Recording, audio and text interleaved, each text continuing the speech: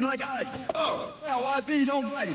Going out, ignite my horns and glow. Then I bet probability of light and hole. Don't make me uncomfortable. Son, now my cavalry. Stand man points you found in me. Hashtag make the rest is atrophy. According to me, I got a proof. Times of snow brings no hot brothers. Brought your forecast and a simple. Bubbles buried in this jungle. Bubbles buried in this jungle. Bubbles buried in this jungle. All that jungle frozen. All my sculptures are so fast. Those holiday go that shit was. Retain dark brain to the level floor. Everything over obstacle. That thing, my index was put on. Those can't talk, don't sneer at me. Tell me that shit's on top. Here's the proof. Ready from the never amusing me. But if I have a little bit, get used to me. But if I have a little bit, get used to me. But if I have a little bit, get used to me.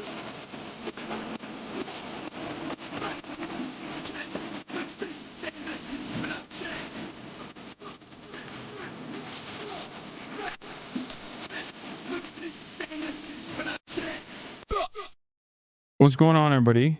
I hope everyone's having a fantastic evening, afternoon, pre-noon, no matter where you are in the world. I'm Hasan Piker, and this is the Hasanabbi broadcast coming to you live from very rainy, very dark, very gloomy England, lads. That's right, it's London. I'm in London. Once again, I'm in London again. Hello there, governor. I'm Hasan Piker, and this is the Hasanabbi broadcast coming to you live from, unfortunately, very rainy and very shitty weathered London in England. I'm live, I'm alive, and I hope everyone's having a fantastic one because today's a beautiful day. Today's a wonderful day. It is 12:45 p.m. in sunny, I assume, Los Angeles, California.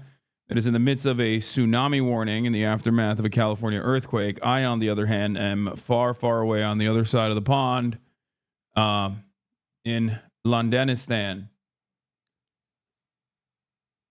Anyway, ladies and gentlemen, boys, girls, and MBs, we're back.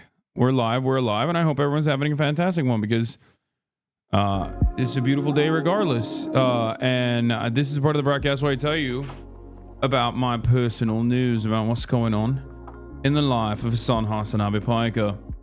Hold on, let me try to fix the camera real quick.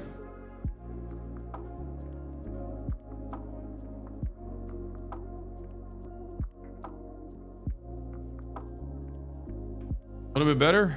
I can't really tell. Anyway.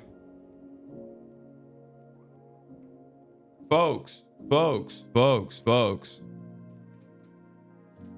I can't believe you drove into Southeast traffic. Trains are here for a reason from Oxford. Yeah, I know. Well, I was with the whole family. We thought that it was going to be more expeditious. Anyway, personal news wise, this is part of the broadcast where I tell you about my personal news about what's going on in the world of Hasan Hasanabi Piker. Now, as you guys know, yesterday I went to Cambridge University, which was an incredible experience. A proper gentleman. Got to see the best and brightest that London had to offer. The best and brightest of Cambridge. And it was a great experience overall. As you guys know, I haven't really gone through the footage or anything. My hair is crazy right now. I know, for the record. I know. Before you guys say, hey, dude, you need a haircut, trust me, I fucking know. We'll look through some of the Cambridge University memes and stuff like that. The Oxford speech was today. It was actually better than Cambridge. Like, I will straight up admit that Oxford was very serious, packed house. The crowd was elated. They were ecstatic. No hecklers. The questions were mostly policy focused, which was good. And I had a fantastic time. And honestly, Cambridge was a fun time too. I mean, it's good to have a little bit of controversy, you know? The Oxford debate won't be up until I don't know when they're going to post it, but it's not going to be up yet. The Oxford one was also the same exact format as Cambridge Union. But basically, I've spent most of my time running around. And yes, the Oxford one you'll be able to watch when it comes out. But most of my time has been traveling between London and Cambridge, and then Cambridge back to London. London to Cambridge, Cambridge to London.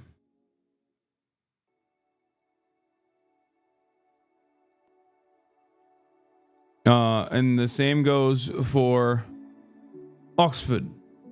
I woke up, I went to bed as soon as I got home after that one kebab. I went to bed, woke up early in the morning, and pretty much nothing else happened. Wait, hold on. I went to Oxford today and it was fun. The House says Israel's apartheid is out, and man, it's insane. Israeli Hosbers really can't let a Palestinian speak without interrupting. Yeah. You've had a full English brekkie yet, lad? No.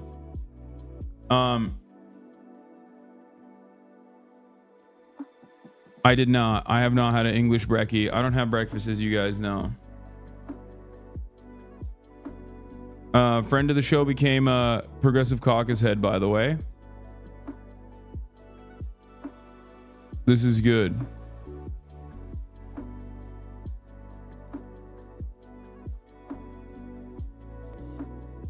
Just saying. Making big money moves.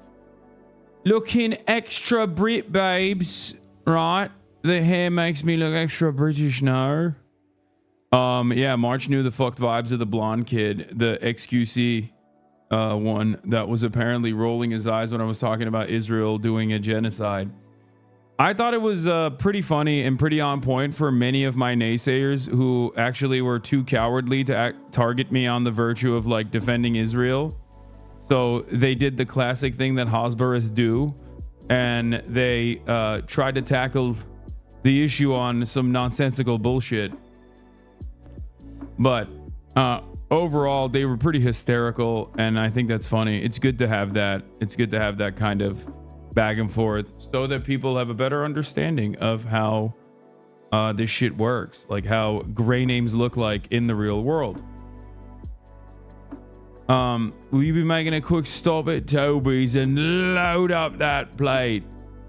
Yes, I revved up the Bugatti. I revved it up. Excuse Cambridge. So yeah, other than that, I mean, we'll get to it in a little bit. We couldn't hear a lot of the questions. Oh, well, you didn't really miss out on much. Oxford Wrapped, doing a recap of my debate-a-thon.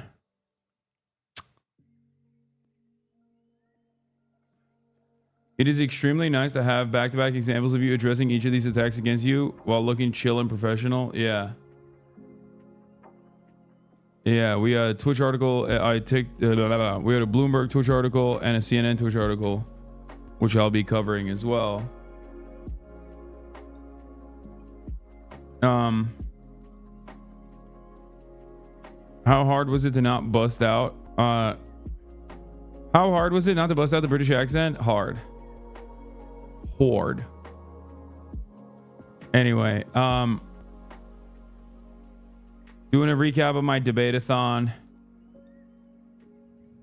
Amnesty says Israel is doing a genocide, which is huge news. Healthcare CEO gets killed. Americans show they really want healthcare.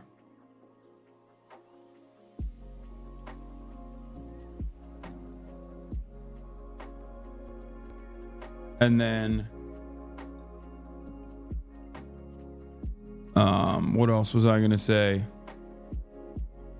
CNN plus Bloomberg articles, CA earthquake, and more. Yeah, there's a French government no confidence vote. So much happened in like the time frame when I couldn't actually be on a desktop. So much happened.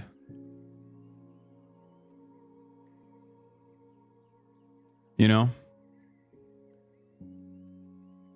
Which vibe did you like more? I won't lie. I think Cambridge was a lot of fun, but I think the debate lords kind of fucked it up vibes wise,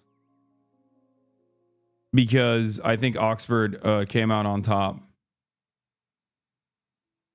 Like, I'll admit, it was more serious. It was more of a more serious format, and more importantly, there wasn't like it wasn't even, and they were debatey too. It's not like they weren't debatey, but there's a difference between someone who's like genuinely there's a difference between someone who is genuinely curious and someone who is genuinely curious. Did you use the same speech? No, dude. That's the crazy part. I didn't even. I wrote a new one. I wrote a whole ass new one. That one was more focused on anti-Semitism as well, and how anti-Zionism being conflated with anti-Semitism is dangerous for Jewish people in the Western world. But yeah, here, let's blast off. I'm not going to read the speech to you guys because I want you to watch it for the first time when the Oxford video comes out. We'll do a whole react to it and shit. Jewish Insider has a hit piece on you? Yeah, why the fuck would I look at that, dude? It's Jewish Insider. Are you kidding me? Like, those outlets are all fucking dish rags, dude. They're like, you know, New York Post adjacent. I have to admit that I wouldn't have handled that debate perv kid the same way. He tagged along for hours and it was uncomfortable. I mean, I don't have a problem talking to people like that, especially because it's content too.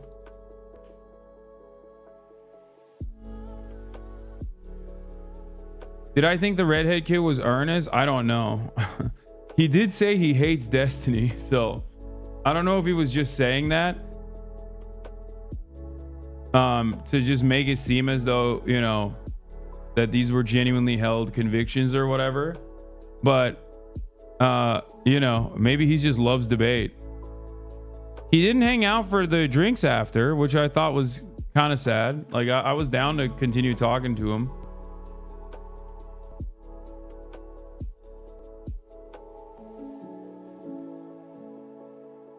Ron Weasley, 100% a Slytherin. Yeah, I think he just loves debating. Like, he really, really loves debating.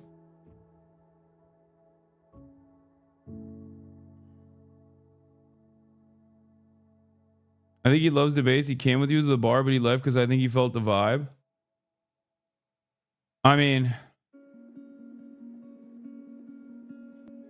he's the next Oxford Union. No, he's the next Cambridge Union president.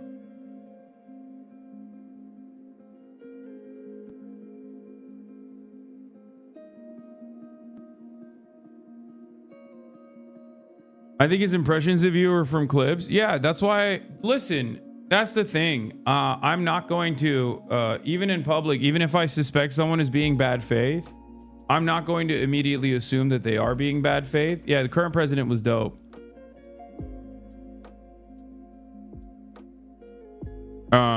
But like when I told him that the person wasn't a Houthi, he said, well, there's a lot of debate around it. Well, it's like, okay, There can be a lot of debate around, you know, wrong things. That doesn't change the reality that they're fucking wrong.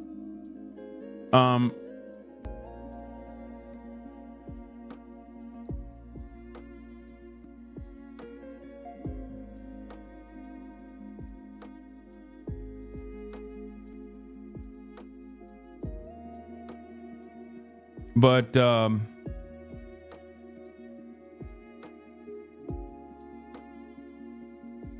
as a Cambridge PhD student, Peter Thiel's been flooding the conservative space on campus with money for years. Yeah.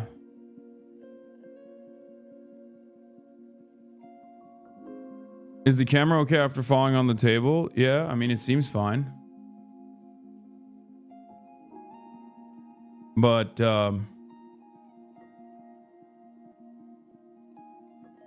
Nick Glazing Hasan, what is he? Hasan is him. He's been him. He has 80,000 subs for a reason. The dude is an absolute machine. I've never seen like anyone who's more regimented. He wakes up, he works out, he does everything he needs to do, posts Instagram, streams 8-10 hours a day, still takes care of his dog. His content's amazing. I watch him all the time. You know, he's a great guy off stream, and I've never seen anyone with more emotion than him in real life. We walk around in public, girls flock to him. They take pictures of him hiding behind cameras. God damn. He's just absolutely insane, and his content's great. And I think he's probably the most watched streamer that I have here. God damn, Glaze. I mean, I need it though. I need those W's, dude.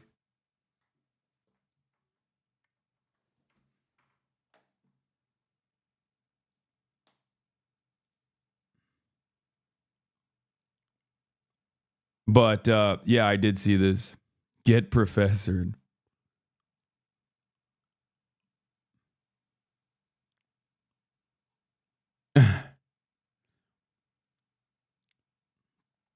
I think he got a little bit too emotional. That's why I think maybe he's not. Maybe he's like really into the spirit of debate, but also maybe he was being genuine. Because I feel like he was like yelling a little bit at times. And I didn't want to like disrupt him or match his energy like that. But maybe he was a little nervous. I don't know.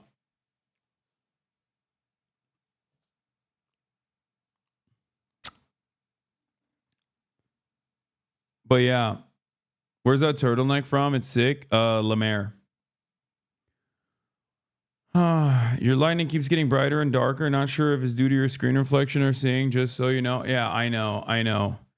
It's because March was supposed to fix the camera and also put me in the other room, and he didn't do either, but it's fine. He already came for one fucking day for the Cambridge event. He was supposed to live stream the Oxford one too. And I really wish we could have live streamed the Oxford one, because it was really, the vibe shift was wild. Oxford was a movie for real. Like when we had to run out of the venue while it was raining, and I had an I show speed moment where they almost fucking overtook the car. Like there was like a massive crowd of people that were just like swarming the car, trying to get some photos before I leave. It was crazy. Did they record it? Yes, of course. The reason why we weren't allowed to stream it is because they recorded it, and that it's going to be uploaded. It's going to be published on the Oxford Union website, or Oxford Union YouTube page. You have a video of that exact moment? Wait, really? Yo, post it on like Twitter or some shit. I want people to see it. It's crazy. Oh no, so no pub kebab at Oxford if you were swarmed? No, I couldn't hang out with a bunch of people at Oxford in the same way after Cambridge, because I had to come here. I had to come back to London to stream.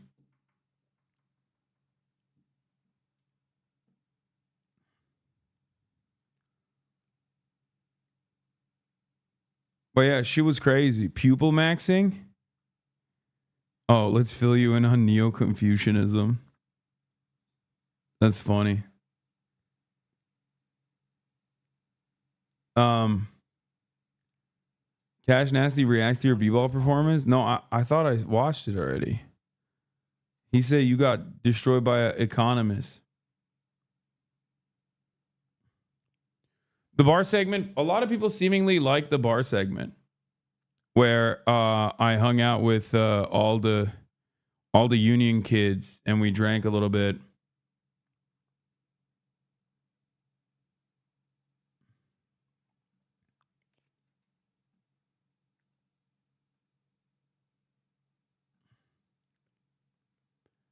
But overall,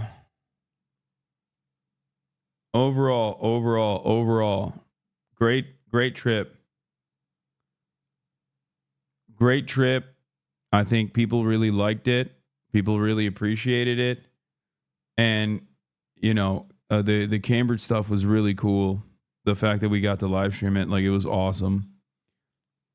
And, yeah, new speech on Oxford as well. So when that comes out, I hope people, I hope people enjoy it. Were you drinking at Spoons? No. I wasn't drinking at fucking Spoons, lad. All right, so we got a lot of news to cover. Did Themasius send a playlist? Here it is. We're live. We're alive.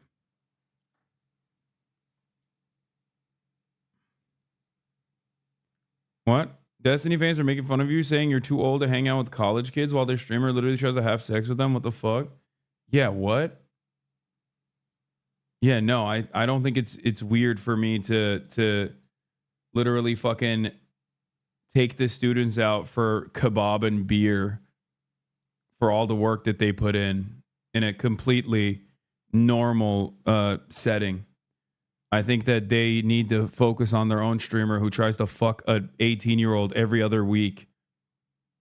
Weirdo losers, dude. Yeah. Like they wanted to go out to a pub and get kebab, so I did. There's nothing weird about it. Why the fuck are people so goddamn weird? Yeah.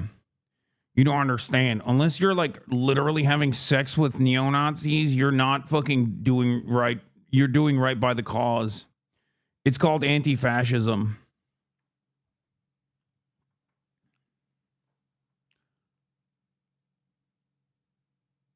Yeah. The normal thing to do in that situation is actually to, weirdly slide in their fucking DMs and make them into my orbiters.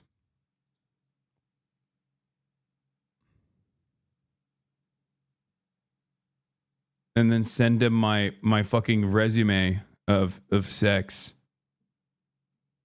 And then have it inevitably leak all over the timeline.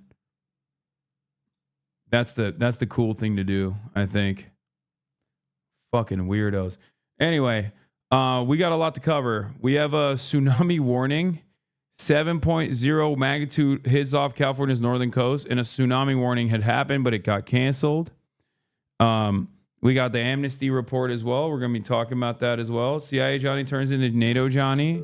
What do you mean? CIA Johnny is NATO Johnny. Johnny's always been NATO. That's why we say he's CIA. You got a CNN business article? Yeah, there was a Bloomberg article that came out yesterday, and then a CNN article that basically copied and pasted the Bloomberg article, which is kind of funny because I heard about it from CNN journalists, and they were like, hey, I don't know if they reached out to you for this article I saw, but if you want, we can, if you have anything that you want to add to it, if you want like a response. And I was like, nah, I'm good. What is this? Hasan collab with China when she's in a bikini. Maybe don't open and stream. Wait, what? I don't give a fuck. Shut the fuck up. Get on your knees and grease my feet. What the fuck is this? I don't even know what just happened. What? Why would she want to collab with me? Has she expressed interest? What is this? What the fuck is going on? Fucking stupid ass. What? Windows is so dumb. I hate it. Anyway. But yeah. Yeah, March clocked him. There's a blonde dude on the right in the far back, and I'm 1000% sure he's going to be a debate lord. Hope they don't call on him, but also curious if I clocked him correctly. Yeah, that one was the you think Crimea belongs to Turkey kid.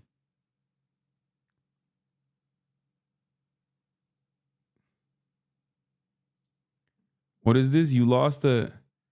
Apparently, Grindr has a yearly wrap, and I was voted Gamer of the Year. Shout out to all the gays. Wait, I wasn't even in the. I wasn't even up in this contest. What? I didn't get a single Grindr trophy. Are you fucking kidding me? Hey, yo, get the fuck out of here. I'm robbed, dude. I've been robbed. All right, I'm done. No more meat pigs, dude. No more fucking meat pigs, bitch. It's over. It's over. It's Jover. It's Jover. It's Jover. It's fucking Jover.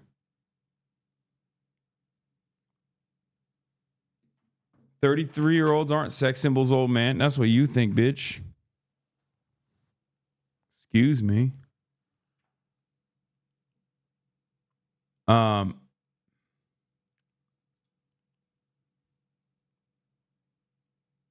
Anyway. Related to the CEO story. Oh, yeah, no, I know. There's the dude who thought he tracked it. I know all of it. I know all of it, okay? I'm aware. I'm aware of all of it. Trust. And I know that, like, I know everything.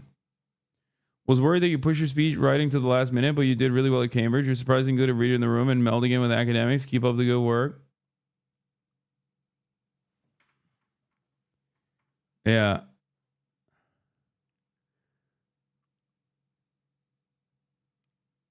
Anyway. The fucking healthcare story is pretty crazy. Especially because the healthcare story is pretty crazy. Especially because of like the way people have reacted to it. Oh, what the fuck? This is broken, dude. My fucking Windows is bricked. How do I fix this, chat? What do I have to do to fix this? It's not even collapsing.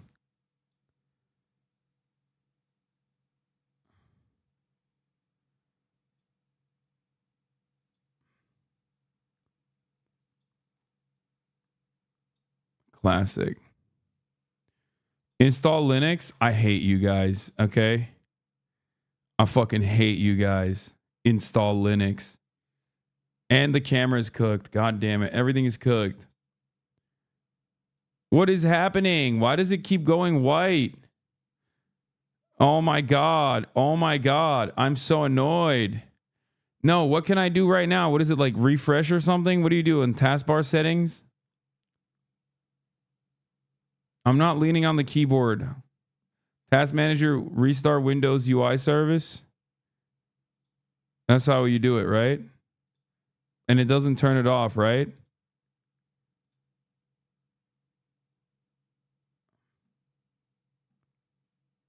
Restart Windows Explorer. On Task Manager? What the fuck was it? Where is it? I don't know where to Windows. Is it on Task Manager? Control Shift R.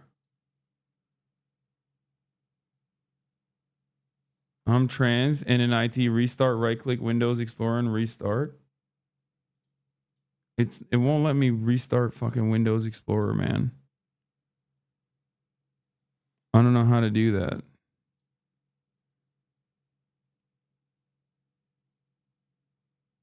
If it's alphabetical, it's at the bottom. It's not showing up. It's not even showing up. Windows processes.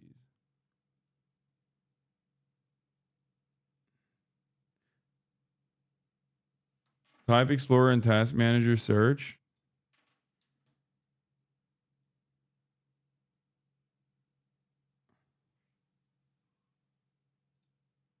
It's not. It's just, it went to Microsoft Edge.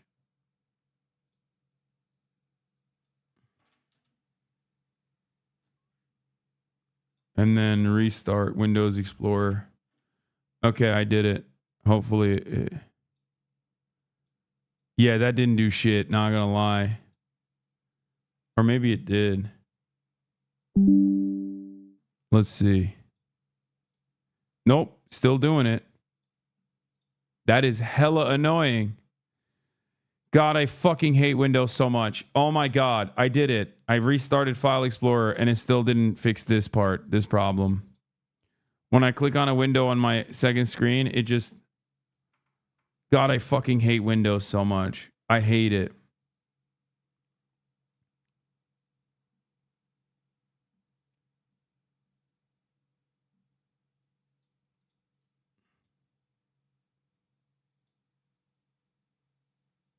Yeah, it didn't work. Like, what is this? What is happening here? Like, why is this happening? This should not be happening ever. Okay, this is a fucking new laptop, right? I did the right-click Windows and F and refresh. God, everything sucks. Everything sucks. And the only option that people have are, you know, taking matters in their own hands. What the fuck? What the fuck? Everything fucking sucks. Yes, I have 2 monitors, chat. I do. Windows 11 is so dog shit. Anyway. Oh, let's just start quickly with the fucking earthquake before this makes me quake my earth. Welcome back, everyone. I'm Lana Zach. We continue to follow this breaking news out of California. Switch to Mac, bro.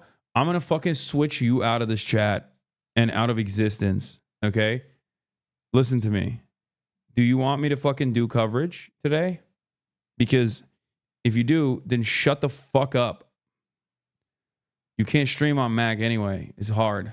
Some good news, though. A tsunami warning has been canceled following that 7.0 magnitude earthquake off of the state's northern coast. That earthquake struck 235 miles northwest. I don't want to disable auto maximize. I want auto maximize to work. I don't want to. I want the windows to snap, but they're not snapping in the way that they're supposed to be. San Francisco, that was about 60 miles from Ferndale. Large waves. Gen Z want to cancel woke? Gen Z want to cancel fucking tsunamis? What's happening? Are still being reported in the area, and officials have ordered evacuations in some areas. They're urging people, of course, to get to higher land and to avoid the coastline, even though that tsunami warning has at this point now been canceled. CBS News correspondent Carter Evans joins us from Los Angeles. Carter, this, even for California, a 7.0 magnitude earthquake, that's a big one. And when we're talking just 60 miles off of California's coast, that's pretty close. Talk to us, give us some context for understanding. Conditions were right. When I heard about a 7.0 magnitude, less than 60 miles off the coast, I immediately thought tsunami. And you've got a little time to prepare because the waves are going to take a little while to get to shore, generally traveling around 30 to 40 miles per hour through the ocean. That's how they can essentially time when they think the waves are going to hit. And that is ultimately probably how they were able to cancel this warning, too. The time when they expected the waves to hit based on when the earthquake struck passed and the tsunami did not materialize. And so that is certainly good news. But you're right, this was a big one. So I don't get it. Like, they were like, oh, there's supposed to be a tsunami, and then it just like didn't happen. How the fuck? I'm so mad. I'm so fucking mad, dude. I hate this shit.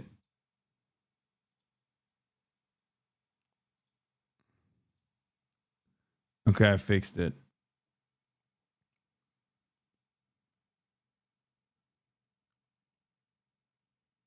Okay, I think I fixed it. Conditions were right for it, just off the coast. Fuck. And think about the Bay Area, too. So many low-lying areas there. So it's not just along the coast that was concerned. It's along all those waterways on the inland as well, all those homes in Marin County that are down close to the water. Those are big, big concerns. So this was a massive effort to get people away from the water's edge, away from the ocean, as fast as possible.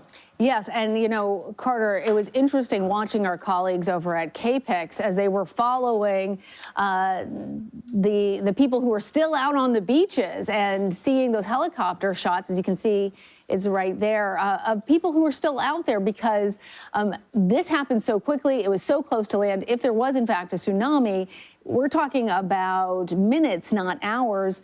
I understand that those evacuation efforts, they were undertaken. Do you know now that the tsunami warning has been canceled, are officials telling people that they can go back in? Are we just in sort of a period of confusion at this point? What's the best option in order to stay safe? You know, probably going to be a lot of confusion right now. But since since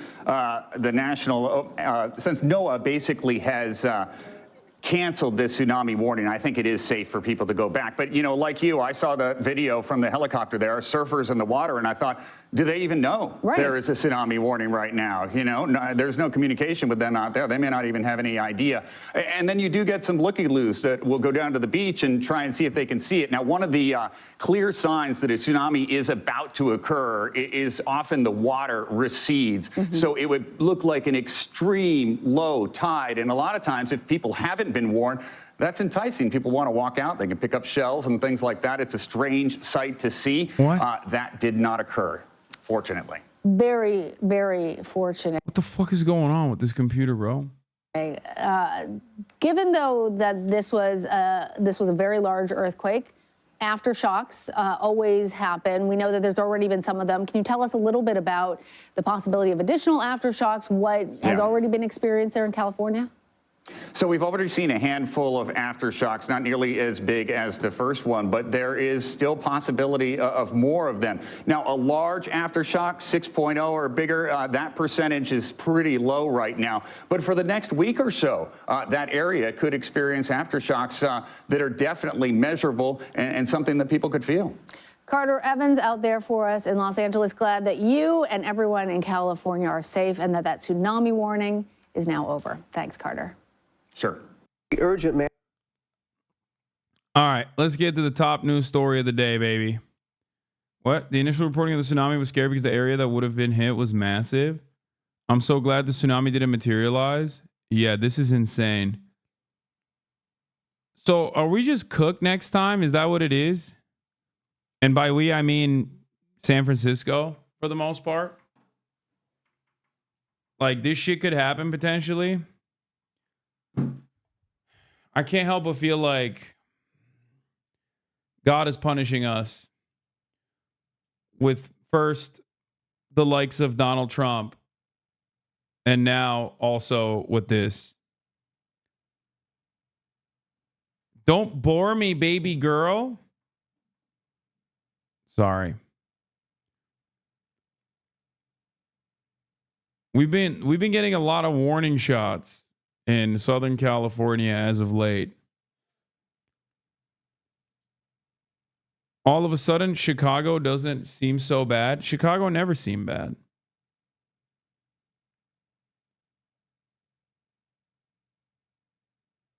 It's been on the radar for a while, but state governments haven't really done much to prepare. Yeah.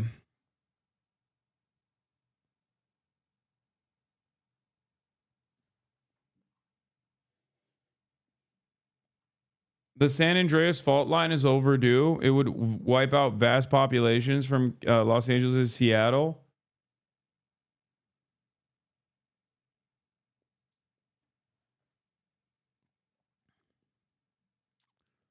Yeah. It's the Cascadia fault you have to worry about, not San Andreas right now. Dude, I don't know, man. At this point, I'm just like, fuck it, you know? It is what it is, right? I don't know. Shit's not getting any better. Seems like there's only one direction. Do you consider these things when you're getting a home in LA? No. You can't live like that, man. That's just this is my dumbest, most reactionary attitude. But I happen to be a firm and committed believer that if you constantly worry about that shit, you're going to get cooked. If it's constantly top of mind, then, you know, the anxiety will cripple you. That's the same reason why I don't go out with security. You know what I mean? It's the same reason why, like, people are always like, dude, why aren't you more worried about fucking stalkers and Nazis that want to kill you? It's like, what am I going to do, man? If someone is that willing, if someone is that invested, you know, we'll roll the dice. Fuck it, we ball, right? Brian Thompson lived that way, and look at him now. Okay, dude, don't compare me to a fucking demon, dude. Like, you're making it seem like I'm fucking Uday Hussein, okay? Like, that's a little bit different. I feel like that man had a lot of karma. Yeah. Or Shinzo Abe, you know?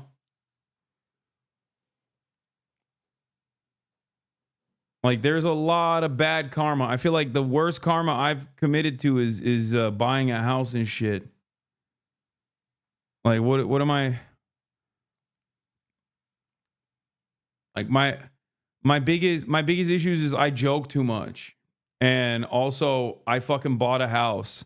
As you guys saw, that's what my most rabid haters could come out with was, why are you a fucking champagne socialist who bought a house? I hate you. And you bought a car. I hate you. Or I'm not nice enough to the American Communist Party. Like, okay, man. You know?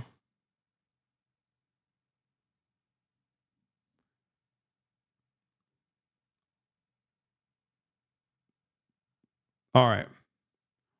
Speaking of karma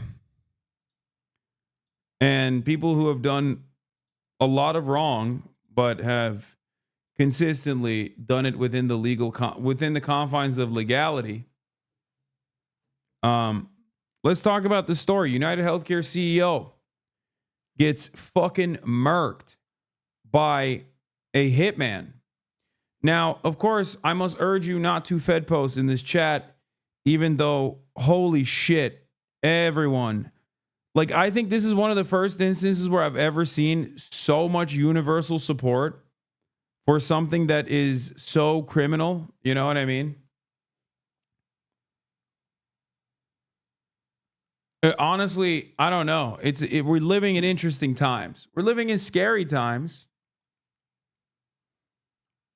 We're living in interesting times. Let's take a look at this story. For the suspect who gunned down United Healthcare CEO Brian Thompson outside a New York City hotel. Our senior investigative correspondent, Aaron Katursky, is at the hotel with the latest on the investigation. Good morning to you, Aaron. Good morning to you, Robin. 24 hours after this assassination. Okay, what is Fed posting, though? Fed posting is when people just, like, get out of hand and say unhinged shit in the chat that might get them the attention of federal law enforcement. Also, oftentimes, it's federal law enforcement that writes stuff like that in online chats to agitate people so that they can pop them, you know, coerce people.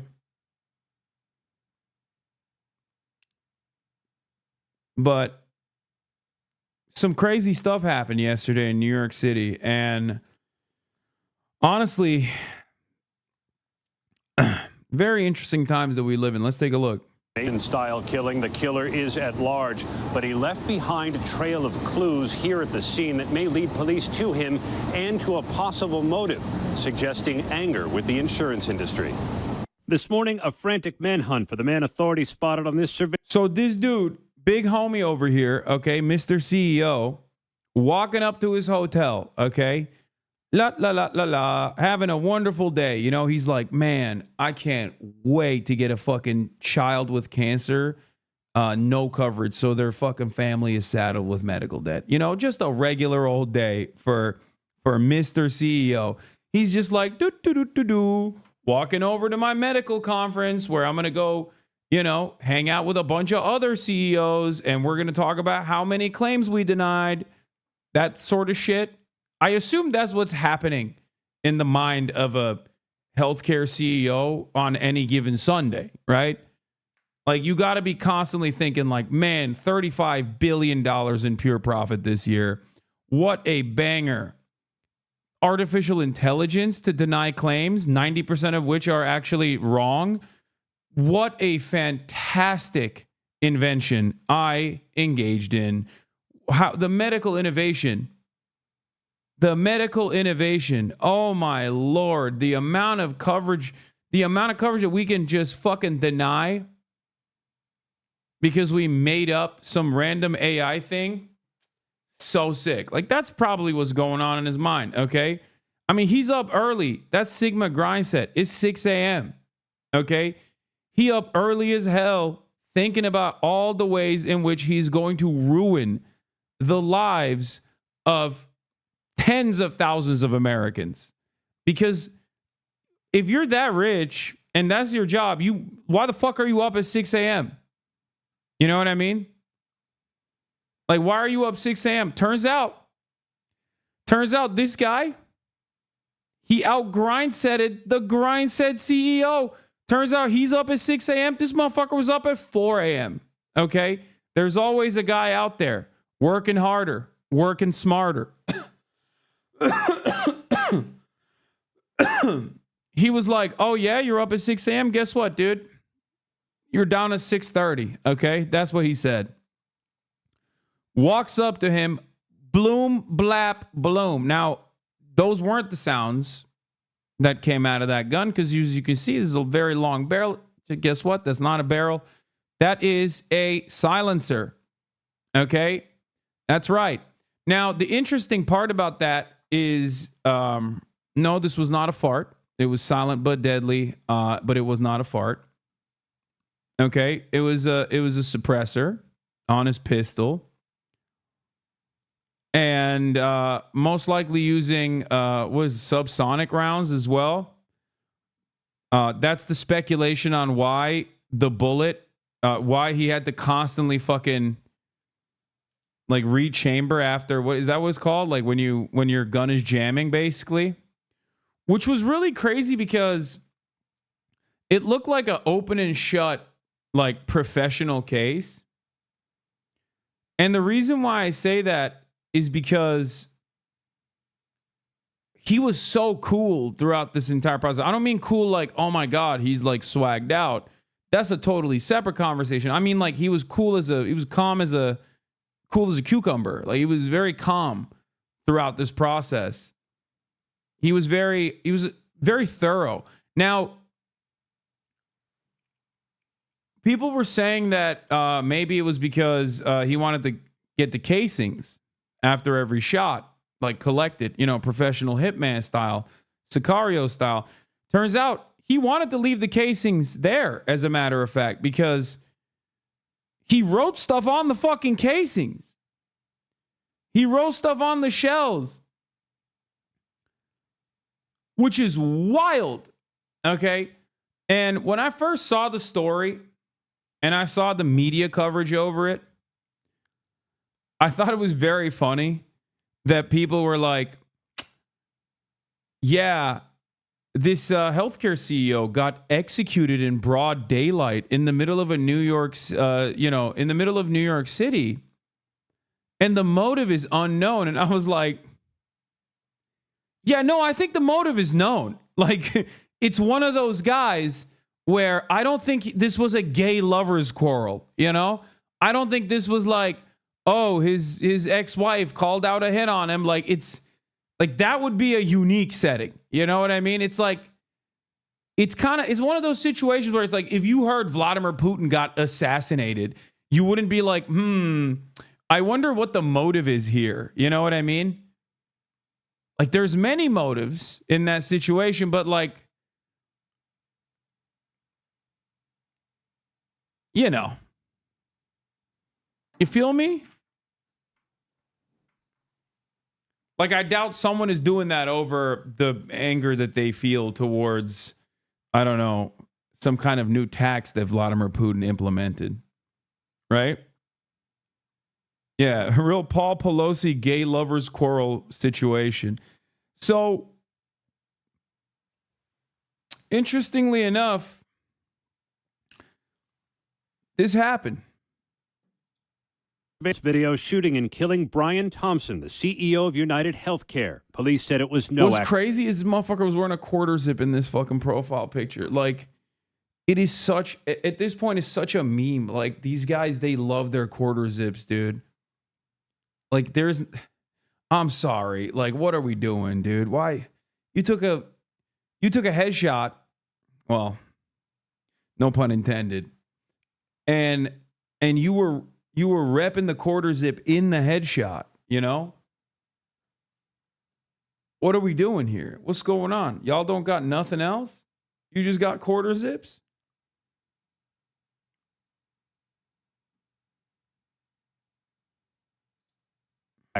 Every indication is that this was a premeditated, pre-planned, targeted attack. The gun appears to have a silencer and jammed. When the shooter cleared it, police say he fired again. From watching the video, it does seem that he's proficient in the use of firearms, as he was able to clear the malfunctions pretty quickly. All units be advised in regards. So that's a really interesting predicament because on the one hand, I don't know enough about guns, at least like suppressors and subsonic rounds, but like, I feel like if he was like a massive pro, I suspect that like some things that he did made me think that he is professional, but some things that he did made me not feel like he's professional. So I feel like when he has a suppressor on, like, shouldn't you be testing that at some point to make sure that you know it doesn't jam? Am I wrong about this? Gun perverts, correct me if I'm wrong, but I feel as though, like, is it that inconsistent that even if you have a pistol, even if you have a suppressor, even if you test it out, right? Even if you test it out ahead of time, it still has the capacity to jam. So like that kind of made me feel like maybe this is not a pro, but also the fact that he cleared it and walked slowly and continued, eyes on the prize, that made me think he is a pro.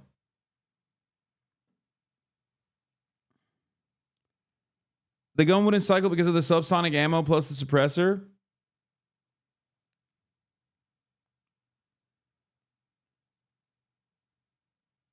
The gun isn't jamming. Subsonic rounds don't have enough power to move the slide all the way. Yeah, that's what I assume, but it didn't jam. You have to manually re-rack with subsonic ammo and a suppressor. The one they say delay is the one that blocked the gun, which is wild. It's not the ammo, not the suppressor, but it's odd he didn't test this since some guns will jam with subsonic ammo. Suppressors create more back pressure, so it should make the gun cycle faster. But if he had subsonic rounds, they would be quieter, but maybe not cycle the action. And yes, you would test it, but he may have removed the mainspring so the gun doesn't cycle on purpose because it makes it way quieter. The fact he was proficient in clearing the jam means he was expecting it to jam. Yeah, I mean, I feel like, putting myself in his shoes, right? In a situation, not when I'm like, executing the fucking CEO of a healthcare company that is responsible for denied coverage to tens of thousands of Americans. I'm just saying, like, in a situation where, like, if I'm shooting a gun at all at a range and it fucking jams, I don't have the technical proficiency to deal with it. I'm going to freak the fuck out. Right? So the fact that he was able to clear it while continuing to walk made me feel like he knew what the fuck he was doing. So, interesting stuff. Why would it change my opinion? Clearly, the gun is cycling because gas is being released from the top of the gun when it's firing and is experiencing an FTF. The only difference subsonic ammunition would make is what type of failure the gun is experiencing. Appears to be a BNT VP9 magazine fed manually cycled gun with wait, no, was it a man? No,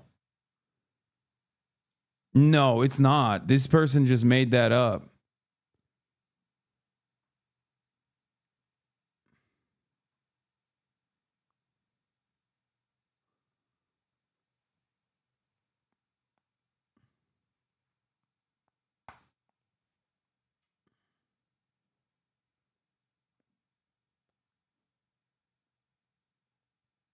VP9 is actually on my gun wish list.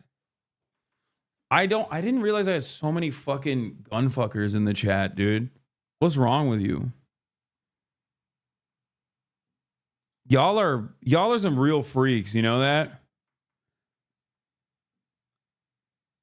Like, what kind of... I've never even seen a gun like this. What do you mean this is on your wish list? I didn't even know this existed. Shit looks like a gun that a child would assume a gun looks like. Okay? This literally feels like a gun I would draw in like 5th grade before, before I ever encountered American gun culture. United I'm starting to see a bunch of comments coming through on mostly my Wellrod videos suggesting that Brian Thompson, the CEO of United Healthcare, who is... Dude, gun channels are having a fucking incredible time. ...recently killed in New York City, was in fact killed with a Wellrod or a modern VP9. All of those comments, those theories are in fact pretty conclusively wrong. I've watched that video, the surveillance video myself. Okay, first of all, I don't want to give anybody pointers, like especially the surveillance state, but how the fuck is CCTV footage in 2024 still so ass? Okay, what are we doing? You can't tell anything in that footage except for how fucking cool the guy was in his demeanor. Okay? You cannot tell if that's a well rod or a rod. You barely can tell it's a gun. Every goddamn CCTV footage still in 2024 is literally Vaseline lens, 1P. Makes no damn sense.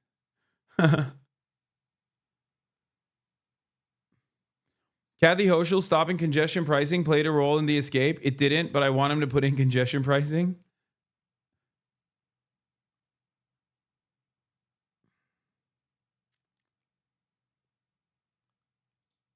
And what I'm seeing there is a typical semi-auto pistol with a suppressor that has been set up poorly and has malfunctioned on almost every shot. We see the guy grabbing the slide and yanking it back to clear malfunctions. That may seem like the same sort of motion that's required to cycle a Wellrod or VP9, but it's not. Having shot a number of Wellrods and VP9s, it's definitely a different mechanic going on. And looking at that video, the guy is clear. This guy, okay, bro, how many times have you shot a fucking healthcare CEO, though? You know what I mean? Totally different circumstances, sir. He's like, oh, I shot a lot of well rods. Okay, not in the direction of a CEO. Maybe it's different. Have you thought about that? No, you haven't, okay? All you care about is the gun. It's a totally different... Dude, you don't understand. It's a totally different motion in that moment. He knows how guns work, bro. Guys, I'm fucking joking. Can everybody calm down? Put some respect on Forgotten Weapon's name. It's a joke, dude. I'm joking. God damn. Half a chat was making fun of the fucking random debate lords at Cambridge who also do not have the capacity to understand jokes. And now they're doing it themselves. Gun perverts gonna out themselves as assassin because everyone's getting it wrong? Clearly trying to fix a regular semi-auto pistol. He is not shooting a Wellrod or a VP9. I'm starting to see a bunch of comments coming through on mostly my Were you serious when you said the casings had writings on them? That's what they're saying.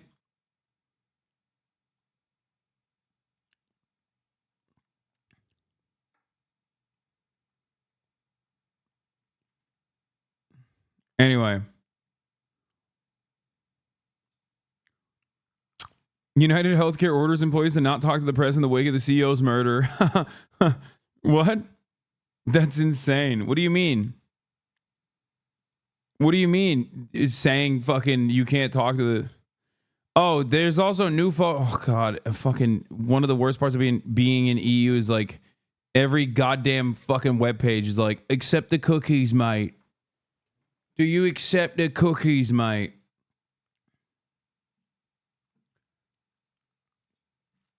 Anyway, let's get back to it. So yeah, United Healthcare CEO is shot.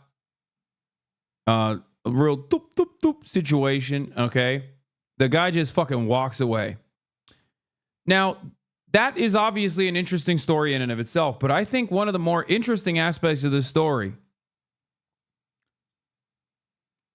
one of the most interesting aspects of this story isn't even necessarily like the casings that he left on scene that said the words deny, defend, and depose, according to ABC News, which, by the way, is very similar to the title of the book, Delay, Deny, Defend, Why Insurance Companies Don't Pay Claims and What You Can Do About It by J.M. Feynman. Shooter of United Healthcare Chief Executive Brian Thompson wrote, Deny, Defend, Depose on the shell casings. The words echo the name of a book about how insurers won't pay claims. It's an earthquake for corporate America. So,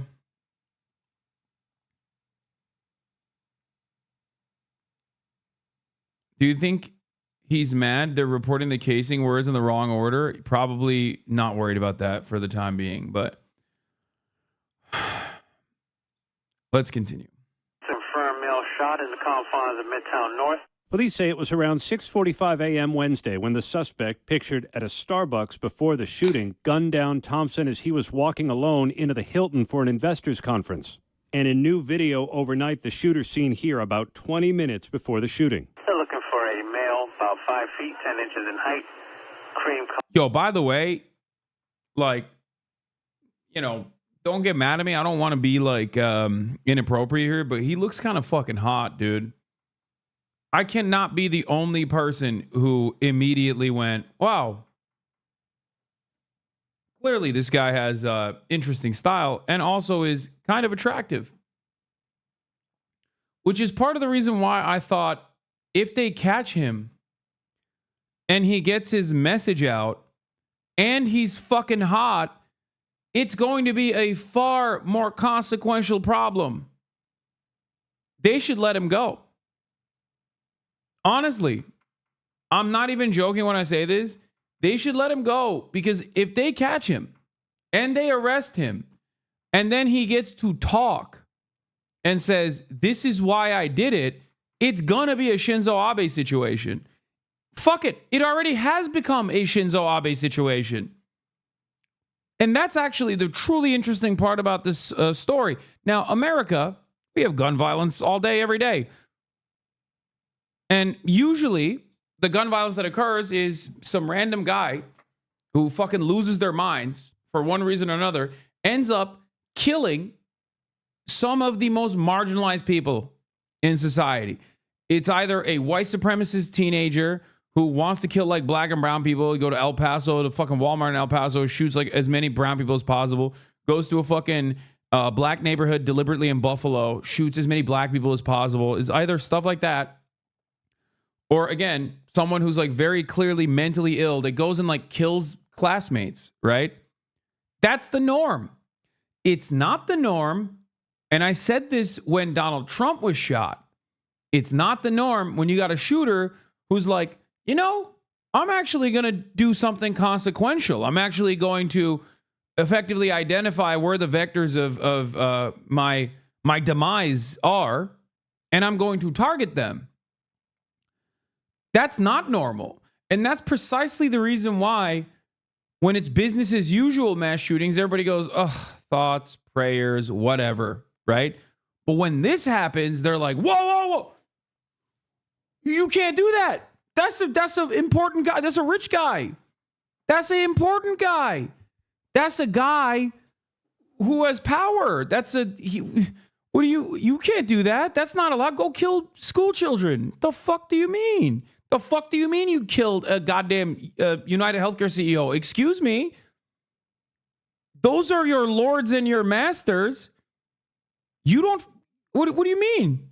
No, you're supposed to take your anger out on random Americans, dumbass. The fuck? And it's really interesting. It's really interesting when a peasant rises up against the Lord, you know? Because what I realized is when I see situations like that, maybe it's because I cover so much death and so much destruction that like it doesn't really faze me that much. I mean, I'm always like, that's interesting. It's usually the approach that I have. Now, I didn't realize I wasn't alone. I thought I was alone. I thought there was something wrong with my brain, you know? People took it way further than me. You go on TikTok. I went on TikTok. I saw the news coverage and I would look at the comments and literally everyone in the comments was like, oh my God, can you kill more CEOs, please? I was like, what the fuck? What do you mean? Hello? On fucking Facebook, on your grandpappy's Kalan's meat, motherfuckers are out there celebrating. Okay? What is going on? On Facebook, the United Healthcare Facebook account, which is such a funny thing. Like, why the fuck do you have a Facebook account, United Healthcare? Anyway, they did that. They posted about the death of their CEO. And the post got 21,000 smiley face responses, like laughing, crying. Can you imagine motherfuckers named Deborah and Barbara clicking on the post with like the 18 font and their tongue sticking out like and picking the fucking crying my face off laughing emoji to respond to it 21,000 times? 20, now is at 44? 50,000? The Deborahs and the Barbaras are the ones who are not supposed to be saying that. Look, this is crazy. Look, United Health Group. We are deeply saddened and shocked at the passing of our dear friend and colleague, Brian Thompson, the CEO of United Healthcare. Brian was a highly respected colleague and friend to all who work with him. We are working closely with the New York Police Department and ask for your patience and understanding during this difficult time. Our hearts go out to Brian's family and all who were close to him. 41,000 ha-has. Only 2.2 thousand kind of sad crying faces. 42,000 ha-has? 40? No, people are now saying it's 51K now.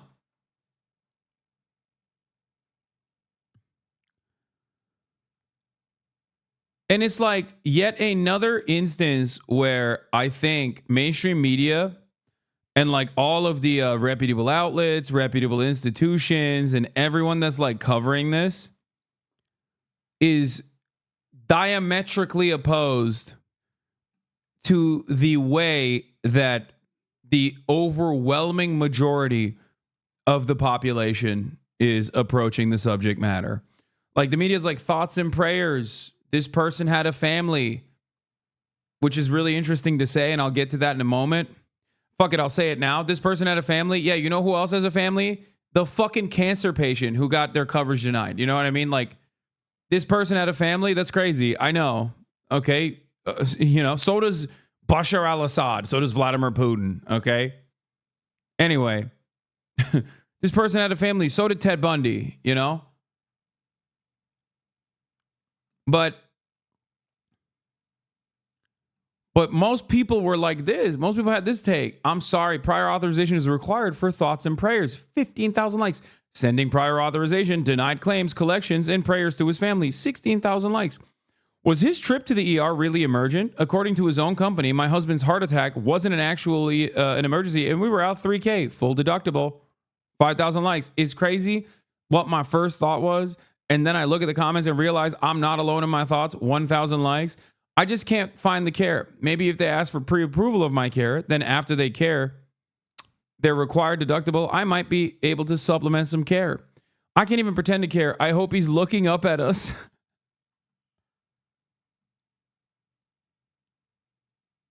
So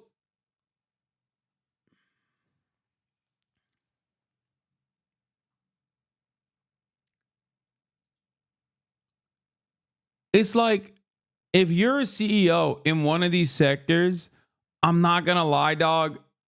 Like, quit or, bankrupt the company and then start advocating for full-blown healthcare, full communist healthcare, okay? Because goddamn, it's not me. You look, you're a titan of enterprise, okay? And so am I. I'm a rich guy myself. I would never say anything like that, but it seems like other people are saying it. Not me. Can't catch me slipping. I'm not saying it, but other people certainly are saying it.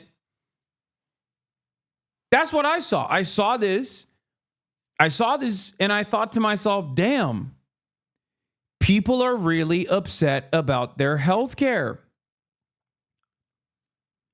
Then I thought to myself, if only there was a guy who wanted Medicare for all. If he was president, that motherfucker would probably be alive right now. I mean, it's true. Literally. Maybe he wouldn't have made like $900 gorillion last year, but, he'd still be alive.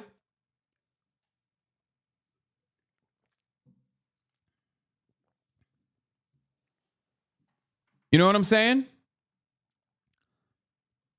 What's the JFK quote? Those who make peace impossible make violent retribution inevitable. Something along those lines, I think about that a lot. Or was it MLK? Ow, my head? No, that's not.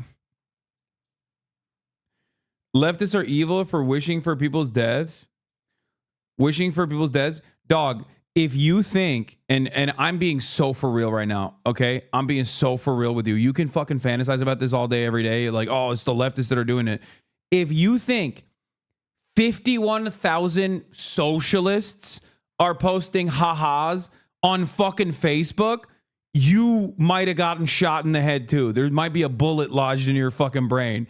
Okay, maybe you could be like, oh, TikTok, like they're all fucking little commies or whatever. No, dog, it's your neighbor and probably your aunt. Okay, the people who are excited about this is not just like some random card carrying commie that you fantasized about. It's your fucking aunt. Okay, in between finger blasting herself to old reruns of Steve Harvey, she posted haha on the United Healthcare Facebook post.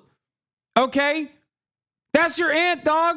Go check in with her. Stop fantasizing about fucking card-carrying socialists that want death upon everybody, okay? Unless you think your aunt is picked up a copy of Mao's Red Book or some shit.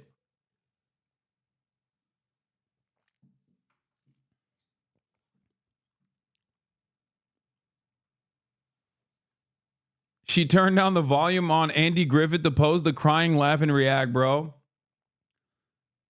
Yeah, I'm gonna be so real with you. This is like way beyond. This shit is way beyond the normal lefties want blood attitude. I'm not kidding. I'm not fucking joking. If we ran a poll right now, straight up, if we ran a poll in America, if any polling company was brave enough to run a poll right now, anonymous, how many people think the killer should go free? You would be shocked by the results. Okay? You would be shocked. Straight up. If any polling company has the balls, they should run this fucking poll. The last time I was ever shocked in the United States of America was when they burned that fucking police precinct down. Okay? After George Floyd. And then they polled Americans on it, and it was like 80% was like, we know why they did it. That is the last time I've ever been like, damn, things are different.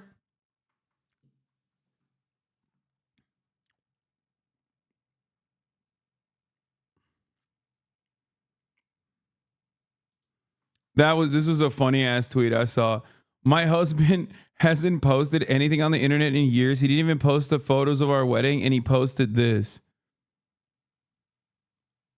I think the hatred that people have for, healthcare CEOs, the hatred people have for CEOs aside, and they hate CEOs, I think. But the hatred that they specifically have for healthcare CEOs, like, dude, oh my God. Oh my Lord. Things are interesting. You can't deny it. It's a shame the only political party interested in capitalizing on the rage Americans feel that this unjust society is the one who wants to direct it at immigrants and trans people. Democrats instead are like, it's disgraceful of you to be mad at our friends for killing you. Yeah, it's true. Straight up. That was my first interpretation of all the ways in which people analyze this unconscionable act of violence. Chat, let me just say, I want to stress this importance, okay? I do not, what's the word? I don't want to fuck it up. I do not condone the assassination of insurance CEOs, healthcare CEOs. I do not condone it. I condemn it. Okay? I condemn. Just want to get it out of the way, Just want to fucking say it off the rip. I don't want anybody clipping anything else and fucking running around. Maybe 6 years later, I'm at a debate stage and someone comes up and is like, at a time when there's a lot of political violence, don't you feel responsible for healthcare insurance executives getting assassinated? I don't want none of that. Okay?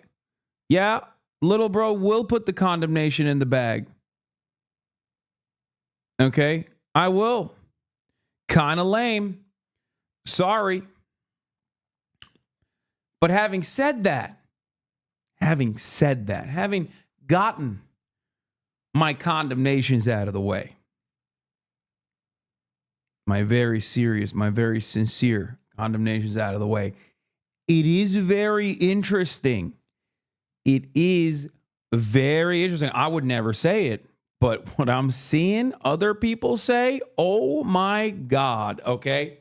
Not me. I would never say it. You can't even catch me thinking it. But what I have seen from others is that Medicare for on the ballot, 100% of the votes. Okay, full table sweep. I'm not saying nothing, but it does seem like people are very mad about the healthcare situation in this country.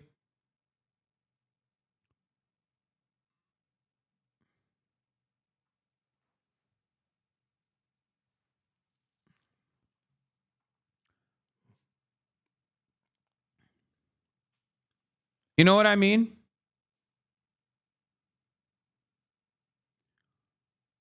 I'm not saying it, but many people are. You feel me? So let's talk about this. Claim denial rates by insurance companies. Now, United Healthcare happens to be at the tippy top right after Medica there, as you can see. All right. 32%. Now, the numbers, I was talking to my chat today. It's so lame that you and I now have to act like politicians because we are Twitch streamers. Incredible. Yeah, I mean, we don't have to act like politicians. Let's be real. I compared Israel to ISIS very publicly at the Oxford Union, and I got a fucking standing ovation. So I don't think maybe good politicians. So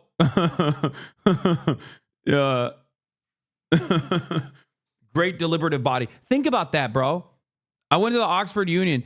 Oxford Union has hosted Yasser Arafat, Madeleine Albright, Winston fucking Churchill, and now Hasan Piker, who sat up there on that fucking podium and said, saying Israel represents Judaism is like saying ISIS represents true Islam. That's crazy. What a time to be alive.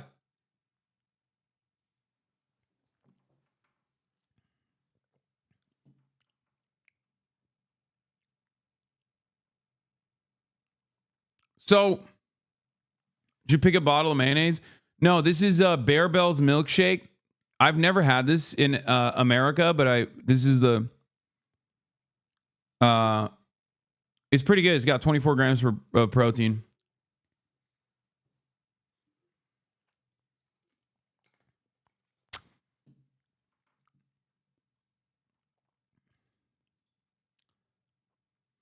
But yeah, this that leads to tens of thousands of people dying. Okay? Just so you know, all of this leads to tens of thousands of people dying every year. Now, the problem is, this kind of death is handled by so many people, so many hands touch it. And not only that, but it's streamlined and it's legal. And perhaps more importantly, it's at the behest of the profit motive. When those three things are combined, most people, even if they feel it in their hearts, that it's like no different than fucking murder, they don't necessarily have the same analysis. That's why you don't think of this guy as like a ruthless warlord who's individually, killing children and babies, even though his actions are directly responsible for it. And yes,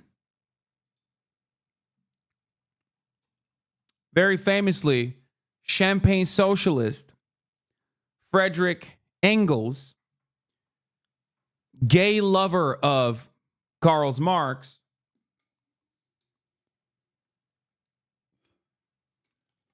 second Engels mentioned in 24 hours is crazy. He called this concept social murder, the unnatural death that occurs due to social, political, or economic oppression. He coined this in the 1845 work, The Condition of the Working Class in England, whereby the class which at present holds social and political control, i.e. the bourgeoisie, places hundreds of proletarians in such a position that they inevitably meet a too early and unnatural death. This was in a different category to murder and manslaughter committed by individuals against one another, as social murder explicitly was committed by the political and social elite against the poorest in society. And social murder is invisible in many ways. It's very visible when it happens to a loved one. But the way that society is designed, especially under capitalism, the system is designed so that you don't really realize who's doing this. Okay?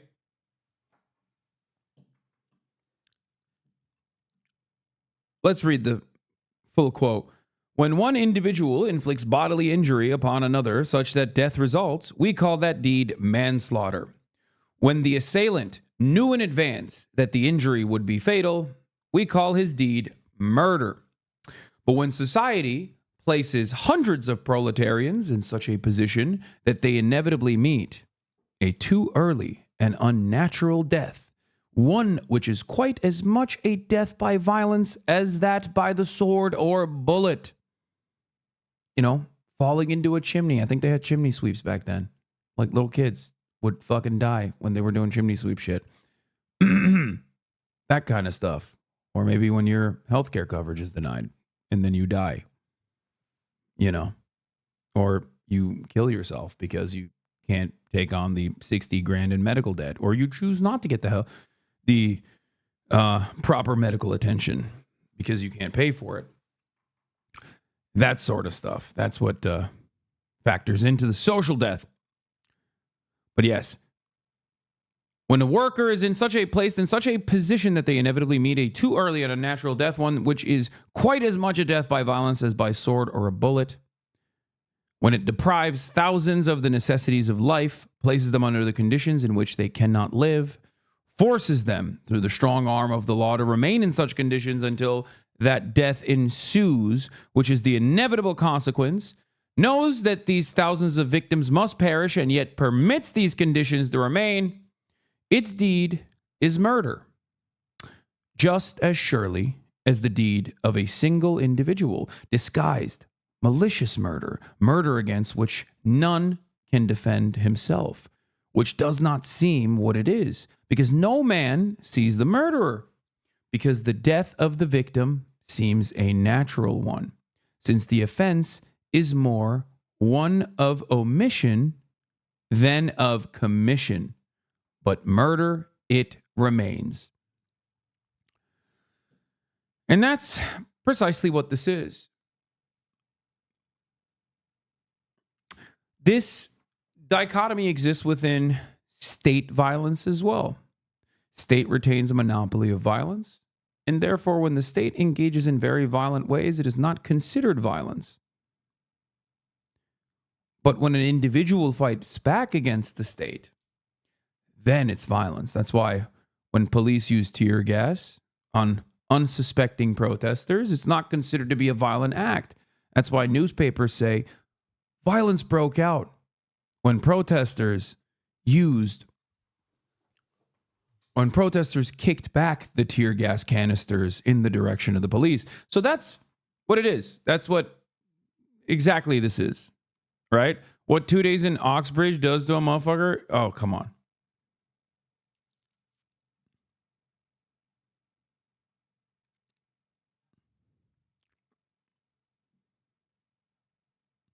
So that's what happened here. And I think a lot of people, even if they don't fully understand,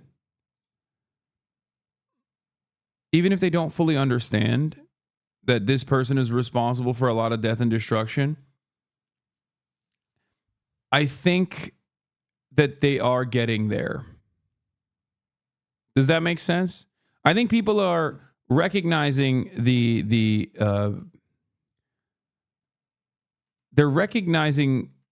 angry, and they're recognizing a little bit why they're angry.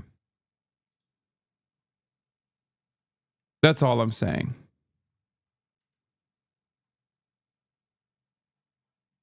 You know? But let's get back to our shooter. Jacket, black mask, black gloves. It does seem. This eyewitness snapping a picture of the suspect as he fled. I was shocked, and I feared that. All right, bro, chill. Like, maybe he didn't know what he did, though. Could shoot me too. By the time police arrived, the suspect had run off and hopped a bicycle to get away. Detectives now working to determine whether he had pre-positioned that bike close by. New video overnight showing the suspect pedaling his bike on the Upper West Side. Officers found the 50-year-old... No fucking way. He's just still biking around? Working to determine whether he had pre-positioned that bike close by. New video overnight showing the suspect pedaling his bike. Is that even him?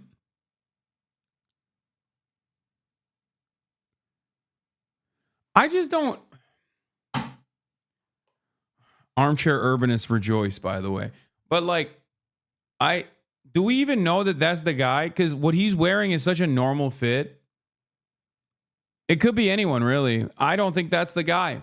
I think the cops should just give up on looking for this guy. It could be anybody, really. I don't think that innocent victims should get caught in the process and be harassed. I feel like that's not him. It's not the same bike. It doesn't look like the same guy. It just looks like a different guy. Why are we harassing random civilians? You know what I mean? Like, I don't know. Like, I saw the dude's face and I was like, I don't even know what he looks like. I can't see it. I don't know what his face is. I don't even know what a face is. I have face blindness, officer. Yeah, it's a real problem. I'm an anti-white racist. Was the guy white? I couldn't even tell. I'm race blind as well. I'm not only face blind, but also race blind. It could be anybody. It could be me. I don't fucking know. I'm in England and I'm confused, you know? I'm just saying. It's a weird situation. I don't see color. And also, I am completely face blind, so. The West Side. Officers found the 50-year-old insurance executive and father of two collapsed on the sidewalk. Did he have any known enemies or anyone that you've been able to find? Yeah, the American people. Hold on.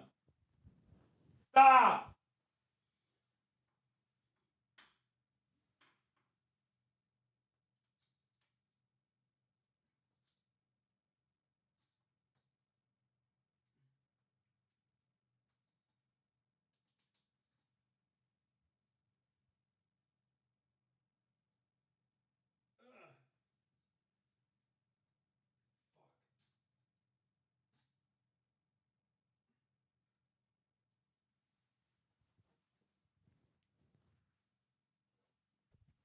I'm just annoyed with the way the camera looks. Like, it's too high up. And I need to fix it. And I can't fix it. So it's annoying me.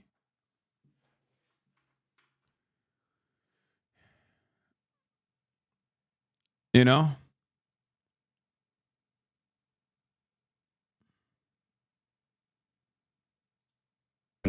We're reaching out to law enforcement in Minnesota, and we're also interviewing his co-workers and family members to see if there have been any specific threats against him in the past. To have a pillar of the community in New York, admittedly, for a stockholder meeting, to be gunned down on the street, it's just so foreign. Even as the leader of a large corporation, Thompson did not have a security team with him. Investigators say they found a real man of the people. Think about all the jobs this is going to create, though, chat. Trump's America, baby. We got new jobs coming in. These motherfuckers are going to need to get security, like constant 24-hour security. Think about that. God, if I was like a private security guard company, oh my gosh, so many veterans will be hired.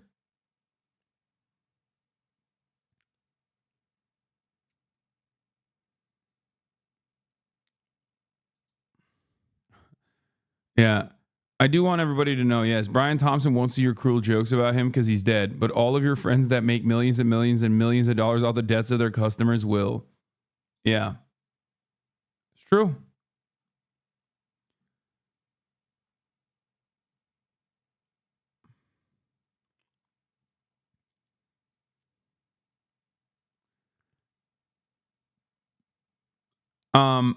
Meanwhile, really interesting time for Blue Cross Blue Shield to come out with some motion. Blue Cross Blue Shield in Connecticut, New York, and Missouri has declared it will no longer pay for anesthesia for the full length of some surgeries. Well, okay then. Just kidding. Blue Cross Blue Shield in Connecticut, New York, and Missouri, as of today, said, never mind, we're not going to do that, actually.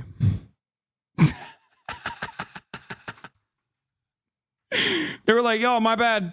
Hey, my bad. I had a real sudden change of mind. Okay? Real change of heart.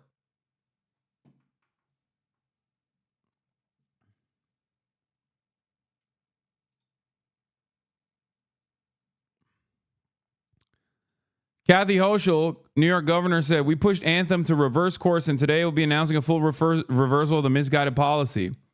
Last night, I shared my outrage at a plan from Anthem to strip away coverage from New Yorkers who had to go under anesthesia for surgery. We pushed Anthem to reverse course, and today they will be announcing a full reversal of this misguided policy. Don't mess with the health and well-being of New Yorkers, not on my watch. Kathy Hochul's so funny. Like, did you shoot the CEO? You can't take credit for that. You're literally using your police forces to hunt down this person right now. Fuck you mean? NYPD response getting cooked on TikTok. Yo, the billionaire who got shot, that was not funny. The police's response to that was hilarious. If you don't know what happened, there was a billionaire who got assassinated today at 7 in the morning. And the NYPD has been on the news all morning talking about the footage, and they keep gassing up this guy.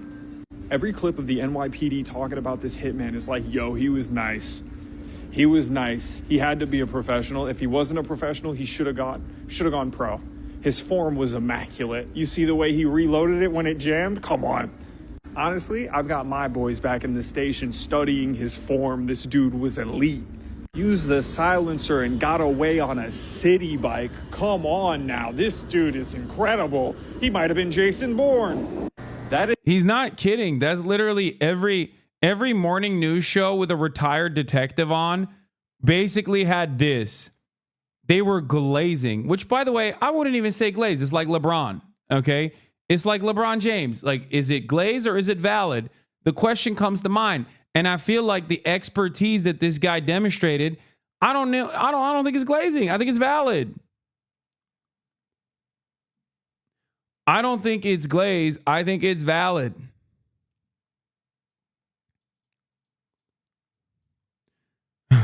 Imagine planning and executing the murder of a CEO in public in the biggest city in America, getting away with it, then going online and seeing a bunch of Reddit experts explaining how you're not a professional hitman.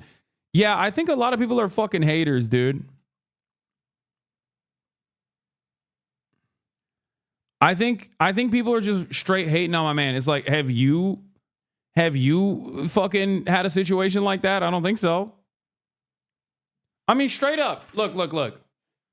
This statement in and of itself is not celebrating this heinous act, okay? This is wrong. Wrong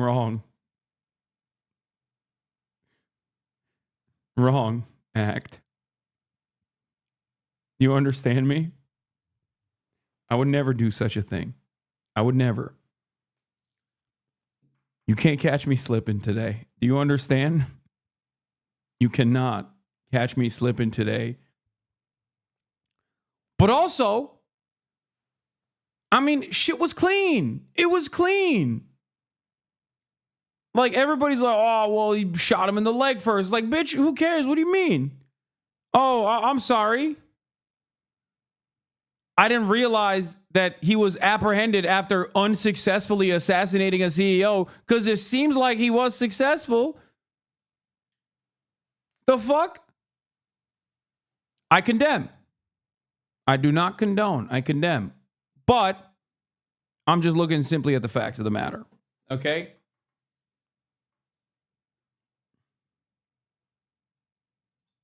That is the funniest part of it. Like, even after all of this, the police are on the hunt for a hitman, and they still got to be like, yo, this dude's game is incredible. Game respects game.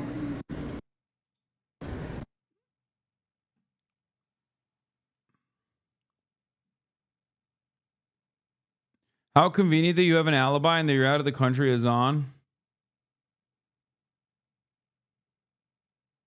Anyway.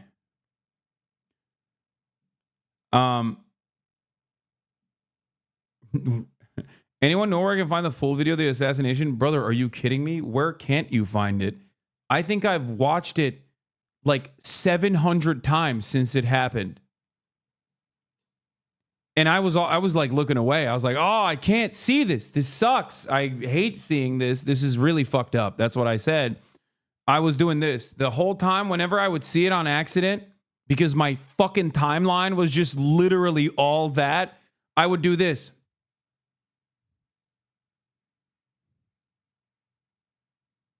The whole time, dude. All the way to Oxford from London. 2 whole hours in the car. I'm going this. This is what I'm doing.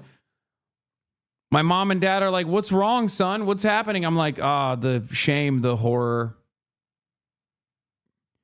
I just, you hate to see it. New camera footage. Oh, yeah. Also, I don't know if this is the actual guy, but like, you know, even from the first photo where you can kind of see his face, like he looks fucking hot. So I know it's a different fit. They think it's the same guy. He's just wearing a different fit. I do think that you know, I don't trust the. I do not trust the New York Police Department. Yeah, I like this post. I saw this. First time riding the subway.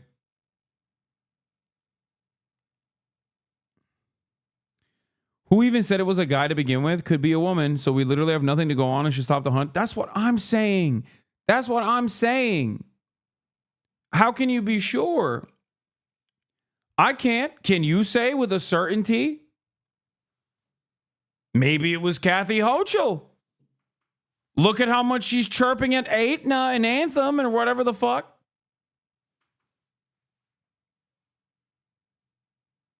Was it Kathy Hochul? Where the fuck was she?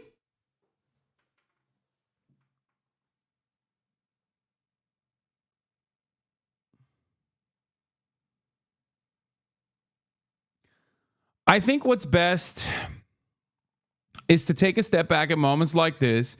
The police, let me tell you something. As you guys know, I love the police. Okay? And as the number one defender of police, I think they have a lot going on. They have too much on their plates.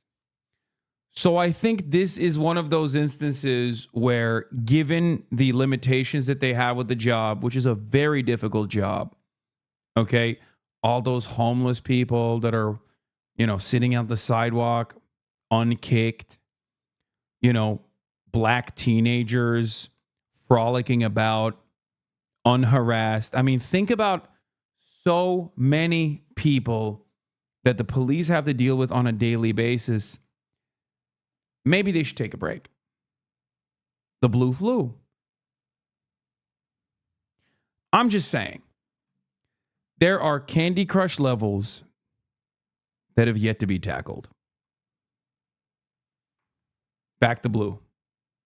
Thin blue line, back the blue. Okay?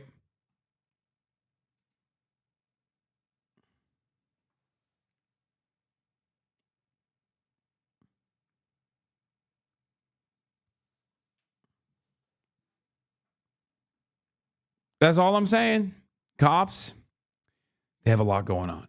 They have a lot going on. And I think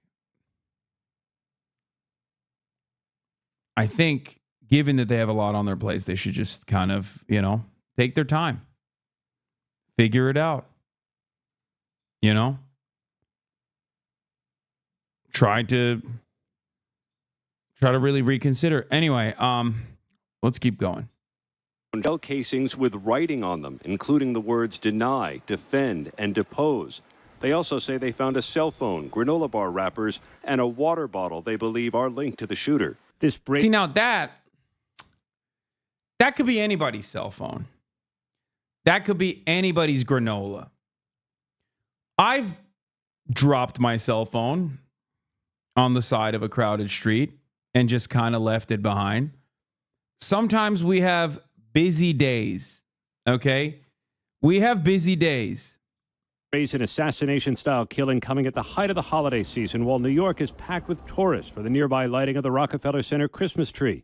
The NYPD increased patrols and security in the subways. Day-to-day in New York is really scary, and I think that... This is such a funny take from like a random person because it's such a very clearly deliberate, targeted attack.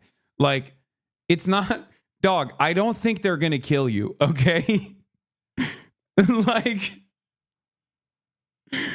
what do you mean? Like, who should be scared in this process? Like, other healthcare CEOs. If I'm a healthcare CEO and I fucking hear about this, I'm gonna be like, oh my God, I am hiring the maximum security, okay?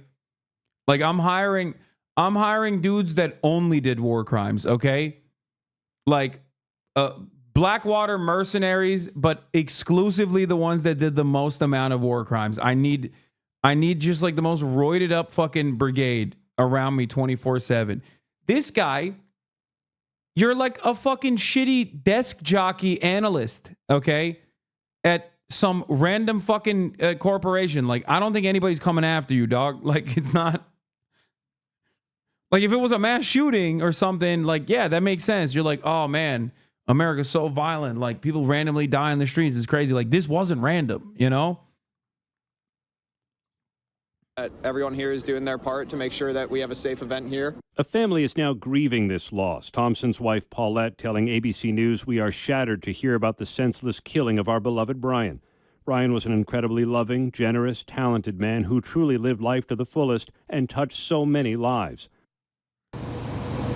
Police have not identified the suspect, but they are building a profile, Robin, of a man with a grudge, possibly against United Healthcare or the insurance industry in general. Robin. And what about the writings on those bullet casings? What does that tell police? That could be another clue toward motive. To take the time to actually write on the shell casings indicates not only premeditation, but also a deeply personal type killing. And those words, deny, depose, defend, those are words often associated with the insurance industry. Robin? All right, our thanks to you, Aaron.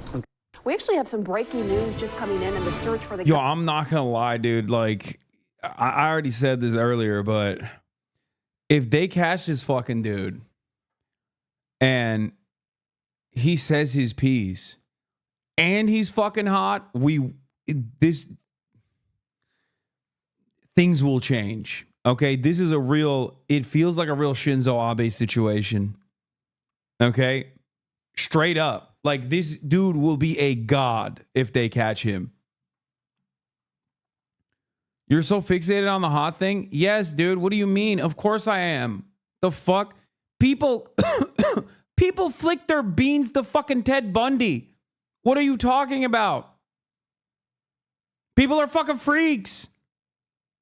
This guy literally didn't do Ted Bundy shit. He did something that a lot of people seemingly, not me, but other people seem to agree with what he did, okay?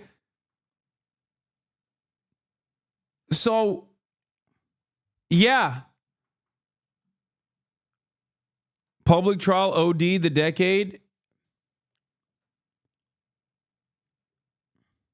Have you been on Twitter? Look at this. He's got that hung smile, 30,000 likes.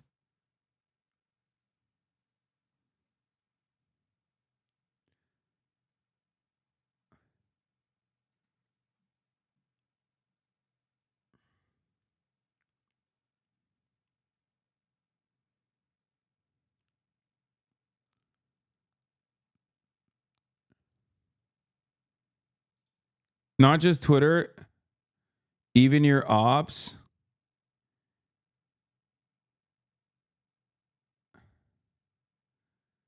Green text, all in agreement. He's celebrating the assassination. Wait, what? That I wasn't even live when the thing happened. Called insurance companies evil, said was deserved. Chat spamming RIP Bozo. I mean, so is everyone else.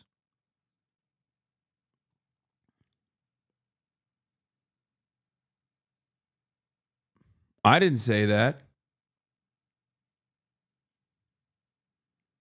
I would never. I have not condoned. I have condemned. Yeah.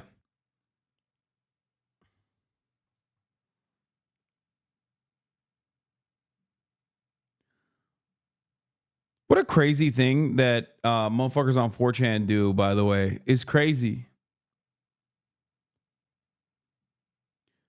Wait a minute. Did someone on 4chan turn around and fucking act like I actually celebrated the assassin to try and get me canceled, only to find out that other people on 4chan were like, yeah, no, everyone is celebrating?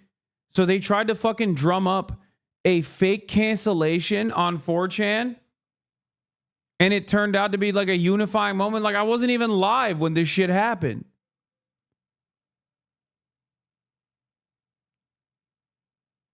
Is this real? Is this a real post?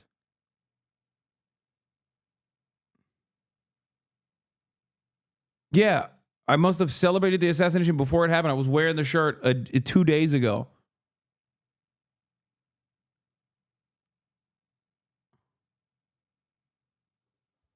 That's so funny that my fucking haters that constantly try to get me canceled. My haters that constantly try to get me canceled ended up fucking making me look good, I guess. I don't understand. Trying to cancel you for things people would support you for saying if you did.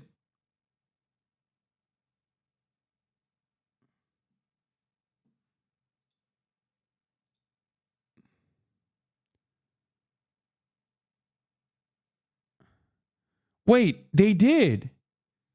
They literally did. They made this up. This is from... Oh my God.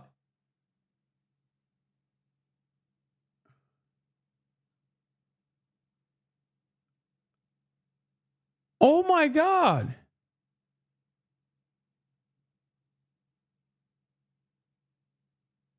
I mean, so is everyone else. What the fuck's wrong with these people, bro? Just, I feel, back in the day, I used to joke about this shit where I was like, bro, the world could be fucking ending and my haters would find a way to make it about me somehow. Like, I could be not live that day and the nukes are flying and they'd be like, Hasan did this. 1,000 upvotes. Like, that's crazy that they just like fucking. That's crazy that they went there and like tried to do a cancellation by being like, oh, he's celebrating it.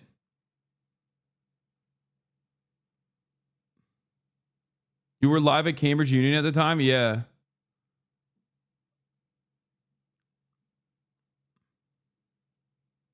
That is truly a fucking insane thing.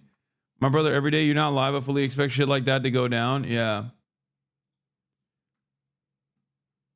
That's so funny. Look at this. I'm torn between shitting on Hasan and celebrating the death of a piece of human garbage. You can do both without being torn. I can shit on him today too, accidentally having a good opinion at once. I didn't even.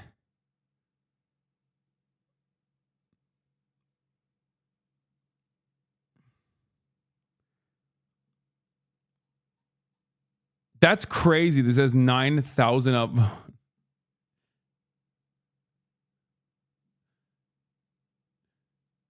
Bro, people are so fucking stupid. It's crazy.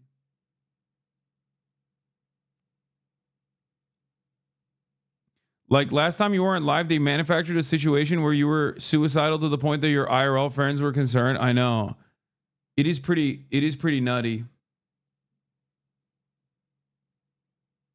Pearl Mania popped off, 10 million views on TikTok. They stepped over his body and started the meeting on time. He was in Manhattan at 7 a.m. for an 8 a.m. investor meeting.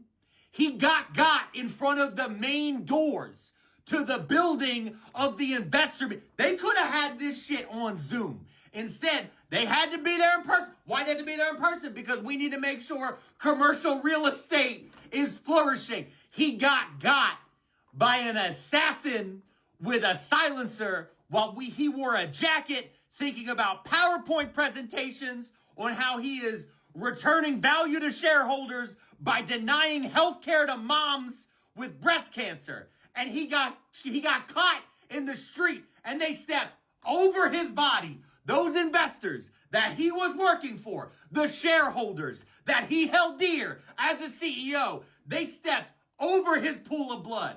They kicked the shell casings that led to the end of his life down the street because the meeting still had to start on time. These companies don't give a fuck about nobody. He's the CEO, he was the chief executive officer of a healthcare company.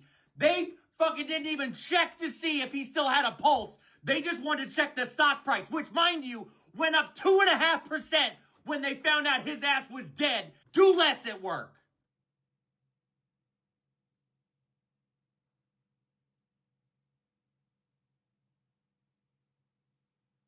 I am very sorry and I apologize for the inconvenience of me not giving up. And I'm swerving in the streets, got you low. I am very sorry and I apologize for the inconvenience of me not giving up. And I'm swerving in the streets, got you low. I am very sorry and I apologize for the inconvenience of me not giving up. And I'm swerving in the streets, got you low. I am very sorry and I apologize. Why did it only play one video and not more? Hear the status. Anyway, I had to change. Oh my God. I had to get out of my freaking. Please be live Sunday because I'm afraid your curse is going to rub off on the Romanian presidential election. That would be external interference in our elections.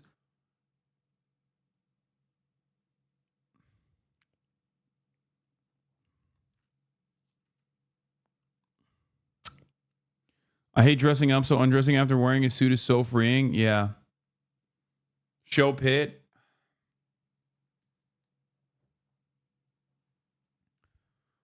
Oh my God. Okay. The guns are out and unsilenced. Yeah. I had to take the silencer off.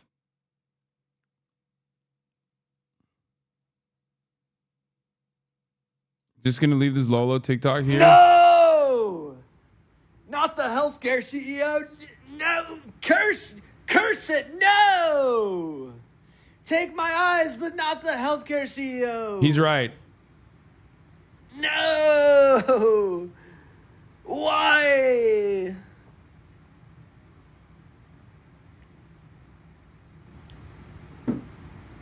No! He only made $10 million last year. What can he even buy with $10 million anymore? Nothing. They approved 70% of the claims. They approved 70% of them. You want them to approve all of them? Oh, not the healthcare CEO. Why?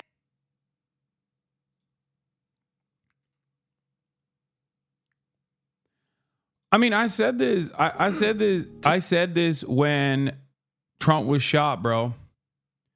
I said this shit when Trump was shot.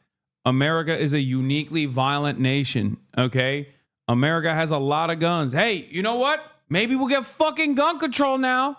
Huh? Maybe we'll get gun control now. Who knows? Who knows? Maybe.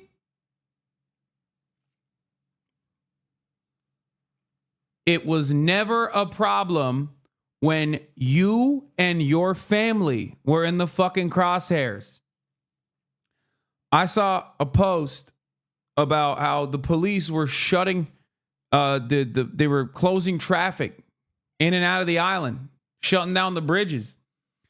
And people in the comments were talking, when my cousin got shot, they didn't fucking, close the bridges. What's that about? Oh, I'm sorry. When a fucking CEO gets shot, all of a sudden, we got to close down the bridges? People got places to be? What's that about? People are noticing. They're developing, dare I say, a little bit of class consciousness.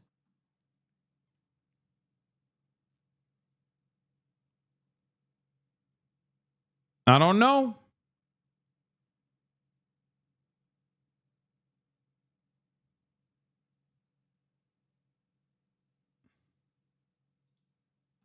Yep, there it is. The number of CEOs getting shot matched the number of school shootings per year. We'd have gun control legislation passed immediately.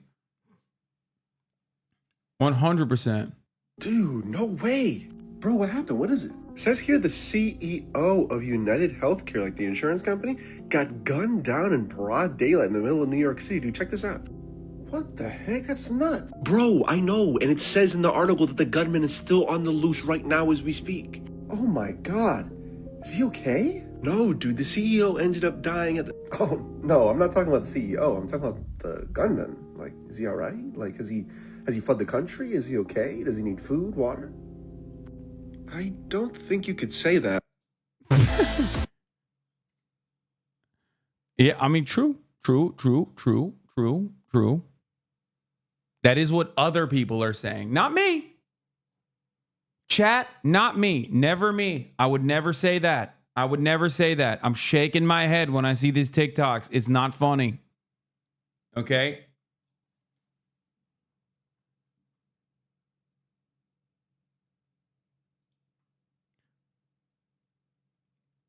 What is this? Shouldn't the American people be getting their money's worth? Yes, we waste hundreds of billions of dollars a year in healthcare administrative expenses that make insurance CEOs and wealthy stockholders incredibly rich, while 85 million Americans go uninsured or underinsured. Healthcare is a human right. We need Medicare for all. Yo, it would have been way more sick if he just fucking posted that on a post about the demise of the healthcare CEO. Let me guess. I haven't seen this yet. Amy Klobuchar. Because I saw the post. I saw Amy Klobuchar's post. And I saw Tim Walz's post. and it hurt my feelings. I'm going to assume they're up there. Kamala Harris, oh no! Oh no! Okay, she was running for president. All right, let's look at the other individuals. These are institutions and shit. I want to see individuals.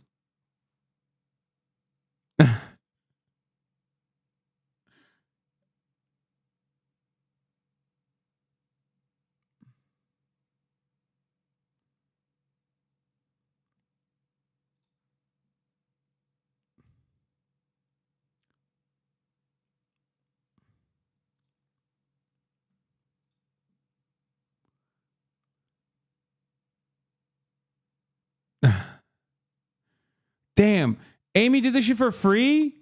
Oh my gosh, she did this for 14 grand, dude. Are you fucking kidding me, Amy?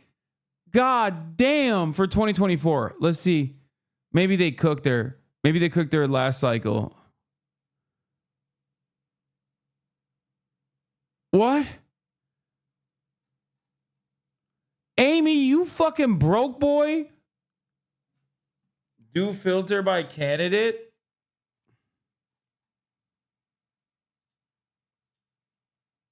United Healthcare Group recipients 2024. I did do filter by candidate, no? Didn't I?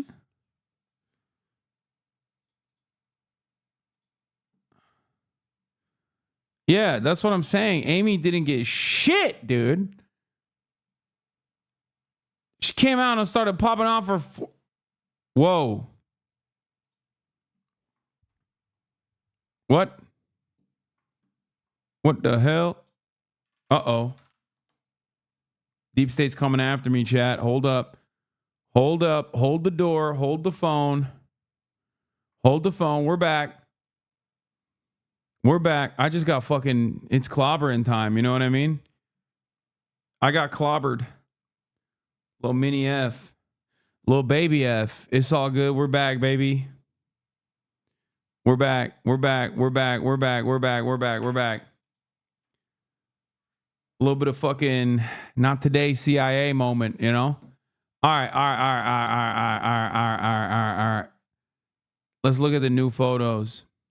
In yesterday's shocking killing of United Healthcare CEO. It's not the CIA. It's MI5. Benjamin Franklin of L. Thank you for the 10 gifted subs.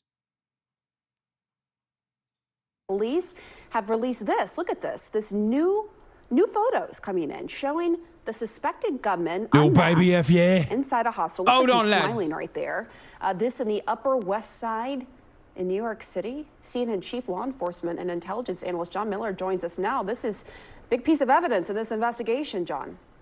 Well, it's a turning point. You know, we have been asking the metaphoric question, who is the man behind the mask?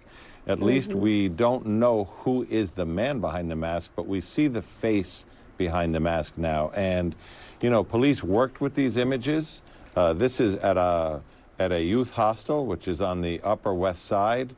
They were there yesterday, last night, actually searching a room that they believe the gunman stayed in. They believe this is a picture of him. He kept the jacket on and the hood up and the mask up almost at all times, according to people in that hostel. But there was this moment at the front desk in the lobby where the mask came down, and you see that smile. And this is so far the only image of his face without a mask, the best image police have. And what they said is... They're like, look at his beautiful smile. It's not even the same jacket. It's a different jacket, man. Even though it's not quality where you would generate a facial recognition image or something that would bring you to a mugshot if he had a record, what it is it's an image that if you knew him, a coworker, a friend, a family member, you would say, that's so-and-so. And that's why they're releasing it right now. They're trying to speed this up by literally crowdsourcing this clue to the general population. Yeah, I mean, they clearly need the public's help, as it's now been more than 24 hours with this person, the suspect, on the loose. I mean, where do investigators think he is at this point? Well, so this is a turn in the investigation. the idea that there was some thinking earlier on that he was a New Yorker because of the savvy way he moved through Midtown, stashed a e-bike, navigated through Central Park up to the Upper West Side, was seen on the Upper West Side earlier in the morning before the shooting, carrying a battery for that bike. It suggested a familiarity that suggested maybe he was a New Yorker, but the idea that he stayed in a hostel up there for 2 days in a room for 4, but there were 2 other men sleeping in there, so he stayed with 2 strangers, that may change the leaning towards someone who came from out of town and tried to stay in a place that would have a minimum number of cameras and not cost very much, and the kind of place where people don't notice people because it's very transient. Do you know more about the timeline in terms of when these pictures were taken and this rare moment, as you said, where he put his mask down at the front desk at this hostel before the shooting? It just strikes me that he's in this picture smiling. You know, I don't have the precise timeline, but in that police were up there yesterday and last night. They did a search of the room. The hotel, of course, cooperated with them and got these, the hostel rather, got these images. It suggests he was probably there Tuesday and Wednesday, but give or take a day. That's something investigators know. We have people up there now talking to them, and something we'll know soon, but it appears to be very recent. What do police do in this situation, John, when, you know, it's been more than 24 hours, he's still on the loose, he could very well be outside of New York City and beyond? I mean, how far do they cast the net at this point looking for him? Well, I mean, the real net is global, which is he could have gone to Kennedy Airport, got on a flight, and be anywhere in the world right now, which is another reason to release these photos, which show the face. But I think the current thinking is he came in from outside New York, stayed at this transient location, did the job he came for, and is probably back where he came from, which is yet another reason to put these photos out, because is he from Minnesota, where United Health is headquartered? Is he from Montana or Nebraska or somewhere that has nothing to do with this? Or is he from, you know, Pennsylvania? That's the wild card, and this may help spur that in terms of the crowdsourcing from the public. Quickly, John, given all of your experience in law enforcement, how quickly, typically, after pictures like this that are pretty clear of his face come out, do you hear from someone who knows the person? Usually very quickly. You know, I think of the last couple of serial killer cases that I was involved in the NYPD, where we finally got a full face shot with good lighting, and within hours of putting that out, we had people calling in saying, I know who that is. I'm pretty confident that this will work. When you look at that image, if you know him, you'll know him. Yeah, it's true. We'll certainly. Snitches.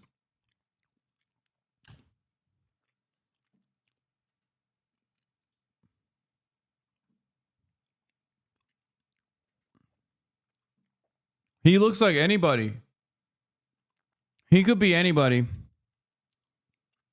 I don't know what they're talking about.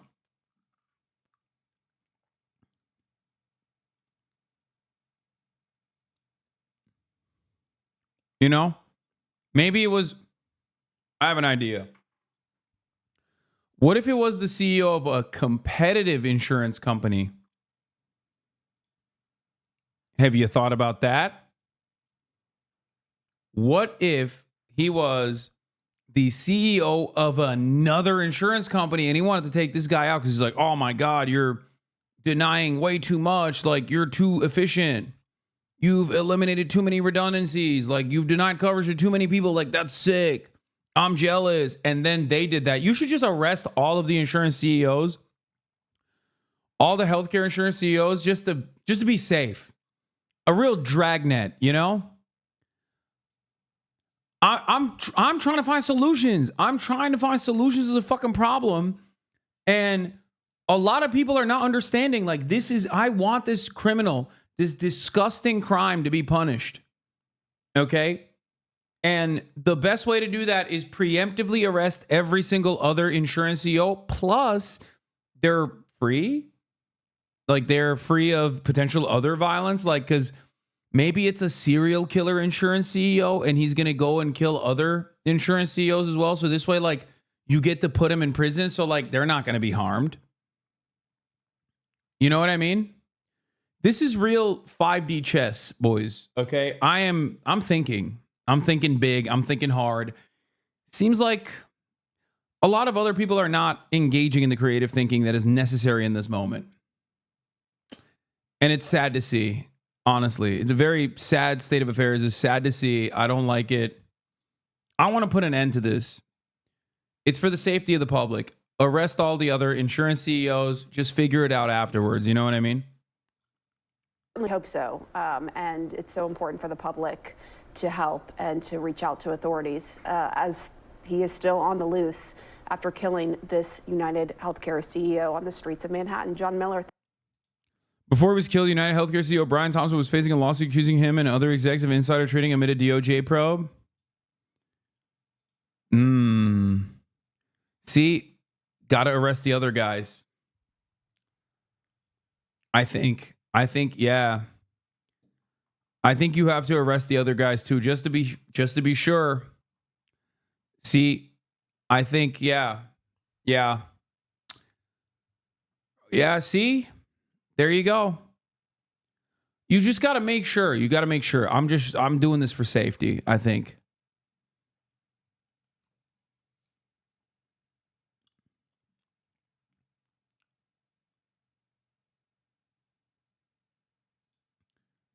People's reactions to a health insurance CEO getting assassinated are incredibly dark. Our apologies, but bullet wounds are covered only under a Platinum Plus package.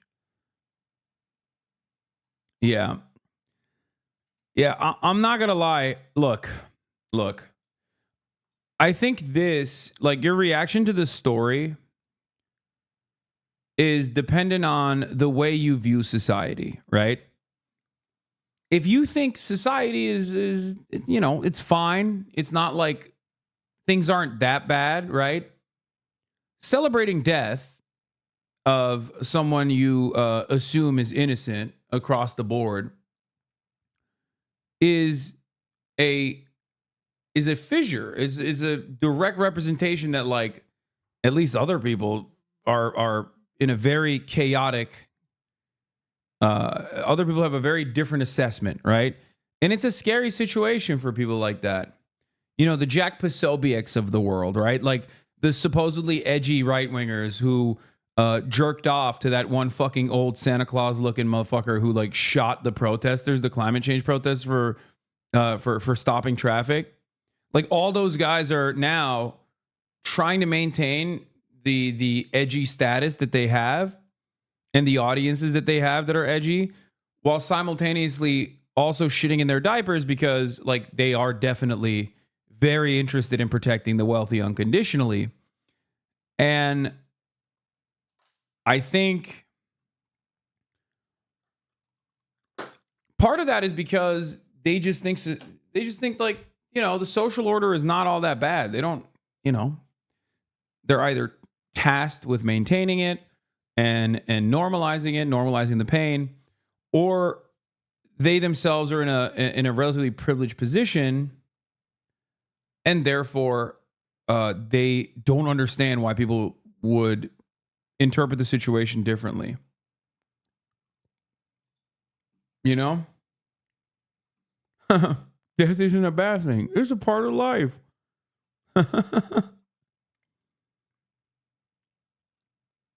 Murder and death is like Sicily and Italy.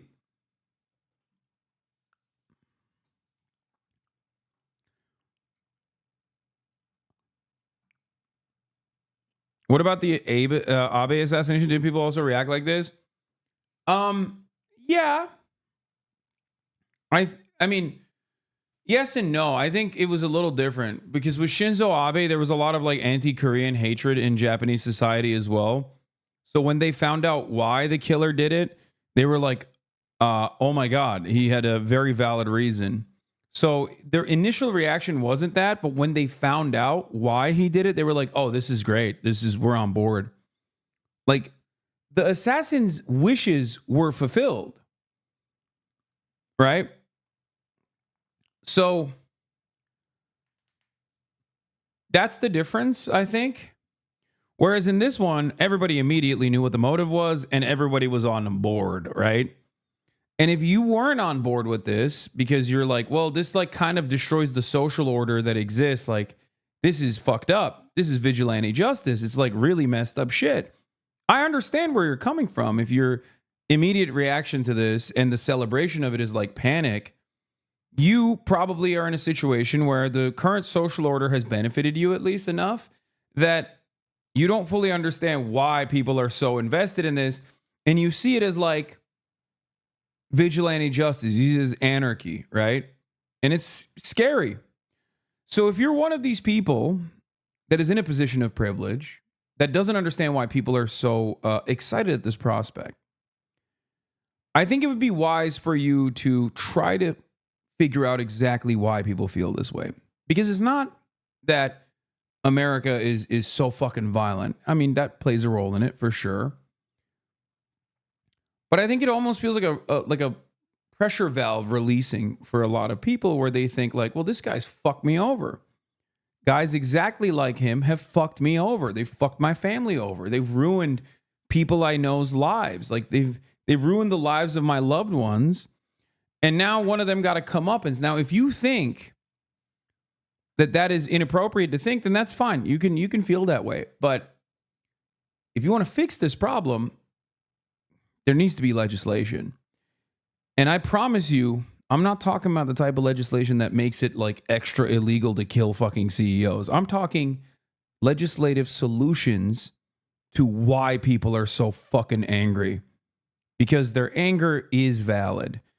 Maybe not directed towards this one individual CEO, but their anger is valid. It's real and it's not going away. You understand me? It's not going away.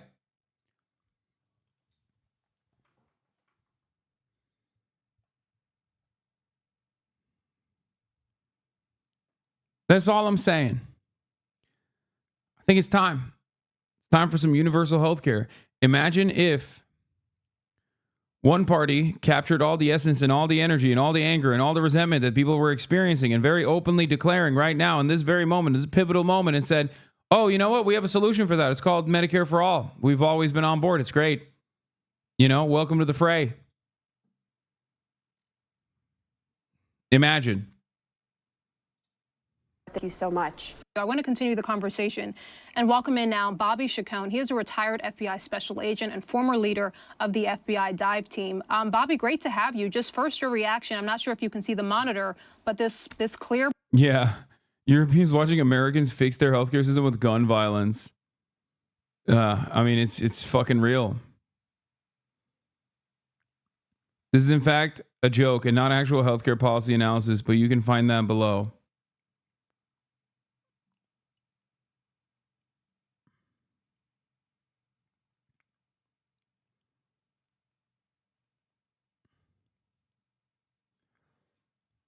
Too bad the story itself would be the shooting and not the underlying reasons. I don't think it matters. Hi, everyone. My name is Andrew. I don't think it matters that the media is covering it as like this massive atrocity, or maybe even taking it one step further. Taking it one step further, and then like openly stating that you know, people are being really gross about his death or whatever. Cat's out of the bag. People feel this way. And better yet, people were not even remotely afraid of saying that they feel this way. I'm seeing my mom's suburban middle-aged mom friends post stuff like, I hope more of them die. What is even happening, Lamau? By middle-aged, I mean people in their 50s. I am a mom, not a teenager. Also, I didn't expect this to blow up. My mother died of cancer in 2022. She didn't have insurance, and it had spread to her whole body when she found out in an emergency room less than a year before she died.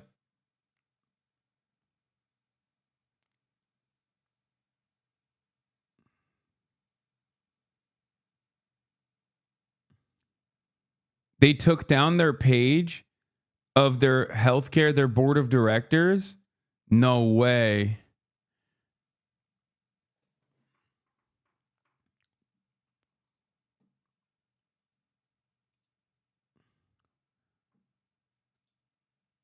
This is what we warned you about. far leftists are fucking unhinged and dangerous. Great. This right here, I think, is playing itself out in exactly the way I predicted the campaign would play itself out. Republicans' natural position is licking the boot. The Republican natural position is being servile to corporate interests. So in a moment where people maybe go a little out of hand, okay, surely this is not simply just being anti-corporate or anti-capitalist. I'm saying it's definitely taking it one step further.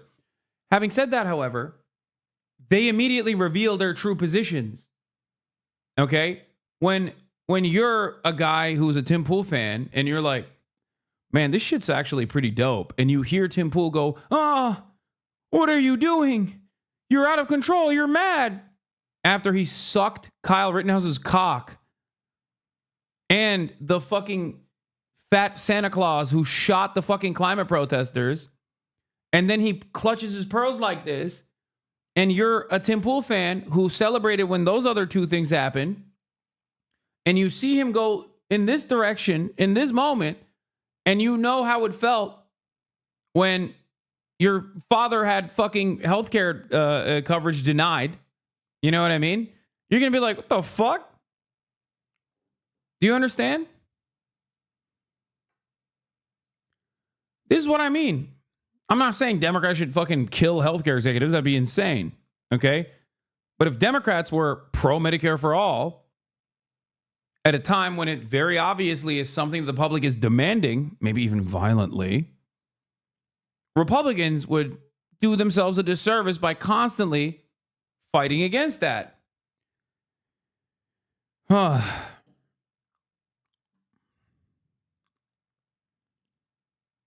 If the killer was pro-NATO, would you change your position? Wait, what?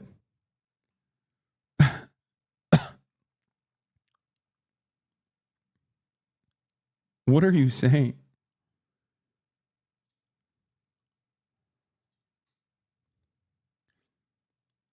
I mean, this is pretty much the same reaction leftists like him have when a working class woman is stabbed to death at a bus stop by a repeat offender.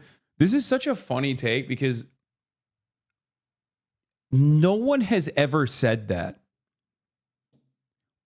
And notice how you had to like make up a fake fantasy about like a random working class woman getting stabbed in a bus stop and not a fucking healthcare CEO getting domed, because it's different, you know?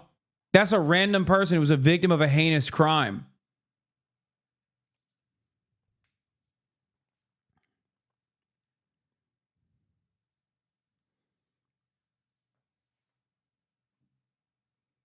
Be careful talking. You're still in the UK. About what? You think I'm going to get shanked, yeah? They're going to give you a Glaswegian smile, mate. Fucking hell. I'll shank yous.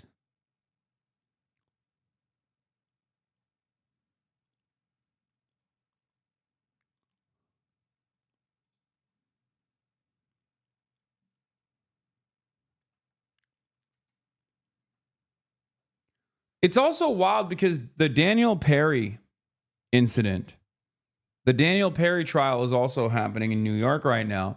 And Republicans have been like freaking out because he killed a homeless person. Like he just straight up killed a mentally ill homeless person on camera. And they're like, you have to free him. So no, they are the ones who fucking celebrate when random, like the most marginalized random people get murdered. So no, that's what it is. You can either have an unconditional, I am no fun, anti-capital punishment unconditionally, anti-vigilante justice, or you can be a fucking right-wing freak. You feel me? Right-wing freaks love when powerless people get killed. It's a power fantasy for them. They hate when someone in a position of power actually gets killed. And when school children get killed, they just go, oh, I love my guns. Sorry, sucks to suck. Thoughts and prayers. But there's only one group that they actually think is horrifying to do violence against, and that is powerful people. because at the end of the day, their ideology dictates that they must be servile little piggies. Okay?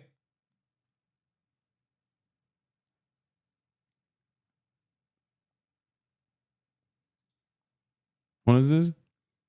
I love Aaron Rupar because he has the exact personality of Snail from Armored Core 4. Like, he's just brimming with white hot contempt, but it's inside of the package of a normal, annoying, scoldy news guy who calls everyone fam.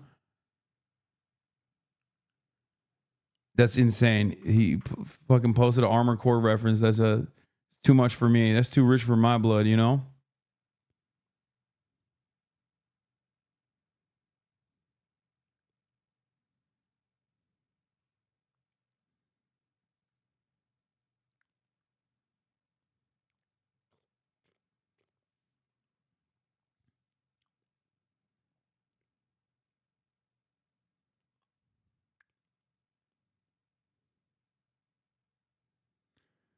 Anyway.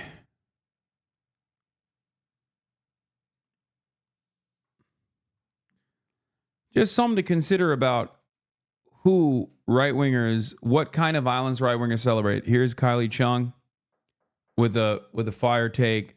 The way we're socialized to see violence only as interpersonal. Hold on, my food is here. Pretty full-face photo now of the suspect. Yeah, Rahel, I think this is the biggest development in the case so far. I think that there's somebody, a family, a relative, a friend, a coworker of this guy is going to recognize this. Now, you may have lookalikes, they may have to sift through some of those, but you're showing this image globally, and certainly within the United States and internationally, this is going to be all over, and someone is bound to recognize this guy as a neighbor, as a coworker, as a family member possibly. So yeah, I think that they are hours away possibly from actually having this guy identified if they don't have him identified already. And Bobby, when you look at this photo, I mean, to me, a layperson, not in law enforcement, this feels pretty significant. I mean, if you know who this person is, you can see the person's smile, you can see pretty good facial features. How would you rate this photo in terms of it being able to potentially identify who this is? Bro, she's like, he's hot. Well, she's like, you can see how hot he is. Look at that beautiful smile. I would say it's not perfect, but it's very good. I mean, it's very good. You can see the shape of his face. He has kind of a unique smile or a grin. He seems very relaxed. I mean, I think with the nose and the chin and the smile, I certainly think people that know this guy, if they see this image, they'll be like, oh, that's so and so. So I think this is a great image to put out there, and I think someone's going to recognize this. And then, Bobby, if we can just sort of reverse track what we now know. So we now have this photo.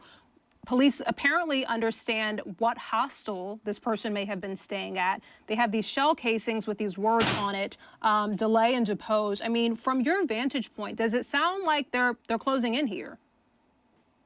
Absolutely. They're closing in from several different aspects, right? So we already have the forensic evidence.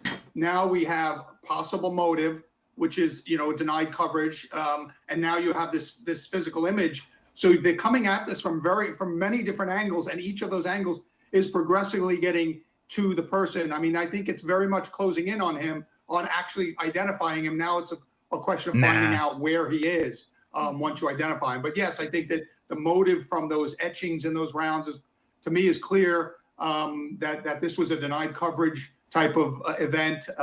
In that situation, you usually have communications with the person who's been denied coverage, and those communications there's a series of them, and they grow in frustration. The person keeps getting frustrated at each turn that it's denied and appealed and denied. And so you might have a series of communications, however that is, probably emails or possibly the website forms on the company's websites, or written letters even, that show a increasing frustration on the part of the person or their family member in this denied coverage. And each letter gets Why is this guy giving reasons? Threats of violence eventually seep into those letters. You'll have somebody, forensic linguistics, go over this and look at those. But there's probably a series of communications that get more and more frustrating from the person.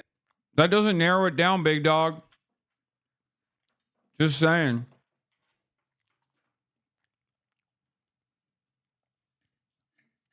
That doesn't narrow it down at all, as a matter of fact.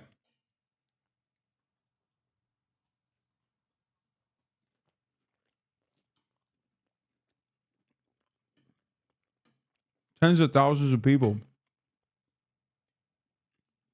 Ending it, because nobody goes from zero to shooting someone in the chest. There's probably been communications that show a increasing frustration on the part of the claimant. And just for our viewers, you are looking at another angle at the very least, or a completely separate photo of the suspect, again, without the mask. Bobby, what do you imagine is happening right now within the police force? Is this a sort of all hands on deck? Now they have these photos, they flood the streets. I mean, what's happening now as they try to bring this person into custody? They're combing Central Park looking for his clothes. He probably changed clothes in Central Park. They'll probably find the e-bike there, maybe his set of clothes that he changed out of. They're working the phones on international media like yourself to put this out to as many outlets as they can to get as many eyeballs on these two photos that you're showing now on the screen. I mean, these are great photos. Somebody's going to recognize this guy. So they're probably working the phones on every both national and international news outlet to get this worldwide image, because someone's going to recognize this guy. The forensic people are doing their job. The canvas people are out in the street still interviewing people both in New York and in Minnesota. And then the media people are really pressing the phones and trying to get this image. The race to catch a killer in New York City, with new clues this morning after the brazen murder of United Healthcare's CEO Brian Thompson yesterday, just right on the sidewalk in the morning in Manhattan. Several law enforcement officials now tell CNN that two words, delay and depose, were found at the scene. Depose, written on a shell casing from a round that was fired into the victim. Delay, written on a live round not fired, but ejected when the shooter appeared to be clearing a jam. There's also new video of the encounter, and police say show the killer who planned the attack, targeted this man, and had experience with guns. Let's get right to CNN's Bryn Gingras, who was here giving us all of the breaking news as the details were just beginning to come in yesterday morning. You've been gathering details since. What's the latest this hour, Bryn? Yeah, Kate, well, that, is a big piece of evidence that they uncovered there, according to our sources from John Miller, just because it might possibly point to some sort of motive here. If you talk about those two words, investigators are trying to connect the dots and see if it has anything to do with the fact that Brian Thompson was the CEO of United Healthcare. Did it have to do with insurance, because of the popular phrasing in the insurance industry of delay, deny, and defend? So that is something that is being asked by investigators right now. But that's not the only thing. Only piece of evidence, rather, that, of course, that investigators are looking into. We know there was a lot of things that were left behind by this suspect that right now police are trying to determine if they can get DNA off of, fingerprints, running forensics on them, trying, of course, to get closer to getting a name. And of course, we are asking our sources, are they any closer to getting a name in addition to finding this person responsible? Let's also talk about a little bit more of the threats that police are hearing were made against Brian Thompson. According to sources of mine, I was told that they were some concerning threats that the investigators had come across, really their security team for United Healthcare had come across, made against the entire company of United Healthcare, the CEOs, the executive team, and that was something that was being looked at. According to NBC, the widow of Brian Thompson, she told NBC that she knew about some threats and said, quote, "I don't know details. I just know that he said there were some people that had been threatening him." So this is also something that is of concern and what is being investigated at this time. So a lot of threads here, a lot of search warrants going on. We know that there was a search warrant at the hotel across the street where Thompson was staying in that room. We also know that investigators are still piecing together that timeline. We know that, according to sources telling John Miller, that suspect left the Upper West Side early yesterday morning, heading downtown, getting off at the 57th Street subway, and stopped at a Starbucks, got 2 power bars, bought a water bottle before actually committing this brazen, really, execution. And investigators were able to get that water bottle and hopefully, again, are trying to see if there's any DNA that can get off of that. So it could be anybody's water bottle this morning, but no idea just yet if they're any closer to finding who is responsible for this horrific killing, guys. Yeah, and we'll definitely be standing by to wait for and hope for another update press conference from the NYPD at some point soon. It's great to see you, Bryn. Thank you. John. All right, with us now, CNN national security analyst Juliette Kayyem and former FBI Deputy Director Andrew McCabe. And Andy, let's just start with these words. I mean, delay and depose. What a big development to have something like this, a message, a literal message from a killer.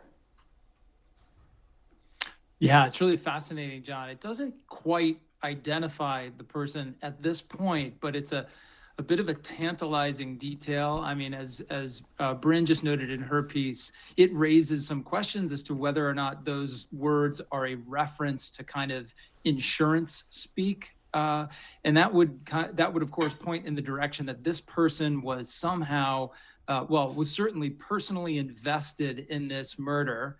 And that, might be a disgruntled customer of the company, could be a disgruntled employee. And I'm sure that investigators are already looking in those areas. And of course, looking at the threat information that apparently the company had been receiving for some time about this specific victim and other potential victims on the team. But those words can also provide forensic significance later on in the case.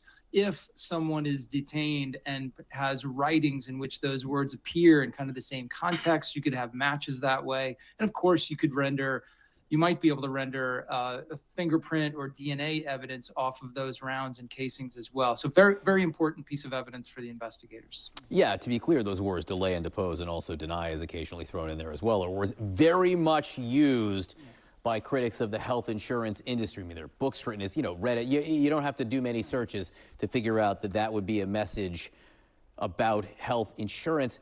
Given this message, Am I crazy, or did they not mention deny?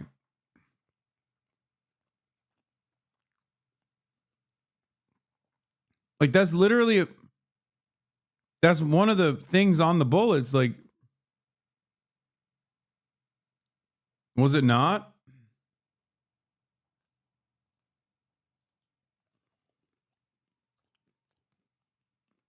No, he said sometimes deny is also mentioned, he said. But he didn't say that it was on the bullets when I think it was. What is this?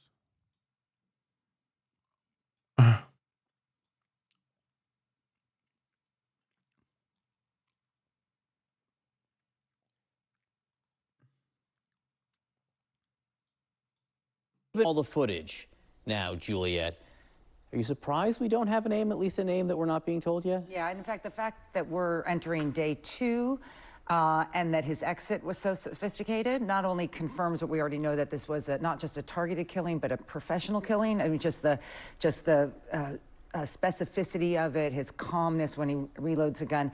And now that he's missing suggests he was smart enough to have some sort of exit strategy. 24 hours later, you can't even confirm that he's still in the state anymore.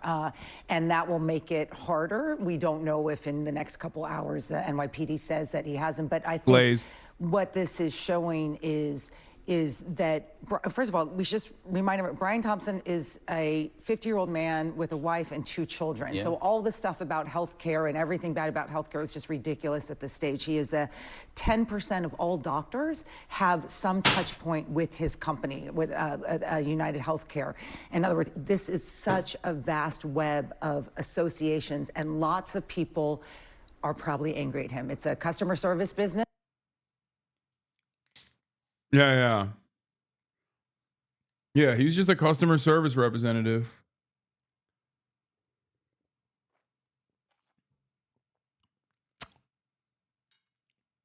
That's why he was making millions of dollars a year as a customer service guy. Lots of people will be angry, and he's the touch point, or he's the focal point as the CEO of that company, and so there's a lot of people in that pool. I mean, if you were running a healthcare company, yeah, would you be getting protection right now? If I were, okay, so now this is going back. Looking at those videos, not only does he not have a detail, he appears to have no staff. I've never seen anything like that for a company that large. It may be that that he's always under threats. People are always mad at an insurance company.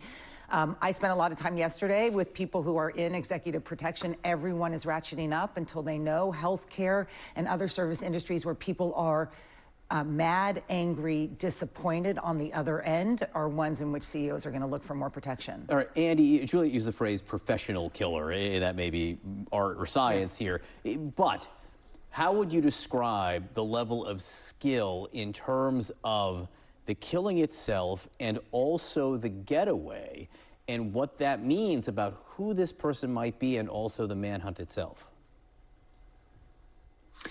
Sure. So we don't know at this point if it's a a professional act, meaning someone who was hired to commit this murder. It's possible, but we don't know that just yet. What we do know is an extremely well organized, highly planned, sophisticated attack. From everything we've seen so far, from the fact that he was seen carrying the battery to the e-bike, which raises the question of maybe he pre-positioned the e-bike before the attack to stage it for his getaway. The fact that he showed up at the perfect time, which was really a weird time to have the CEO showing up for this conference an hour and 20 minutes early, but he knew that the guy would be in that place at that time, which tells you he possibly did some surveillance to make that determination. His approach to the target, letting the target pass first and approaching him only.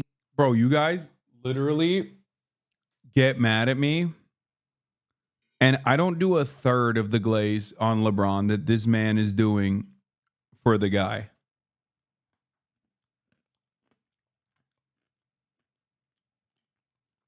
Which leads me to my question. One, is this guy the LeBron of killing CEOs?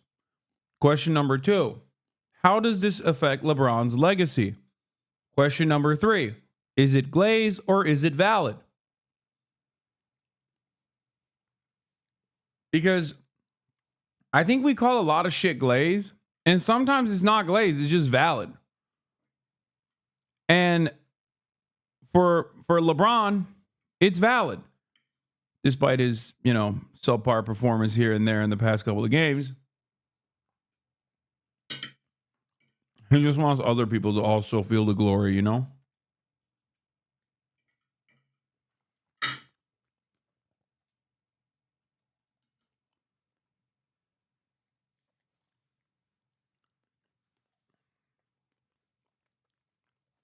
That's why they lost by 40. LeBron wanted other teams in the NBA to feel what it's like to be able to drop 40, He's just a good guy like that. Anyway, let's continue. From behind where the victim wouldn't see him first and, raise alarm. And then the way he walks through the shooting, clearly very accomplished shooter, somebody who's done some training. He has the right stance. He has the right grip on the gun. He cycles through the jam in the firearm like it's nothing. And that's a clear indication of a high degree of training. So yeah, this guy was no joke, and clearly thought about this, organized it very well, and executed it according to plan. How long could someone like that hide, Andy, do you think? I think it's fair to assume that he put just as much thought and preparation and organization into his escape plan. The e-bike was really brilliant. It's an easy way to get around quickly. You don't get snarled in traffic jams. You can actually ride the bike into the park, which you wouldn't be able to do with a vehicle in the same way. So that was great. He's got the big backpack on. It likely has a change of clothes in it. I would guess that as soon as he got a moment or some cover, he took off that coat and the mask and the things that could identify him, and likely walked out of the park in a totally different appearance and blended right in with the crowds of tourists and people going to work. So he could be on the run for quite some time. Now, he's being chased by probably the best police force in the United States of America, maybe anywhere. They have an amazing video surveillance network to rely on. They've been very good about getting the information out to the public to get all these public eyes looking around and thinking and calling in tips. So I think they will get him eventually, but this could take a while. All right, Julia Kayyem, Andrew McCabe, thanks to both of you. So, speaking of tips, as soon as this shit happened,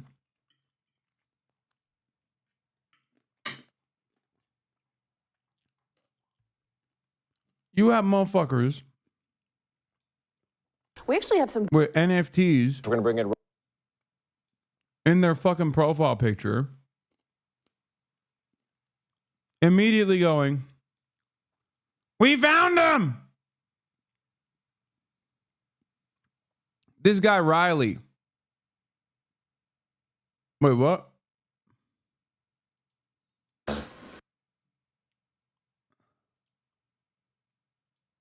This is his friend, Anat, who shot with a low-tech camera footage of this kid going, it's not an NFT.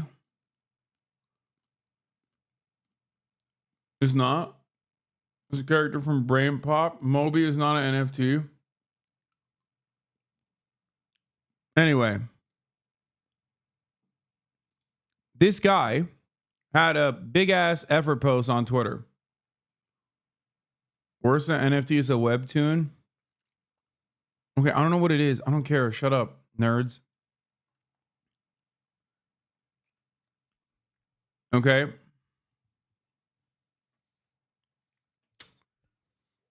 And he was feeling himself so hard. Talking about like, oh, I scrape city bike information because I'm fucking a boring loser. And I think I know what city bike like this killer most likely used. I am working with law enforcement authorities, right? And he wrote this like massive Twitter post, and then everybody started dunking on him, and they're like, "Why are you snitching, you fucking asshole?" You know? Yeah, here it is. I'm fairly confident of where the United Healthcare assassin escaped to. He escaped on an electric city bike, according to the police. I happen to continuously scrape city bike data every minute, so I can see where individual bikes go. The only northbound city bike to leave within 10 minutes of the shooting from any dock near the hotel went to Madison Avenue East and 82nd Street. Bike 421-6511 left the dock at 54th Street, blah, blah, blah. And he reported to the NYPD. I have to assume Lyft/Bay Wheels is helping the police because they have more detailed info. This is the data that I have. These are the only bikes that left the 6 docks in a 3-block radius. Only one matches the time and direction. I can't believe my little data nerd experiment actually amounted to something in the real world. Lamau, I realized how crazy I haven't scraped city bike data sounds. I was going to do a little wholesome data visualization experiment. It really would have been crazy to use an electric city bike of all things. So, obviously, we know what happened because we are living in the future. And the context also says, it has been shown highly unlikely that the suspect used a city bike and is fleeing at the scene. While this tracking is impressive, it appears clear both from the photo evidence and from Lyft representatives directly that the city bike was not used. But that didn't stop this guy in the process of flexing how sick he was for scraping this data and trying to snitch out this, like some random person to the police and maybe getting them in trouble for the crime of getting a fucking city bike. I forget why people was born police. And not only were they feeling themselves so fucking hard, him and his buddy filmed this. Low tech. What just happened? So there was unfortunately a very sad shooting in Manhattan where the United Healthcare CEO was shot. Seemed like he was targeted. Very, very terrible. But then I was watching the news this morning, and the police chief in the news conference said that the assailant fled on a city bike, on an e-bike, which is like crazy that a criminal would flee on a bike, like especially a city bike. But I've been scraping city bike data for the past few weeks. This is not it right here. This is it right here where, I can see where every individual bike has been. So I can see, okay, like this, let's see, like right here, bike number like 2164382 entered a dock at 2:03 p.m. and then it exited the dock. Someone else took the bike at 2:13 p.m. at station number 1058, which is Columbus Ave and West 59th Street. Yeah. So using all this data, I can see, I checked all the possible rides that the assailant could have fled on, and there were like only 8 rides within the time frame of the shooting. Only one of them was headed northbound through Central Park, so that was, which is what the police said that the guy went through. So Bro was feeling himself so hard he filmed this process with a camera that purposely looks old. And then he filmed the outside of his fucking apartment like a dumbass because he wanted to feel important. He wanted to feel like he was in the conversation. Like, what are you doing?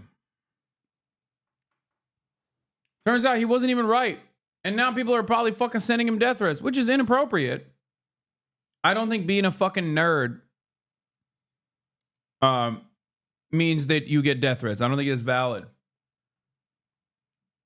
No, it's not. It's not valid. It's fucking ridiculous, okay? He is not a fucking pharmaceutical healthcare executive, okay? Shut the fuck up.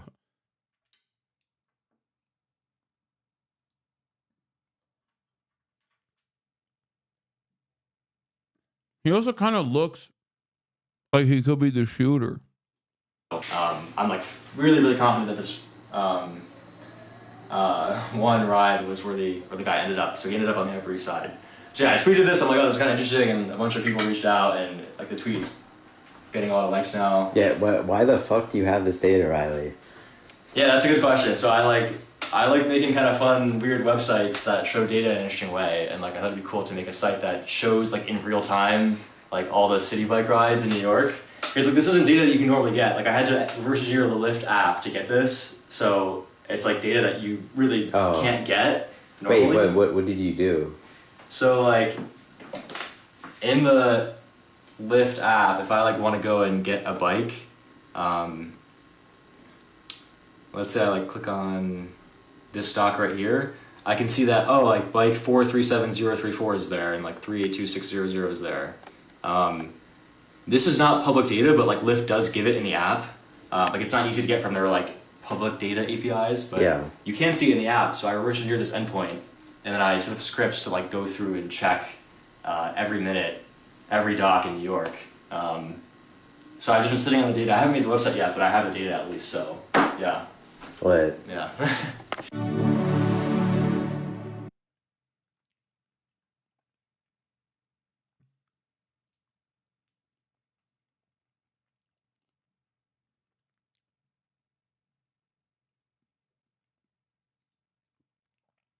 Hold on. I've been sitting on the data. I haven't made the website yet, but I have the data at least. So yeah. What? Yeah. What? Wait a minute. Wait a minute. Get it how I live it. Wait, hold on. Where's the new photo? Where the fuck's that photo where he's smiling, bro?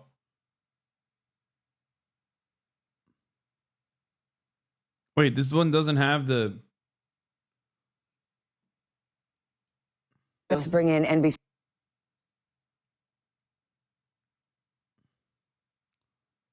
How come none of these have the fucking actual photo? Who has the new photo?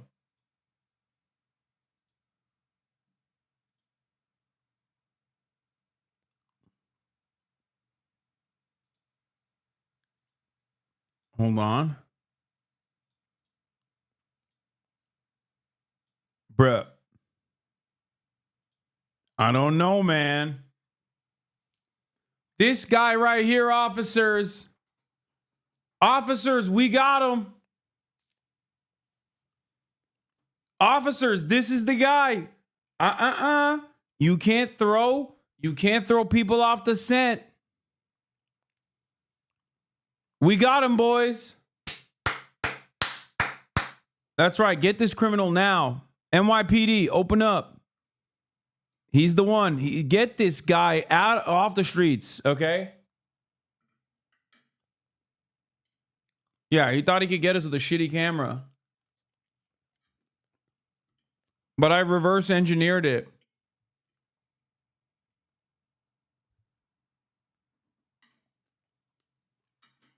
With my 5-head hacker moves.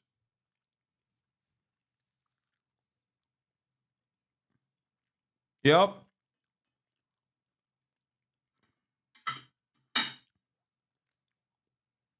Get his ass, officers. Please.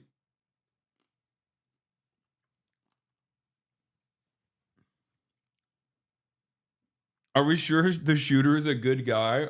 After all, he went to Starbucks? That's such a funny take, dude. Yeah, no, he's allowed to break BDS, okay?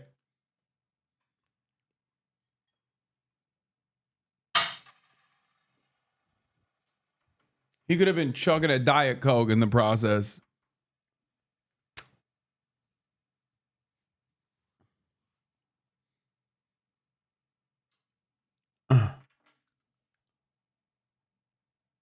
Girl. Anyway, I just thought it was funny. They got the top minds on this data.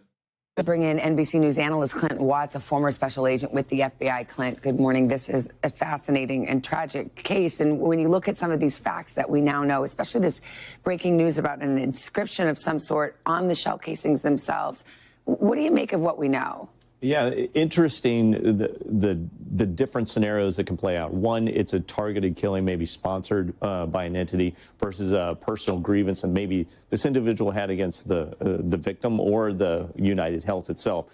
Looking at the two, the reconnaissance obviously was done and was quite remarkable. The shooting, the shooter was very good with clearing that jam with a weapon, would show weapon experience, the escape route and the pre-planning. All of that is in place, which would seem to suggest there's some professional, sort of capability there. At the same point, the engravings, that are being reported on the shell casings, using actual purchases at a Starbucks right across the street, those are things that you just wouldn't see from something that was a more professional sort of assassination attempt. You wouldn't be caught on camera either. So just looking at these two scenarios, I think we just need a lot more evidence. Okay, that part's not true. Bro, it's New York City. Hella parts in New York City have cameras. Like, what do you mean?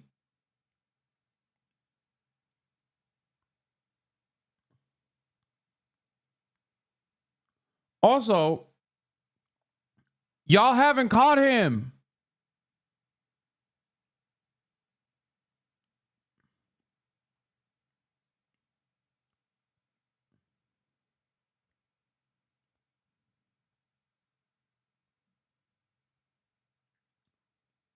The CEO flag is at half-mast. Beautiful. They're flying a Patagonia vest half-mast to honor the fallen sea.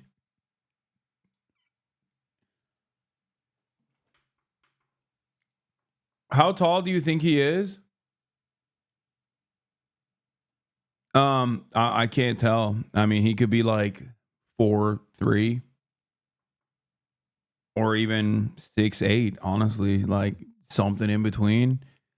Like sometimes when I look at the video, I'm thinking like, oh, that's like a 4'8" guy. You know what I mean? And then other times I look at the video, I'm like, maybe he's like 8'11". It's just weird. Guys, I can't begin to explain to you. I just can't seem to place my finger on what this guy looks like. This one individual guy, he just looks like everybody. It's weird. I don't know. Maybe I'm alone in this. Some other people in the chat have also made it clear they too have no idea who this guy is and can't seem to place what he looks like. He just has no like unique traits to him at all. Just so generic. Is he? People say he's white. I don't even know. Is he a white guy? Like I said, I'm face blind and race blind, so Evidence to understand which way it might go. And some of that evidence, again, was found at the scene, those shell casings that we were just talking about. It said defend, deny, and depose, somehow inscribed on the bullet casings. What does that tell you? Yeah, that would seem to suggest that there's some sort of a personal or ideological motive around this specific target. What you also saw in that video is it was going after that gentleman, but not anyone else. So this is not a random shooting. This is not a spree shooting that we might be talking about. This is somebody who was specifically targeted. You see those words there. It's probably attached to some sort of a motive, some sort of a grievance for going after that specific target. So what are investigators doing now? I mean, there's cameras everywhere. They were able to track him to a certain point. But now what? As every hour passes, this as presumably gets more difficult. I think that's another thing that's remarkable about this case is New York City's got more cameras than just about anywhere in the world. Maybe London and Singapore are two others. Where does this individual go for their escape route? They go into Central Park, which is one of the places that's most difficult to actually keep track of an individual over time. So from now forward, I'm sure the NYPD are moving very aggressively on really three things. The evidence around the purchases at the Starbucks and the evidence left behind, the gun casing. The gun casing will also have marks of the actual weapon. So they're going to try and see, is that weapon registered? Do they have some sort of ATF? Do they have some sort of evidence that ties? That's insane, chat. Calling all my deductible daddies and premium princesses, the CEO of United Healthcare just expired, and we about to file a claim on this campy coffin cutie. Shout out to all my copay cutthroats who stay denying the system and working the gag order. Today's the day we snatch this funeral fantasy and serve it with a side of universal healthcare. No network restrictions, no pre-authorization. Send this to 10 of your network Nancy's, or say bye-bye to that policy payout. If you get back 5, you're a certified claims queen. And if you get back 10, we all get in that single payer puss. Hashtag claims denied. Hashtag system approved.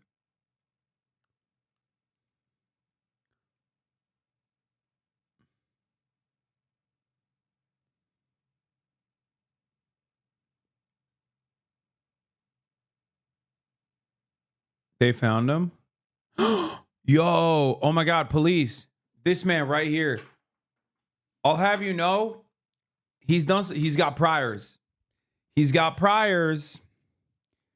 Philadelphia suspect on the run. Dude, that looks exactly like him. Oh my God. Chat, you did it. Wow, I'm so proud of this community. This is how you know when you got 37,000 of the top minds, when they get together, we do it. We do the damn thing. We found him. NYPD, here he is. He's a Philadelphia native, okay?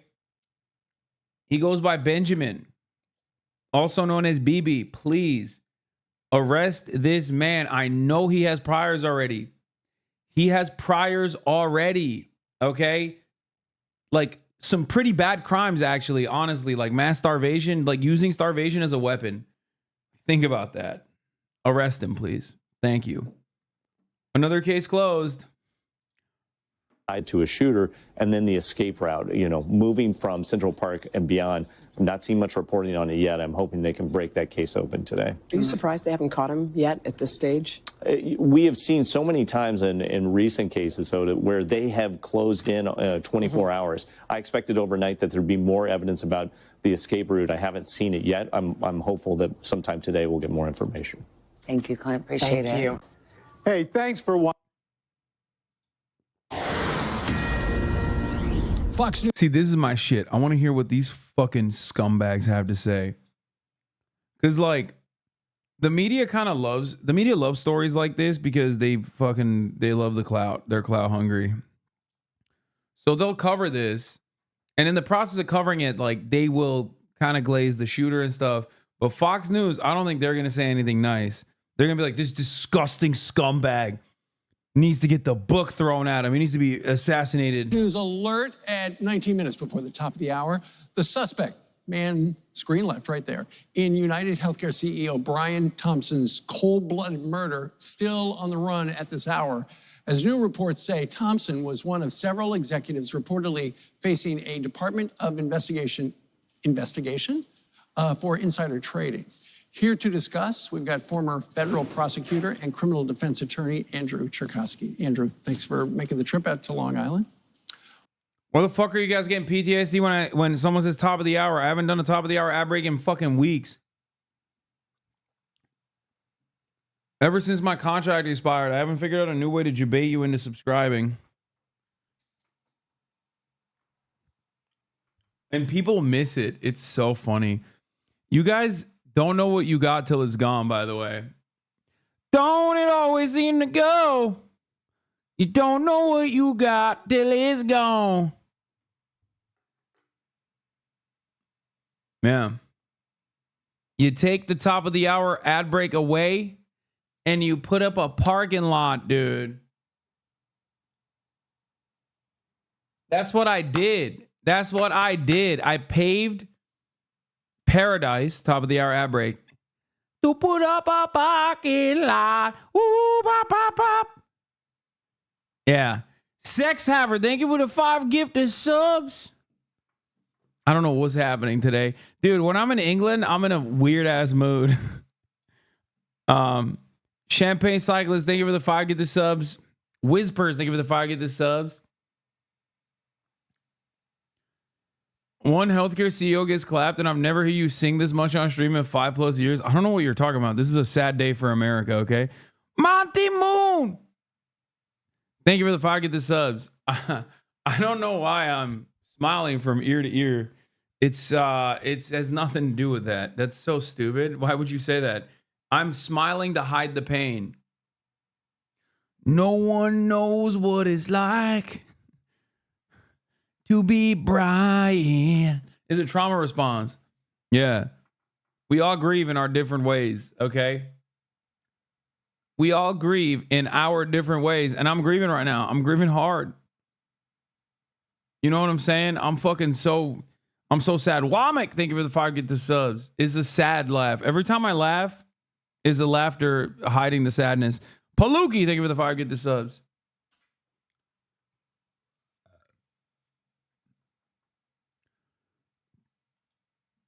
When you watch the video, what does it look like to you? It looks like somebody who's somebody trained in firearms, somebody who's capable of using it. He looks insensitive to the fact that he's killing somebody. So there's some degree of preparation, a lot of thought, and he was ready to do it.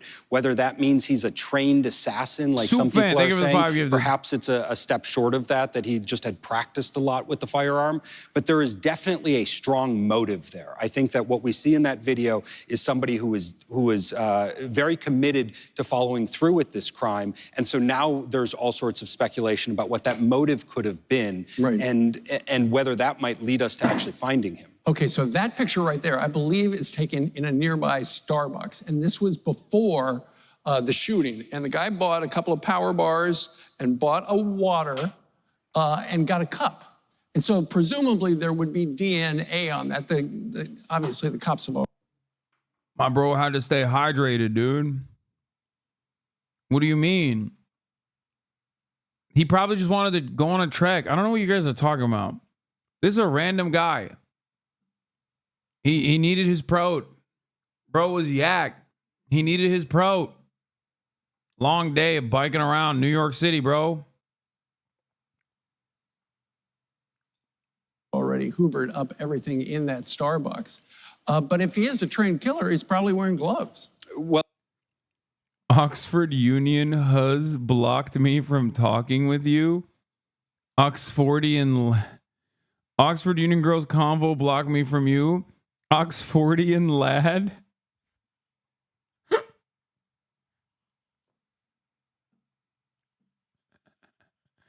Bruv, they wouldn't get off you? What are you talking about?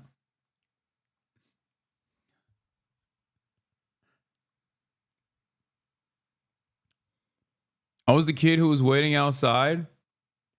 Okay, there was a lot of kids waiting outside. This does not help me understand who this person is, but I took photos with everyone that I could. Talk was amazing today. Nice to see you.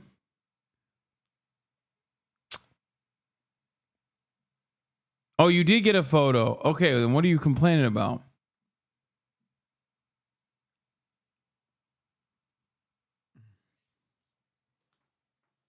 Yeah, he's not. Okay, going back to the story, he's not even hiding his face. He's a COVID truther. COVID is still very much a thing, and he's taking precaution. You cannot get upset about this, okay? I'm being for real. You can't. As fucked up. It is. Don't be shitty. No, I'm not. I'm not saying it's not. I knew as soon as I said that there were going to be some people who were going to get mad at me because they think I'm joking. I mean, I am joking. He's not masking up for COVID. But I'm not joking when I say COVID is real. Oh my God.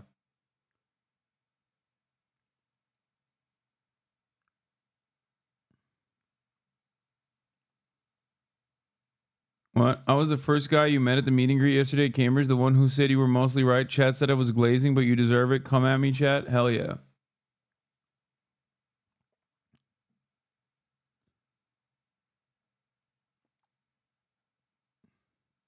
This does not look like the other photo. Like the new photo that came out doesn't look like him at all.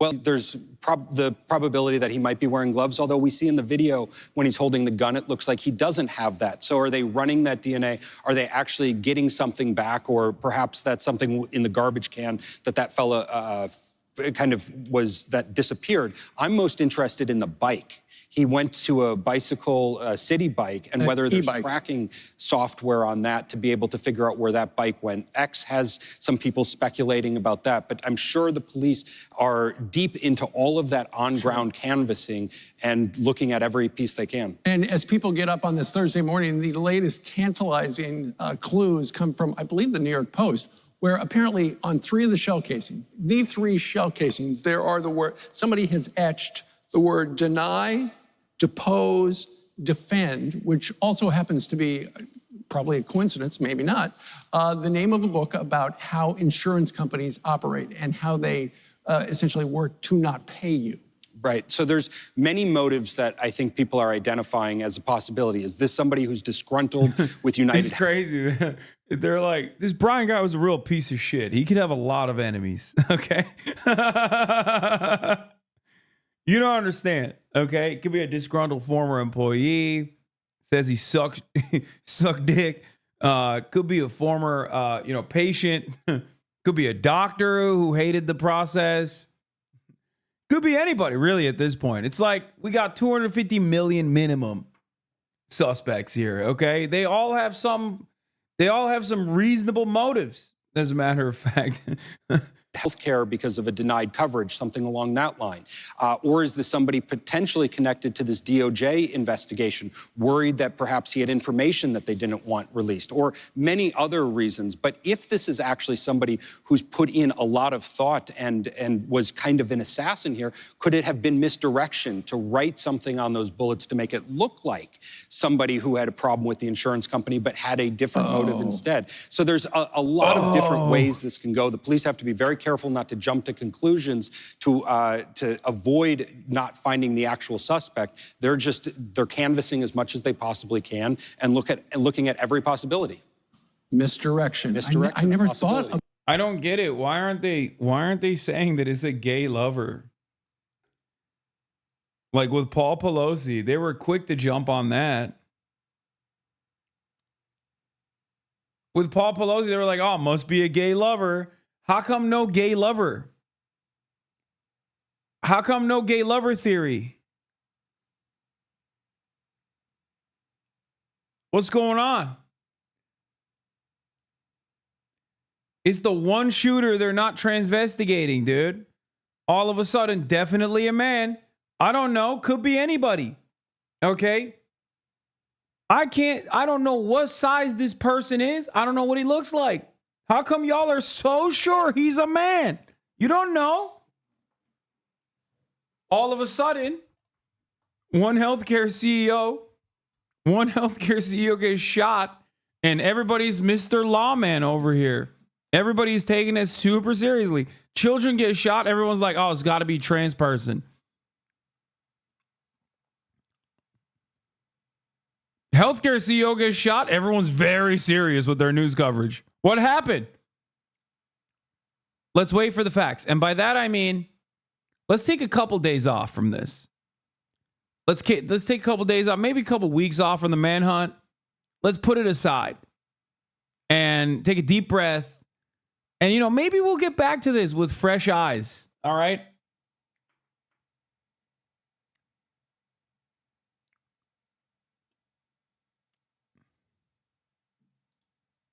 That. Yeah, you Just have to throw be him off. open to that. Hey, look into the book. Maybe it's that kind of person. We don't know yet. That's Let's right. see if they catch him today. Andrew, thank you very much. Hope so. We have some breaking news that just came into our newsroom just a few minutes ago. State Comptroller Sean Scanlon says a controversial insurance policy will not be going into effect in our state. Yesterday, Anthem Blue Cross Blue Shield released information about a cap on anesthesia coverage, saying if the surgery extended past a time limit, it wouldn't be covered. Scanlon says that that is not happening in our state. And Attorney General William Tong says that he's looking into the proposal as well. United Healthcare? What did we do this time? A PET scan? No, we barely cover human scans. Listen, sir, you can talk about this Beta Island all you want. We're not going to approve a continuous glucose monitor. This is from a year ago.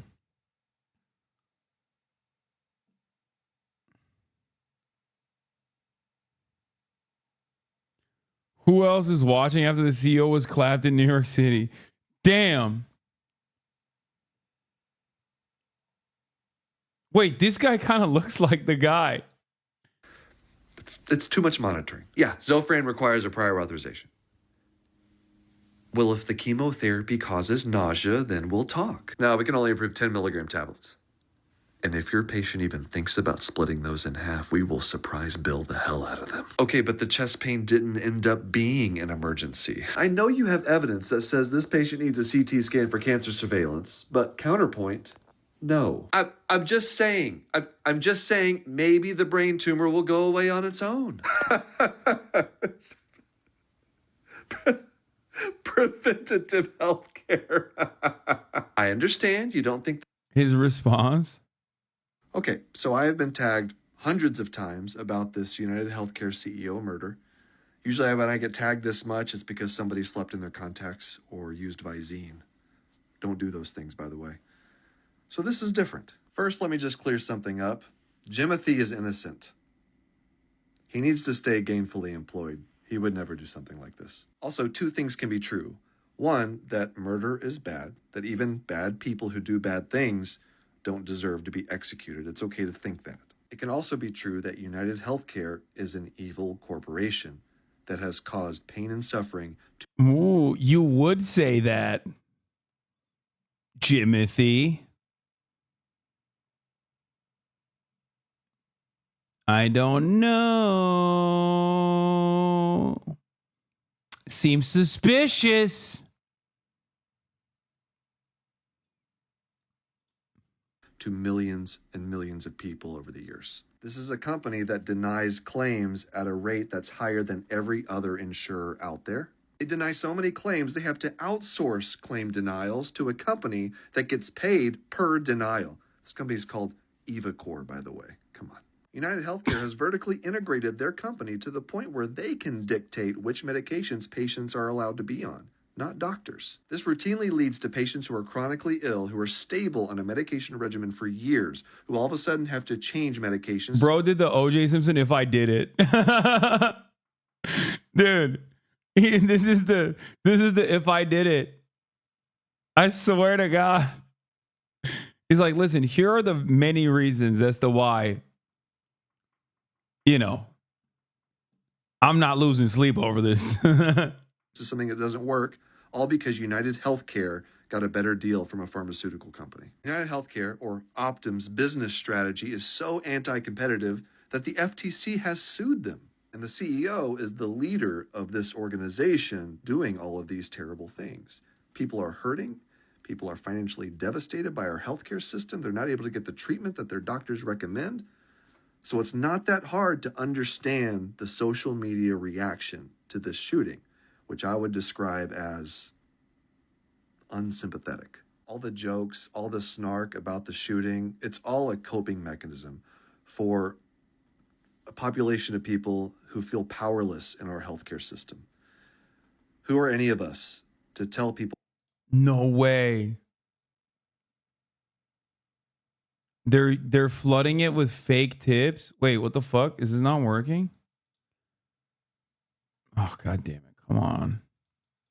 Let me have this for free. Fuck. Okay. The authorities have been flooded with tips from all over the country, and each potentially credible one must be run, a senior law enforcement official said. Every question leads to 100 questions. This is a solid investigation, and I'm confident he's going to be an ex-client, ex-employer, or a conspiracy theorist. Yeah, I don't think he's a conspiracy theorist, man. Like, I don't think this person is like hallucinating. I'd be shocked.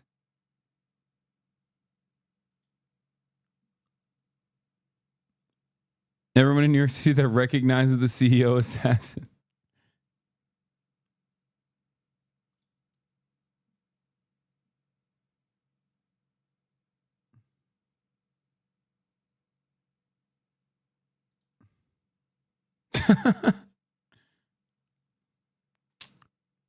Oh my God. What if he was at the Timothy Chalamet lookalike competition before this? That's why he was in the city.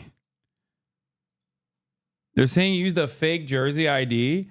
Investigators released pictures are showing the face of the man. They believe Brian Thompson outside a Midtown hotel. They said the words delay and deny were written on bullet casings.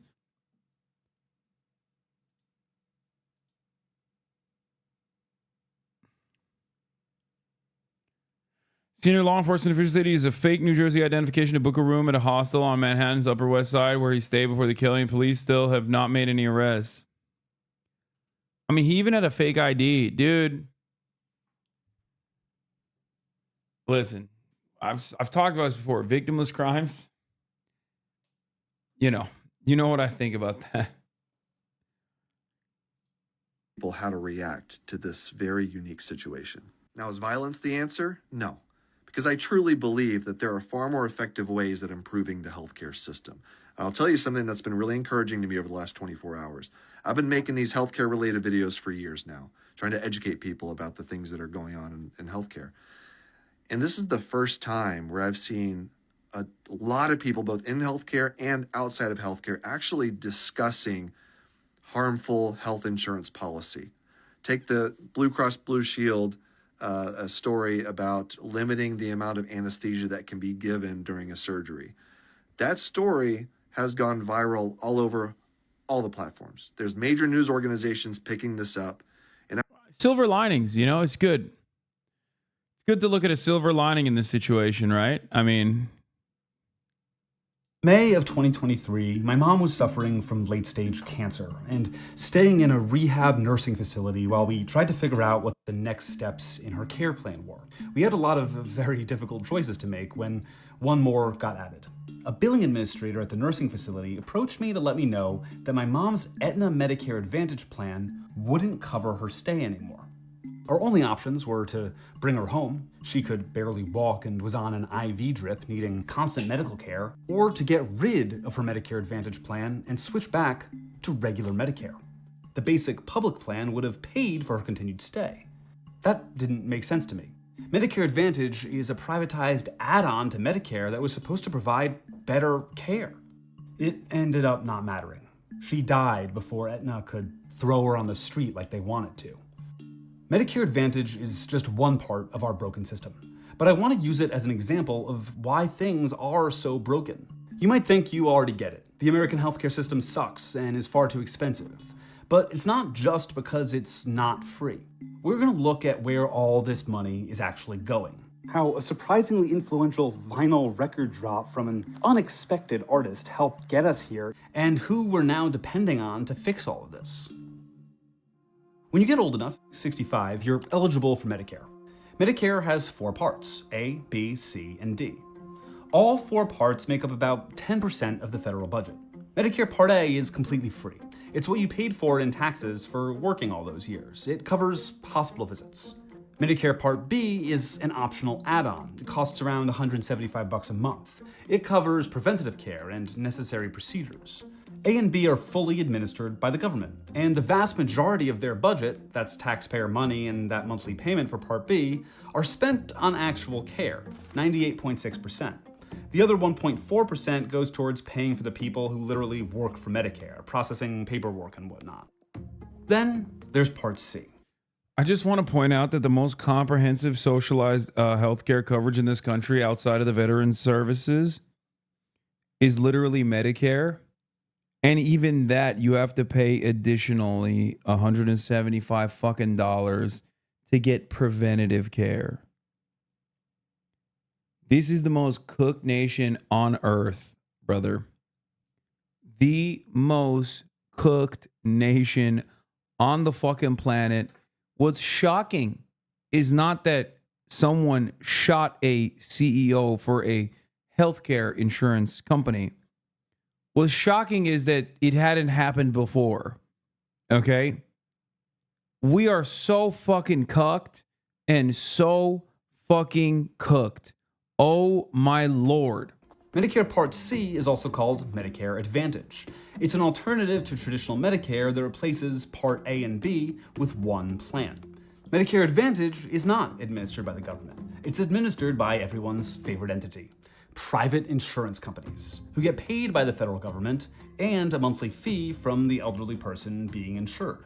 Medicare Advantage is heavily advertised, using all of the elderly's favorite celebrities. Hi, William Shatner here with an important message about your Medicare benefits. The ads use Medicare branding to convince seniors these plans are more connected to real Medicare than they are. Images of healthy, active seniors, and promises of lower out-of-pocket payments and more coverage. They don't include important information like plan quality ratings or the other hard facts about coverage. They even go further and offer gift cards and other financial incentives to sign up, like a timeshare or something, which the elderly also love. Since my mom's gone, I have to help with a lot of my dad's healthcare. I've noticed that when I go to refill his prescriptions at CVS, which owns Aetna, the insurer, they have a little quiz, like an evil BuzzFeed, where you can determine what Medicare plan is right for you. And it seems like no matter what I input, it always gives me an Aetna Medicare Advantage plan. That's the same one my mom had when she was denied comfort and dignity in her final days. Care which, again, the basic Part A or Part B would have provided for her. And they want everyone on this plan. Imagine Medicare Advantage for all, where any hope of a more equitable plan is scrapped to funnel more money to the insurers. It's not just my family, obviously. Since the advent of Medicare Advantage as we know it today in 1986, the amount the United States spends on healthcare has more than quadrupled. Medicare Advantage and much of our modern healthcare problems exist because of not one, but two versions of Ronald Reagan. In the late 1950s, a fully government-funded healthcare plan for the elderly was actually a possibility. Congress saw two bills that put forth plans for national insurance programs for everyone receiving Social Security, the elderly, in exchange for a small increase to Social Security payments. Early versions of the bill saw the plan as mandatory, but an alliance between private insurers, the American Medical Association, and others who profited off the existing system, which was already predatory, did not want to see that happen. So they released a secret weapon, Operation Coffee Cup. A key element of the campaign was this vinyl record. The AMA drafted who was then just a young actor to record Ronald Reagan speaks out against socialized medicine. The record was sent out to doctors' wives. It was 1961, okay? Yo, comically evil. Ronald Reagan took a paycheck from every corporation before he became this fucking... Before he became... Again, another puppet for corporations by becoming the president. But like, directly as an actor, he did this shit as well. Play for their friends to convince them not to support the healthcare bills, like a Tupperware party for predatory privatized medicine. The record attacked the plans for being controlling. And pretty soon, your son won't decide when he's in school where he will go or what he will do for a living. He will wait for the government to tell him where he will go to work and what he will do. And implored the wives to contact their congressmen to fight the bill. If you don't, this program, I promise you, will pass just as surely as the sun will come up tomorrow. And behind it will come other federal programs that will invade every area of freedom as we have known it in this country. Until, one day, as Norman Thomas said, we will awake to find that we have socialism. Reagan mocked advocates of the bill.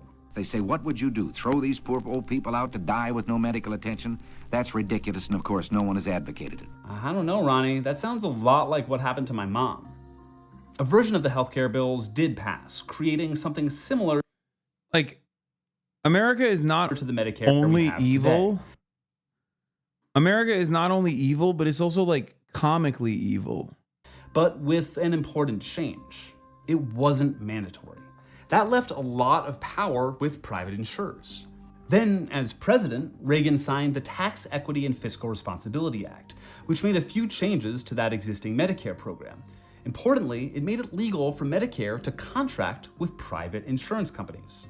So in the 60s, actor Reagan gave the industry the gift of making Medicare optional. And then in the 80s, President Reagan gave them access to even the folks who were on the government plan. That bill allowed for the creation of Medicare Part C, which eventually became Medicare Advantage in 1996. Since then, we see a lot of the same arguments about why privatized insurance and healthcare is better than public. They said a government plan would be more expensive. They said it would destroy choice and give worse quality of care. And they dropped what was the scariest word of that century: communism. Universal healthcare would be using your tax dollars to support other people, they warned. Medicare Advantage, specifically, shows why each of those arguments is total bullshit. One is the expense. Does Medicare Advantage, adding privatization to a public plan, save anyone money? Well, no, it's costing taxpayers way more. Most estimates find that Medicare Advantage plans cost the taxpayer between $300 and $1,400 more per patient than traditional Medicare. And that's when the plan's working as intended. One study found that just the amount of corrupt overcharges that Medicare Advantage charges the system costs taxpayers more money than all normal Medicare programs combined. In the next few years, Americans are expected to pay nearly $1 trillion in taxpayer money for overpayments. That brings us to choice and quality of care. If it's that expensive, it must be better, right? No. Medicare Advantage denied more prior authorization requests and more necessary care than Medicare, especially in rural hospitals. And this study reads, nearly 15% of the 5.6 million denials, that's a full $150 million in denied spending, was attributed to Medicare Advantage policies that were more restrictive than traditional Medicare's coverage rules. Medicare Advantage provided demonstrably less care than normal Medicare. That's exactly what I saw with my mom. She needed a place to stay with medical assistance while we planned for her cancer care. Aetna Medicare Advantage said no, whereas normal Medicare would have said yes. And they're also more restrictive in where you get your care. Medicare Advantage plans often have a much smaller network of in-network doctors than regular. And the government control thing? Well, guess which health system in the United States has the best customer satisfaction? Veterans Affairs. Vets are very satisfied with their VA healthcare, and that's a totally government-run program. They deserve great care, but it's proof that even in America, government care can work. And then there's the whole communism thing. The critics ask, why should my tax dollars go to support someone else? Well, with Medicare Advantage, they are supporting someone else. Remember that stat from earlier, that the actual administration of Medicare is only 1.4% of the cost? For Medicare Advantage, it's 10 times that, 15%. And that's in large part due to executive salaries and profit margins. Because this is a for-profit business that needs to make a profit. Sure, government programs can see corruption or incompetence, but if everything works as it's meant to, their purpose is to serve you. The purpose of private insurers is to profit off of you. That can come at the cost of providing you less care or overcharging you, either through premiums or tax dollars. Medicare Advantage isn't the only problem in our healthcare system, obviously, but the many failures of the program are emblematic of what a privatized system looks like compared to a public one. Yeah, the more I see tax dollars going to Medicare, the more I realize it could be going to Israel instead. So I think we should just cut it.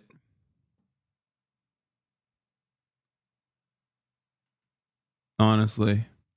Costs aren't rising because of any technological or other miracle advances that are saving lives. Between 1999 and 2021, the average cost of a hospital stay in America increased 161.7%, far outpacing inflation, without any significant increase in life expectancy.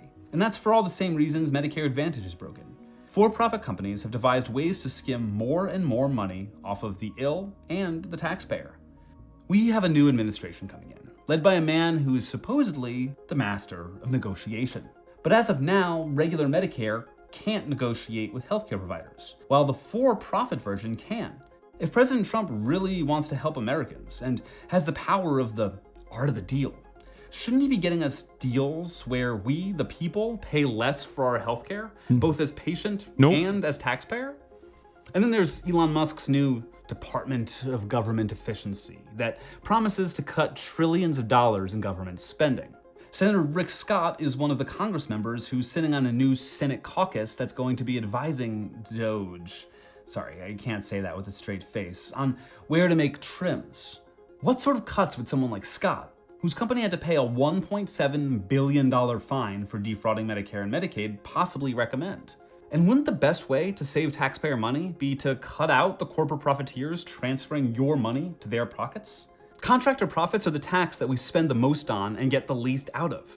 Replacing Medicare Advantage with a fully nationalized program for everyone, not just the elderly who opt in, would help with all of this. It would take negotiating power away from the healthcare companies as they'd only have one customer, and it would cut out the opportunities for corporate profit to siphon money away from taxpayers and people who need healthcare. But so far, it's not looking good. President Trump's pick for running Medicare, Dr. Mehmet Oz, has long been a proponent of Medicare Advantage for all, taking the popular language of real healthcare access advocates and using it to push for a fully for-profit system, with all of those problems I outlined above, enriching greedy insurers at the cost of everyone else. Oh my God, we're gonna get Medicare for all, but for profit. Oh my God. Oh my God, Americans are so stupid. We're such a stupid country. We're so fucking cooked.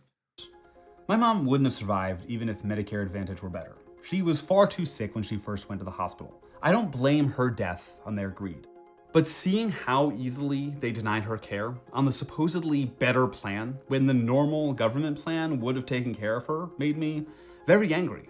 And that's a rage that the incoming administration needs to take straight to the insurers, to the healthcare providers, and to all of the profiteers if they aim to keep the promises they made to all of us.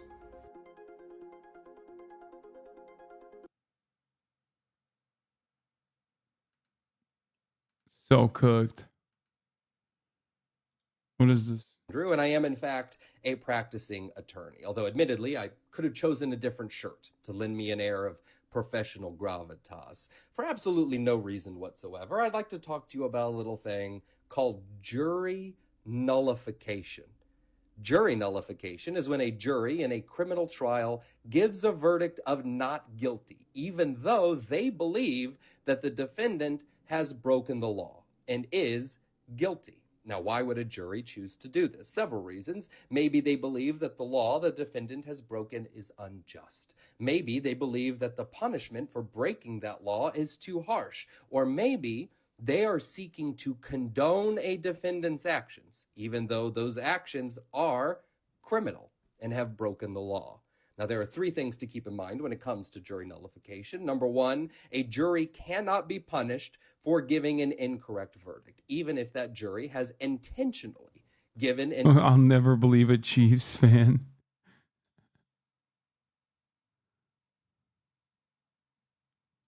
incorrect verdict. Number two, under the rules of double jeopardy, a defendant cannot be tried twice for the same offense. And number three, jury nullification is a thing in every jurisdiction in the United States, including... Yeah, what are they going to do? Jury selection be like, have you ever been denied a claim? Good luck. They're not going to find a jury.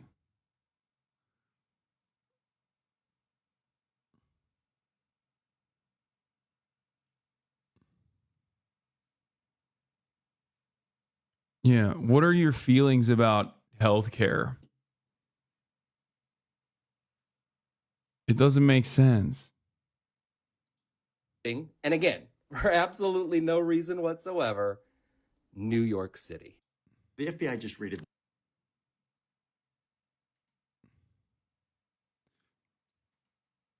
Damn, this shit has got fucking motion, dude. I would say the most bizarre. What is this? Oh, no, I'm not going to do this. So I got another question for you. Do you recognize this photo? P. Yes, sir, I do. Okay. Was that the remembrance of September 11th? It was. Was it in New York? It was at Ground Zero. Okay. Who's usually at an event like this closest to the President of the United States, security-wise? The SAC of the detail. Special agent in charge of the detail. Were you the special agent in charge of the detail that day? Actually, let me address this. Could you please, staff, leave that? Oh, no, leave that one up with the circle around me. Thank you. So actually, Congressman, what you're not seeing is the SAC of the detail out of the picture's view. And that is the day where we remember the more than 3,000 people that have died on 9/11. I actually responded to Ground Zero. I was there going through the ashes of the World Trade Center. I was there at Fresh Kills. I'm not asking you that. I'm asking you, Congressman. were you the special agent in charge? To show respect You were not. for a Secret Service that's a bunch of member horse hockey. that died on 9/11. Oh, that you're trying to be. Do not invoke 9/11 for political purposes. Oh, I'm not. I'm invoking this. You are, sir. Gentlemen, And you are out of line. I would like to ask him a question. Please. You are out of line, Congressman. Don't try Way to out of bully line. me. I am an elected member of Congress, and I'm asking you a serious question, and you are I playing am a politics. public servant who has served this nation, and You spent won't answer time the question. on our day, on our country's darkest Mr. day. Chairman, Committee you will not come answer- to Do not order. politicize it.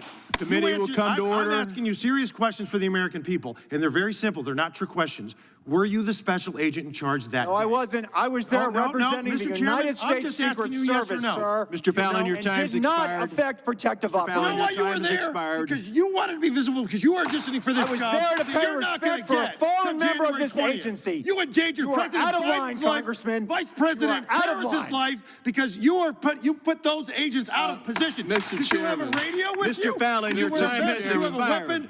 Mr. No. I did, sir, and you are out of line. Mr. Chairman, Mr. Chairman. What the fuck happened? Like what? I was pissing and I started I heard the thumbness coming out of this man. Secret that's Service a bunch of member. horse- Where we remember the more. Actually, let me address this. Could you please, staff, leave that? Oh, no, leave that one up with the circle around me. Thank you. So actually, Congressman, what you're not seeing is the SAC of the detail out of the picture's view. And that is the day where we remember the more than 3,000 people that have died on 9/11. I actually responded to Ground Zero. I was there going through the ashes of the World Trade Center. I was there at Fresh Kills. I'm not asking you that. I I'm was asking there, you Congressman. were I you was the special there agent in charge? to show respect You were not. for a Secret Oh, that's Service a bunch of member horse hockey. that died on 9/11. Oh, that you're trying to be. Do not invoke 9/11 for political purposes.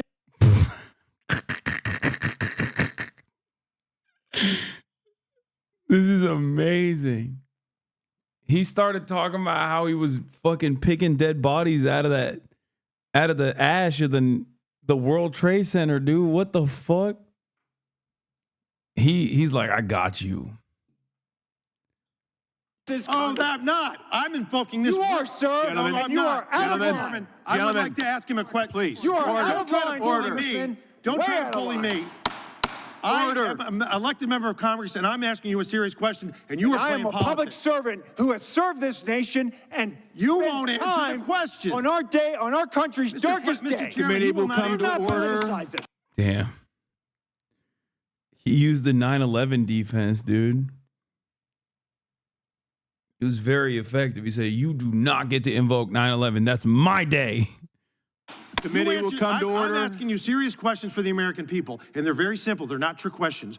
Were you the special agent in charge that No, day? I wasn't. I was there Oh, no, representing Mr. the Chairman, United I'm States just Secret asking you yes or Service, no. sir. Mr. Fallon, your and time's did not expired. affect protective You operations. know why you were Time's there? expired. Because you wanted to be visible, because you were auditioning for this I was job. there to that pay you're not gonna respect for a get fallen come member of January this 20th. agency. You endangered You are President out of Biden's line, life, Congressman. Vice President You are out of Harris's line. life, because you put those agents out of position. Mr. Did you have a Chairman. radio with Mr. you? Fallon, Did your you wear a time vest? has Did you have a expired. weapon? Mr. No. I did, sir, and you are out of line. Mr. Chairman, Mr. Chairman, Mr. Chairman. Yes, sir. I'm not kidding. I think he's not wrong. Like, it doesn't really matter, but he probably wanted to like be up front.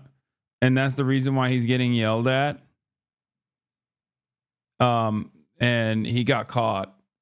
Like, he's making a bigger deal out of it, obviously. Please. But And we are back You're in a order bully. now. We are back in order now. Thank you. On Capitol Hill today, the acting Secret Service director is acknowledging that the agency failed to secure the Pennsylvania rally site where a gunman tried to Yeah, assassinate. it's a congressional hearing about the shooting of Donald Trump. But this guy's like pulling that up specifically to be like, you're fucking fake.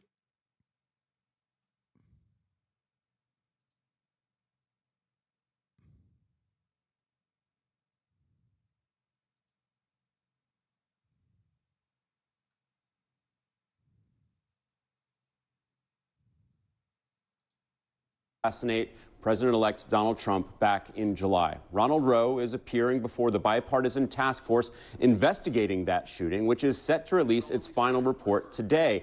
Rowe says that disciplinary measures at the Secret Service are still being doled out. Take a listen. There will be accountability, and that accountability is occurring. It is an extensive review that requires time to ensure due process. And the pace of this process, quite frankly, it does frustrate me. But it is essential that we recognize the gravity of our failure. I personally carry the weight of knowing that we almost lost a protectee, and our failure cost a father and husband his life. The acting director outlined several changes being implemented at the Secret Service, including mandating a unified command center at protection sites to help coordinate communications, expanding the use of unmanned aerial systems like drones to help observe venues and prevent attacks, and adding more staffing to Trump's Secret Service detail. We have with us former Secret Service agent and CNN law enforcement analyst Jonathan Wackrow. Jonathan, thank you so much for being with us and offering your perspective today. I want to ask you about today's hearing. It's the conclusion of a 5-month-long investigation. What stood out to you? Well, listen, I think that what stands out to me is that there are a lot of ideas that are being presented. The acting director is literally laying out things that need to be done and implemented quickly to bring the agency back up to a position, a readiness level where it can address the threat environment that it faces. But here's the challenge right now. We have a change of administration. Challenge number one. Challenge number two is that this is the acting director, right? So his longevity in that role is questionable. And three, a lot of the senior leadership positions of the Secret Service are either have individuals that are net new to that role or they are vacant. So from the Secret Service standpoint, how do you set the right strategy, long-term strategy right now under those conditions? Can you actually implement this change that is necessary to meet the mission readiness against the threat environment? I want to point out something that I just saw that I think is really fucking funny. Okay, it's especially funny for me because it's like this is a person with a fucking like the red triangle on their account. This is Hasan. Another Hasan. There are many of them on the planet. I am not the only Hasan. He posted this saying, white person discovers other people are named Hasan. Remember when you said that it's okay for rich women to be raped? Okay. This is what this person with a red triangle is saying to Hasan. Hasan says, are you fucking insane? I never said anything along those lines. Maybe you didn't mean it in that way, but there's a video where you say something that sounds quite similar, ... Says, don't be throwing around insane ass allegations like that, you freak. Don't be fucking mean to me. Drew Pavlov, a person with a red triangle posting a Drew Pavlov clip. Rape is good if it occurs at wealthy colleges. Hasan responds, I'm not even the same Hasan, what the fuck? I'm going to kill myself. I'm so sorry. This is embarrassing.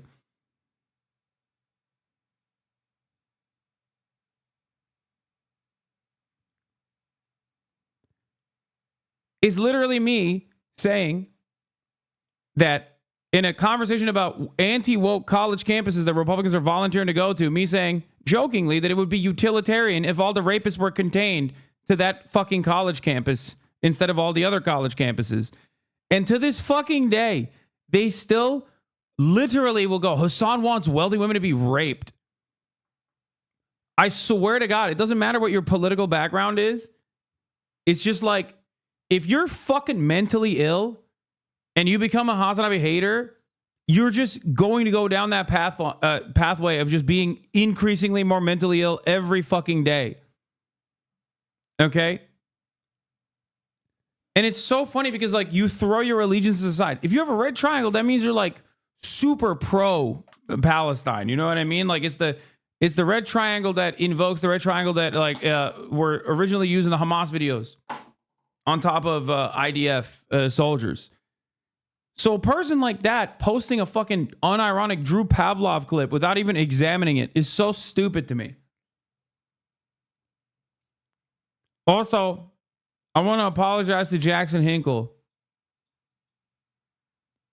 This is the one apology that I will be delivering to the American Communist Party, specifically Jackson Hinkle. I don't know what the fuck he did, but I heard that he bullied Drew Pavlov off Twitter. This is the one olive branch. I still think you might be a Fed. I don't know. But, you know. Broken clock. Critical support.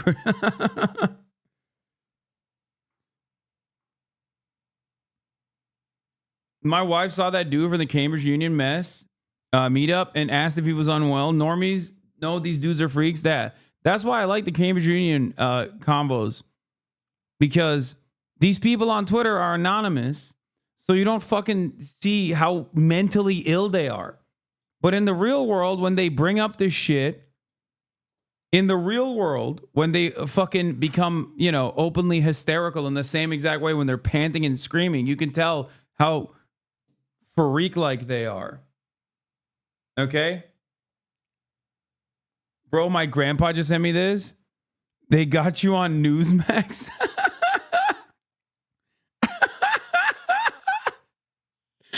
Newsmax.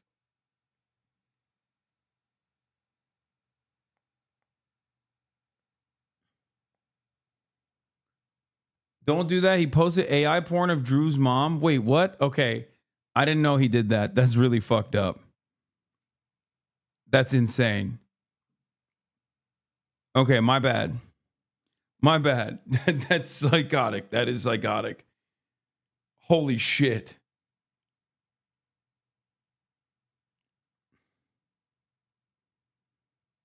I don't follow any of this shit. I don't know.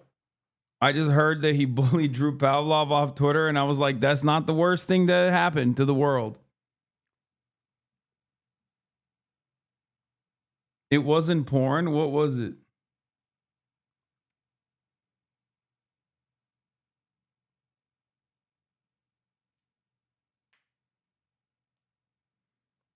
Yeah, the other Hasan is also pro Palestine too. I know.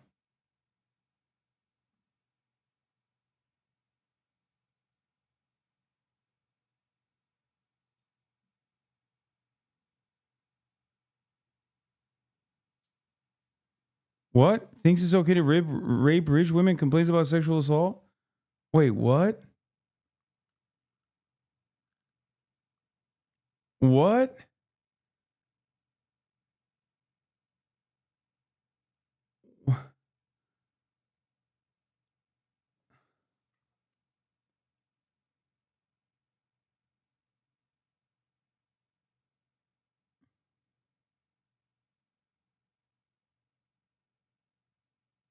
I just don't understand.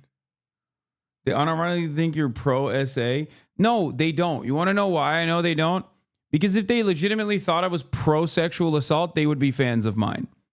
Okay? It's always like Groiper Himmler 13, Groiper Himmler 1488, who like will literally be like constantly talking about how he wants to fucking rape women and kill them and shit. If they genuinely thought it was pro sexual assault, they'd be fans of mine. They wouldn't be fucking falsely claiming that that is what I'm into. That's the difference. You were incredible at Oxford. People next to me became new fans. Hell yeah.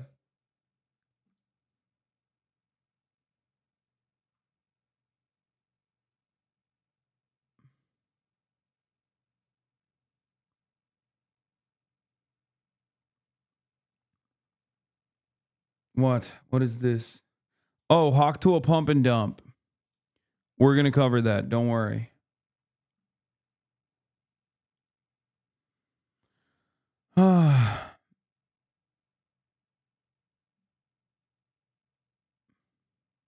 What time is it there? Fucking late, dude. It's late as hell over here. Do you miss Kai yet? Yes, a lot. But I'm going to see her tomorrow. My little lady. What a string of words you just said. Okay, well, let me read a string of words that is even worse. Sell that thing.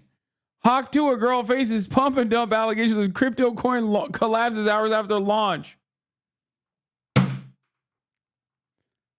It's done. It's over, dude.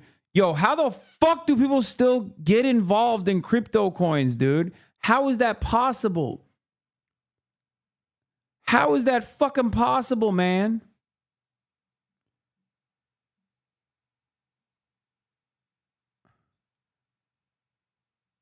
Apparently, CoffeeZilla made a video on it, so I'm going to take a look at it.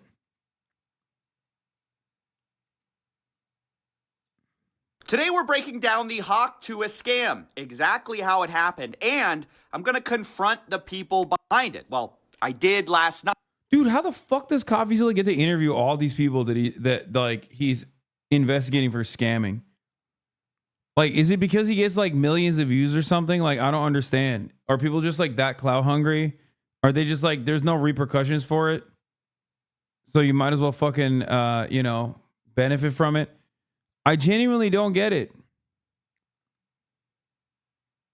It doesn't make any sense. He literally will investigate somebody, and then he'll just be able to talk to them too directly in the video. It's impressive. Let me just say, it didn't go very well. Happy to answer any I have questions. I have questions. I'm raising my hand. Hey, guys. What CoffeeZilla? Hey, this is one of the most miserable, horrible launches I've ever seen in my life. Okay, then why the fuck are you on? Profiting from the rug pull, I think it's relevant. We didn't pull a rug. I don't know what you're trying to say. It's not true. That's defamation. Stop. You're saying Do the math. Do the math. Defamation. You're saying that we pulled a rug. There was no rug pull. 3%. You're defaming our character. Are you not? Hi, Haley Welch. My $35,000 that I purchased of Hawk is now $2,000 after 10 minutes of buying. I'm a huge fan of Hawk Tua, but you took my life savings? Nah.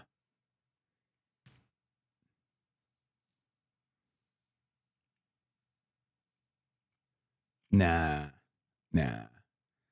No. It's got to be fake, bro. It's got to be fake. No one has ever said those words. No.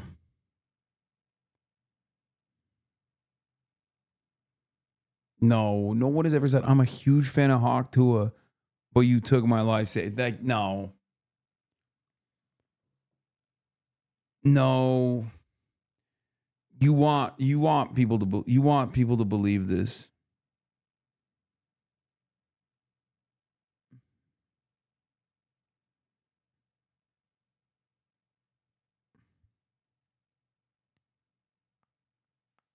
Yeah, no, it's fake. This is fake.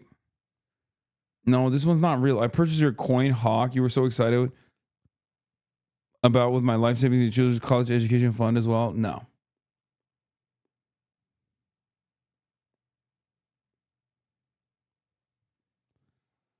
No. It is definitely a rug pull though. They did that. And at this point, if you're like getting invested in an influencer coin, like you're a fucking idiot, dude. I'm sorry. Like you kind of deserve it. Like you're not a 90-year-old that got conned into going into like a old folks home, and now they're just like fucking milking what remains of your assets and keeping you alive, but only barely for as long as they can. You know what I mean? Like that's not like those people are vulnerable. Like their brains are not working that well. You are supposed to be like, a regular ass adult. Like you have no, like you should have a little bit. Yeah, I'm victim blaming, dude. This is like too stupid. It's like a child that you tell not to touch the pan because it's hot, and then he just fucking slaps it. You know what I mean? Sometimes you gotta touch the pan.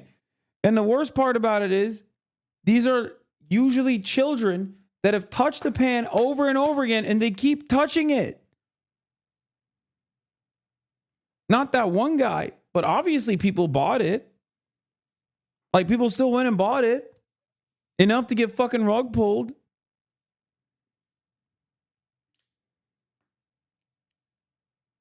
You're like a kid that touched a pan, your hand burned, and then you touched it immediately again. Your hand burned again. And then you went to your friend's house and you were like, I'm going to touch your pan too. I just like touching pans. At a certain point, I'm going to be like, all right, fuck it. Put your face on that shit. Okay? Fuck it. Kiss the pan, I guess. You know, I can't stop you. You dumb fuck. You stupid ass fucking baby. Are you not going to let me talk? You just talk over me. You talk over me. I'm hearing bullshit. Yeah, these people were completely unhinged, unwilling to take any accountability, and we'll talk more to them in a second, but I want to break down the hawk to a scam. I think people are confused with this kind of stuff. I want to start with the big tweet that kind of set it all off. That would be this by Bubble Maps, which showed 96% of the supply was controlled by the team and was being sent out to a bunch of smaller wallets. The implication being that some of them might be dumping on you. Pretty quickly, the hawk to a girl came in to copy and paste what her team told her to say, which said, team hasn't sold one token and not one key opinion leader was given one free token. We tried to stop snipers as best we could through high fees at the start of the launch. And so you see their awful tokenomics here. Along with this response, the team hasn't sold one token.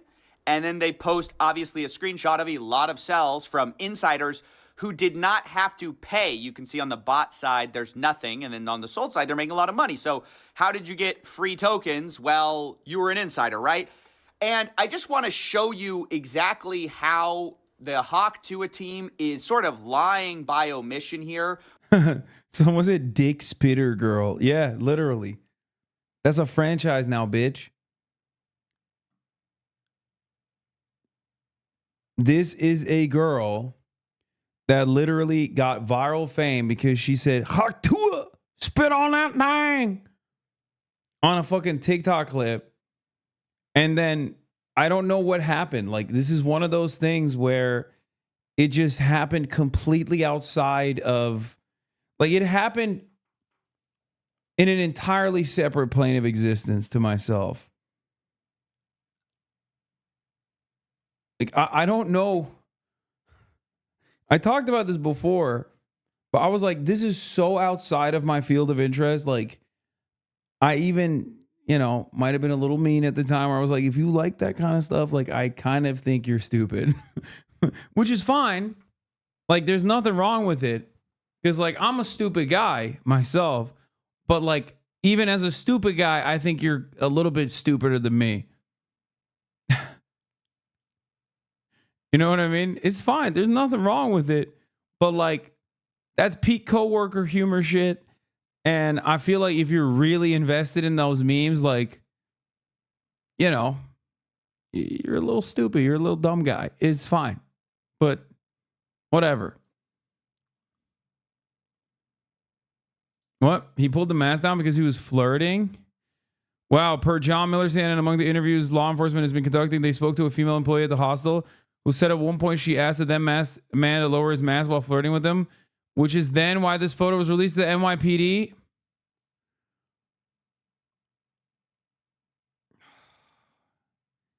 He's so sick.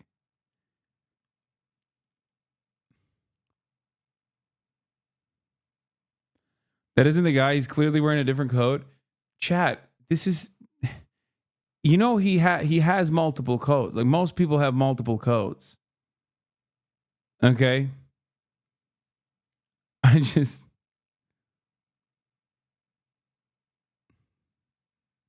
no, he doesn't. It's not him. I don't agree either. I don't agree that this is him. I don't. Also, Caitlin Collins follows me. What the fuck? Sick. I'm making inroads at CNN. Shooter could be a girl. Lol. Literally almost had a heart attack because why do I look like the United Healthcare CEO shooter?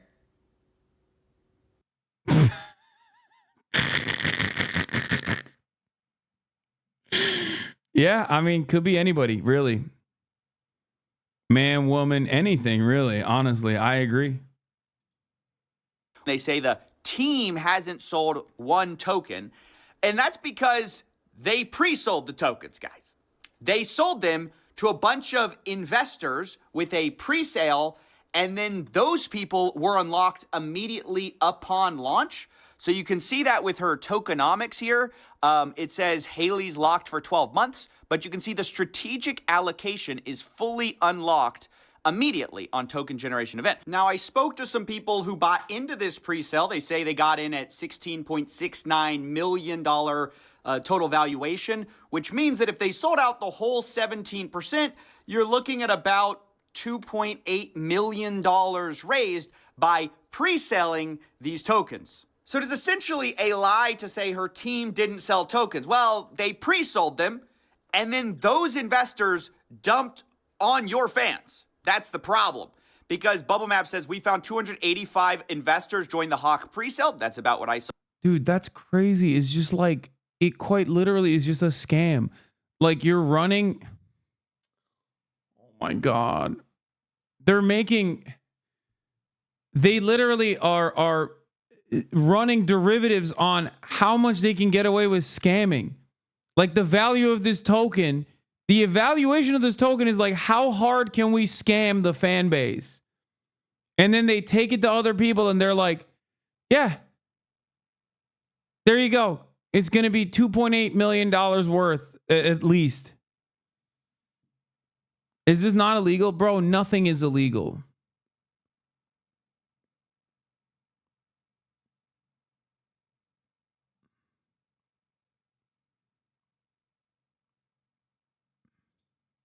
Well, 89 wallets sold 100% on launch. 47 sold over 50%. Anyway, you can see in total, $3.3 million were sold.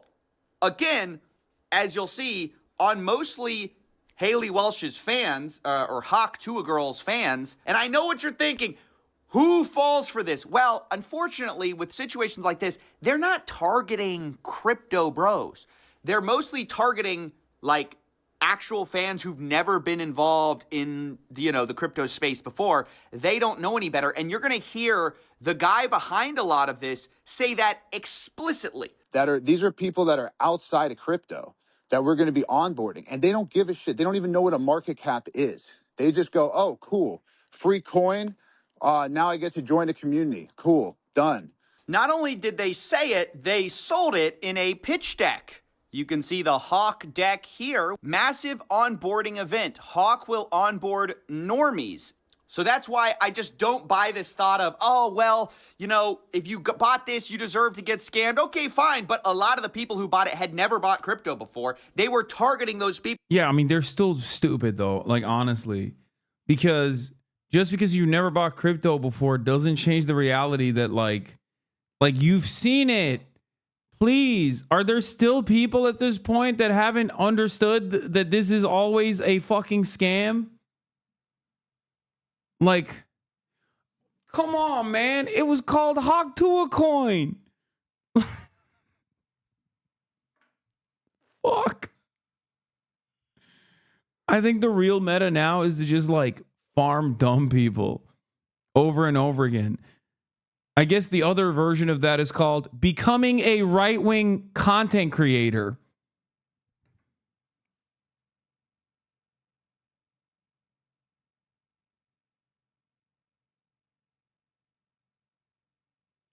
Because honestly, right-wing content creators show admiration and unconditional loyalty and love. Left-wing dumbasses, on the other hand, Do the shit that I just showed you, the one from the Hasan account. Like, idiots on the right are like, oh, I don't care. I love Haktua. She'll never hurt me. If she did, she didn't mean to. Left-wing stupid people are like, every single person that I like is actually technically a cynical maniac, actually.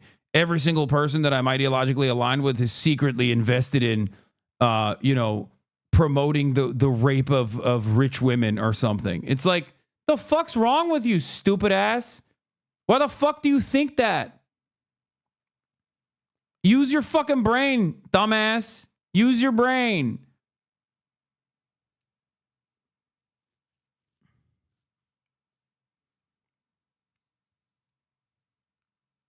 I don't know if you're aware of this, but a scammer won the presidential election. Yeah, that's true. That's why it's so much better to fucking... That's why it is so much better to just be a right-winger, honestly.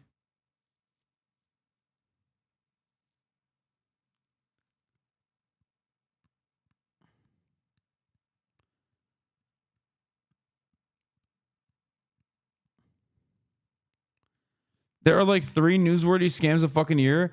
No, there's a lot more of them. 3 of them at least make it into mainstream, though. Like 3 of them make it into mainstream.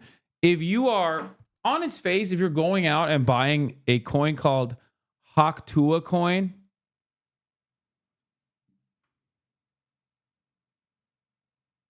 defended that dumb, cynically deployed rape clip on Tumblr against someone I see constantly yelling at people in the comments of posts, Lamau. There's who falls for it. That's what I mean. Those are the fucking dummies of the left. Okay, baby leftists. Their heart is poison. Their heart is dark. It's filled with darkness, where they're so gullible and so susceptible to assuming impurities. You know what I mean? At least they're not falling for fucking crypto coins, though.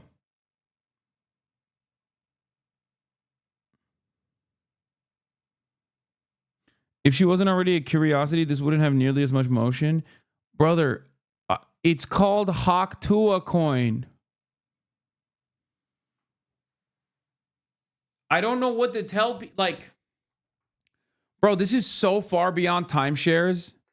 You know what I mean? Like, it's like if a timeshare was called, like, you know, the shit paradise. Okay. You'd be like, I don't know if I want to buy into the shit paradise timeshare. Okay. It's kind of giving me a reason not to invest in this timeshare. It's called shit paradise. Kind of odd.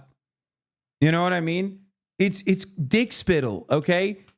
Haktua coin. I'm going to spit on your penis coin. That's the coin that you're like, this is my big ticket to victory. This is it. I'm going to the moon with this one.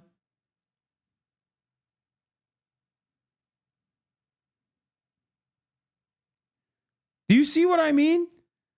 Like, we as a society have gotten so fucking stupid that you don't even have to market something anymore.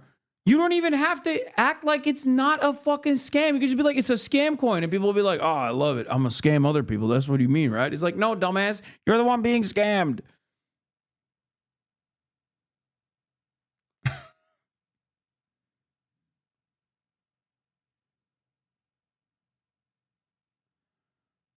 Oh. Yes, the gamble is to pull out during the pump. Most people think they're smart enough to fuck someone else over. Yeah, it's not going to happen, though. Said as much in our call. Now, the other part of this scam that I really need to break down because people don't understand it exactly is the fee scam, okay? When this launched, they had 15% fees on trading. They said that this was to stop snipers. But basically what this means, and because the team now blames snipers for a lot of this rug pull, but what it means is they benefited the entire way. You can see in 24 hours, they made almost $2 million from this fee. Meanwhile, on Deck Screener, you can see the Sniper, which is the #1 trader on this coin. They made about $1.3 million in their total profits and loss. So they actually made less in total profits, this Sniper that ruined the project, than the team made on fees. I, of course, asked who benefited. Did Hawk to a Girl make the money? Who made the money in this whole thing? And they essentially dodged the question. Who's making millions of dollars on fees from this rug pull? That's not a scheme. That's the Who's making fees? So we can keep this thing going for years. Okay. That's how do you think? There's so many. This guy kind of sounds like Jay Schlatt a little bit. Nah, so we can keep Hawk to a Coin for years, man. You don't understand. Hawk to a Coin is gonna be used to buy groceries. You're gonna be fucking idiot. You're gonna be so stupid when you realize that people are buying their fucking regular daily items with the Hawk to a Coin. Dumbass. Fucking stupid ass. Bitch.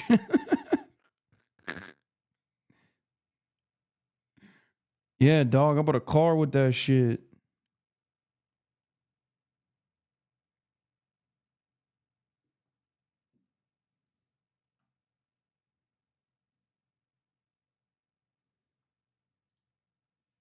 Who makes the money on the fees? Someone just made over $1 million on fees. Who made it? First of all, the fees were there with Meteora Pools, and that goes to, yes, the creator, right? Which is who? Who does that own? Who does that belong to? That belongs to the project. Who's the project? Who is the project? Well, the project is over here, Haley Welch, right? And how much does Haley Welch own? This is Haley Welch's project. So she owns all of it. CoffeeZilla. I'm just trying to figure out who owns it. Do you know how much it costs for lawyer fees to create a foundation in the Cayman Islands, to hire directors? You think this stuff pays for itself? You know, this is how you run a project forever, is you. Yo, this guy sound like, I mean, he's not even trying to make it seem like he's not a scammer.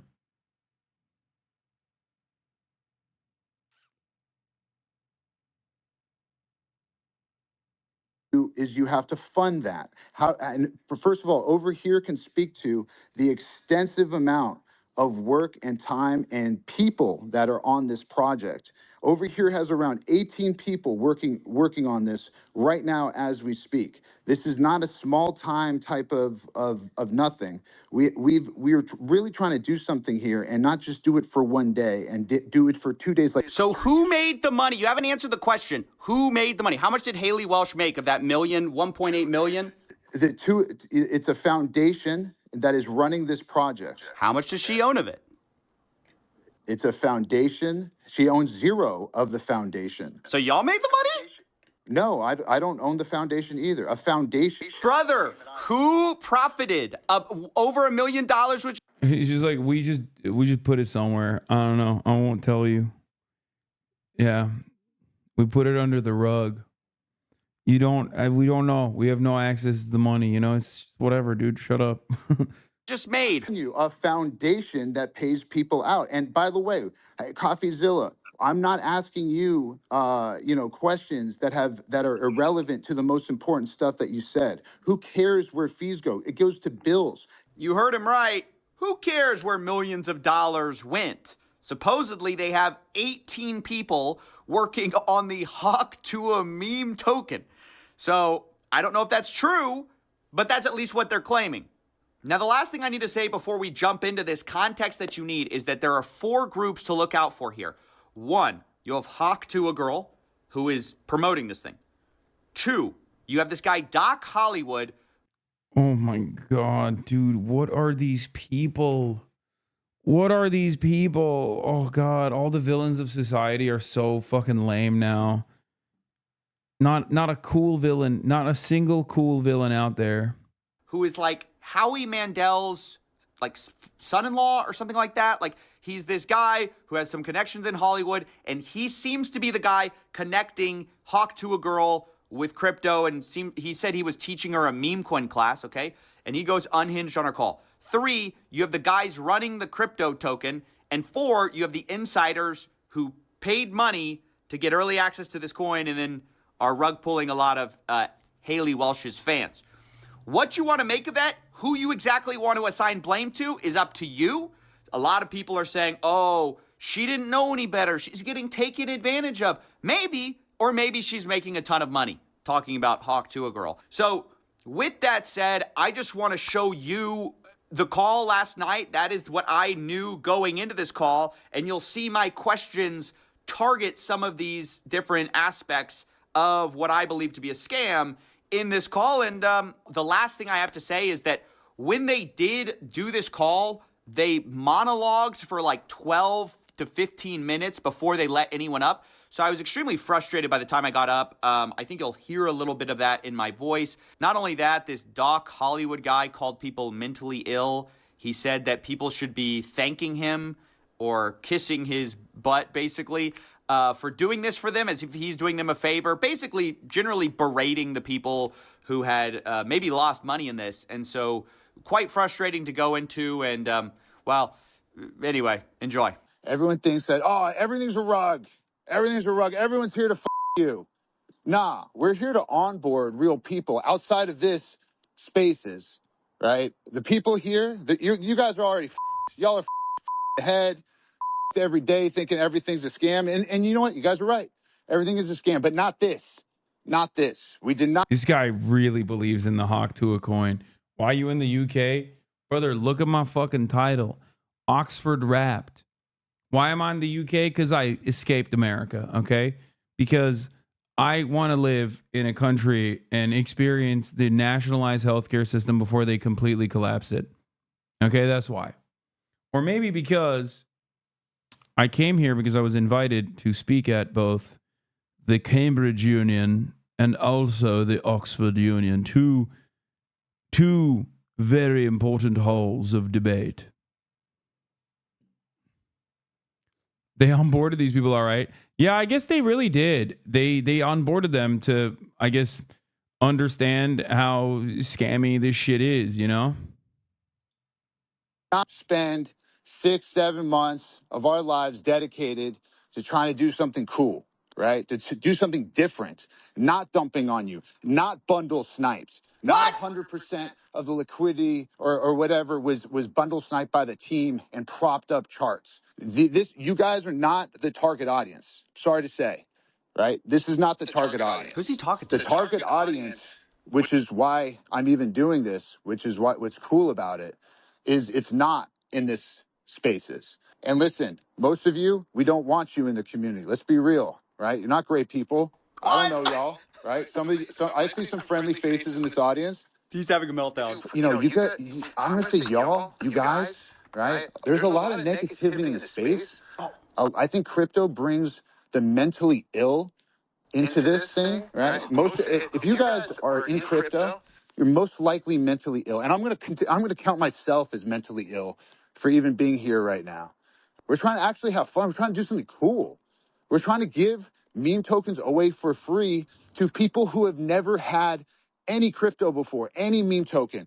And you guys should be kissing my ass because I'm trying to do something dope. Yeah, so that's how all of this started. I had watched as people got wrecked on chain, and then I go here in the actual space that's supposed to address everything, a guy berating everyone, calling them mentally ill and telling them they should be thanking him.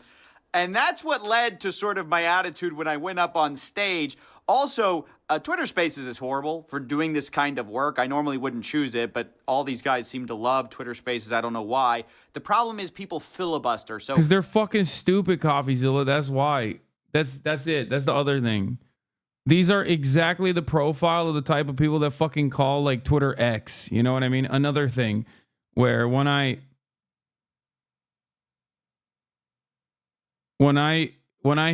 hear that, I also think less of you a little bit, just a little bit.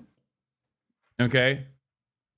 Just a little bit. Like, no disrespect if you do that because you're like, I don't know, a process nerd where you're like, I'm sorry, the name changed legally. It's X now or whatever. But like, it's just, you know, I don't even do the X the everything app meme because like I don't want to even come across like someone who's ironically calling it X. Ugh.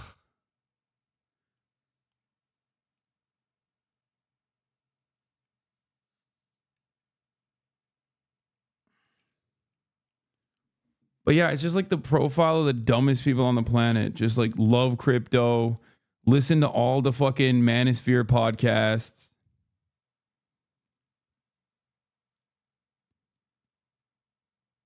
Calls Twitter X, Elon Dick Rider, loves meme coins.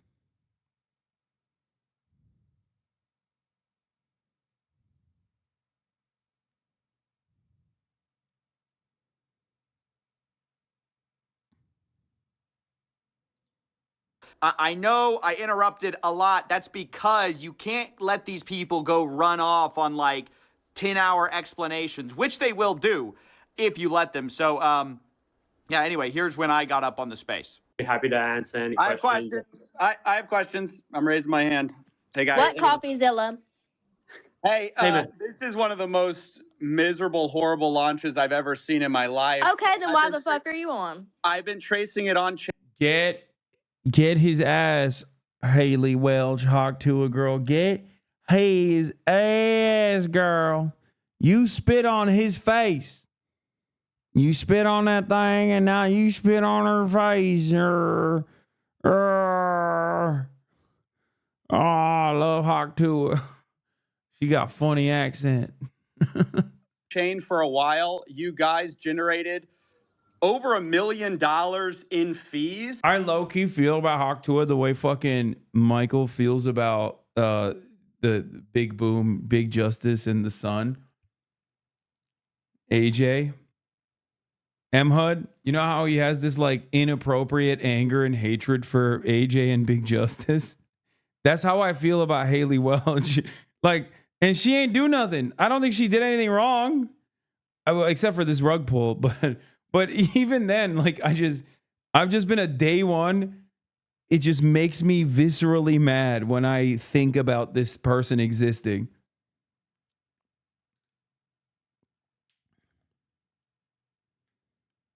Like I know deep down inside, maybe it's a little too much. You know? Deep down inside is definitely a bit much that I feel this way. But like, I mean, it's Dick Spitter coin, man. I don't know what to tell you. Like, the fuck? While y'all's fans got rug pulled, there was snipers, but there was also insider trading directly linked to y'all's creator account. What are you guys doing? No. That's not true. That is true. That's a fact. No, it's not. Well, it's a fact, and you can see it on chain. So Yeah, we know. We trust me. We were there. We could answer that. you No know about the insider trading? No, there's no insider trading. That's why we can answer it. Okay, so there's tokens CoffeeZilla, going directly from the main account, CoffeeZilla, just chill for a second. and then it's getting sold for $50K. Who is that? Definitely not us. You think we're doing this for $50K? Yeah, fucking right. Talking to the wrong guy. You're used to these bullshit scammers out here. Not us. Now, That's what everyone says, by the way. Listen, Everyone says, doesn't "Not me." matter. No, I'm not everyone. There was a strategic allocation, right, through a foundation. Every single one of those was signed through a SAFT. The deployer wallet, you've heard of a strategic allocation or a private How much did y'all get doing a pre-sale? How much did y'all make? It's not that we Selling out your made. fans. So Over here, people can you give dump on your exact? fans. Hold on, CoffeeZilla, take a chill pill, brother. So y'all just rug pulled a bunch of people. What are you There's talking- no rug. We're here every single day. There's no rug pulled, and it's not done by us. Yes, snipers sniped it up to an insane market cap. No, it's and not dumped just it. snipers. That was not us. That was You know that. Listen, no. I'm telling you the truth. And y'all made millions on fees from this little scheme. There's not a. I'm sure that's not you getting those fees, right? Who's making the money on the fees? Who's making millions of dollars on fees from this rug pull? That's not a scheme. That's the project. So we can keep this thing going for years. Okay. That's how do you think? There's so many expenses. Who makes the money on the fees? Someone just made over $1 million on fees. Who made it? First of all, the fees were there with Meteora pools, and that goes to the creator, right? Which is who? Who does that who does that belong to? That belongs to the project, right? Who's the project? Who is the project? Well, the project is over here, Haley Welch, right? And how much does Haley Welch own? This is Haley Welch's project. So she owns all of it. CoffeeZilla. Did she just make $1 million on fees on a rug? I'm just trying to figure out Do you know how much it costs for lawyer fees to create a foundation in the Cayman Islands, to hire directors? You think this stuff pays for itself, right? So y'all wanted to make the money on day one? I don't understand. I'm just asking. We're who here every actually single makes the day. millions of Day dollars one, in fees from the day rug? two, day three. You know, this is how you run a project forever. Day four. Is you have to fund that.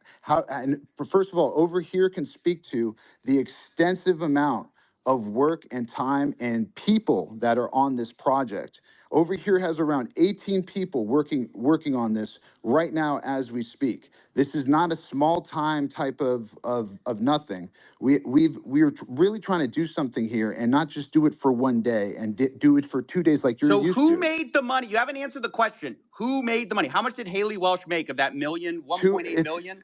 It's a foundation that is running this project. How much does she own of it? It's a foundation. She owns zero of the foundation. So y'all made the money? No, I don't own the foundation either. A foundation in the Cayman Islands. Who profited? Over $1 million was just I'm made. telling you, a foundation that pays people out. And by the way, CoffeeZilla, I'm not asking you, questions that are irrelevant to the most important stuff that you said. Who cares where fees go? It goes to bills. It goes When you're to charging attorneys. 15%, it goes to accountants. It goes to directors. You're charging it goes to 15% staff. on a rug pool, right? and you're profiting from the There's rug no pool. I rug think it's pull relevant. because we didn't pull a rug. I don't know what you're trying to say. It's not true. That's defamation. Doc, You're saying, do the math. Do the math. Defamation. You're saying that we pulled a rug. There was no rug. The Dick Spit Foundation. Do the math. It's going to the Dick Spittle Foundation for all the little boys and girls that want to learn how to hock to a. Oh fuck! I didn't mean for it to come out like that. We're raising awareness.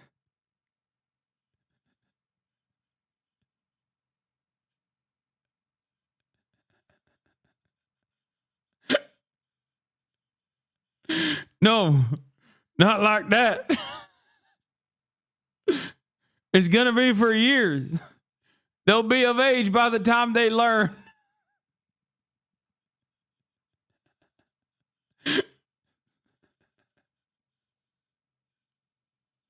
You don't understand it, CoffeeZilla.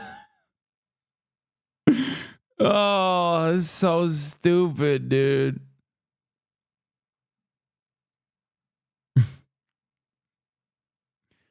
Kind of a weird joke to make. Oh my God. I know. No jokes. I know. I'm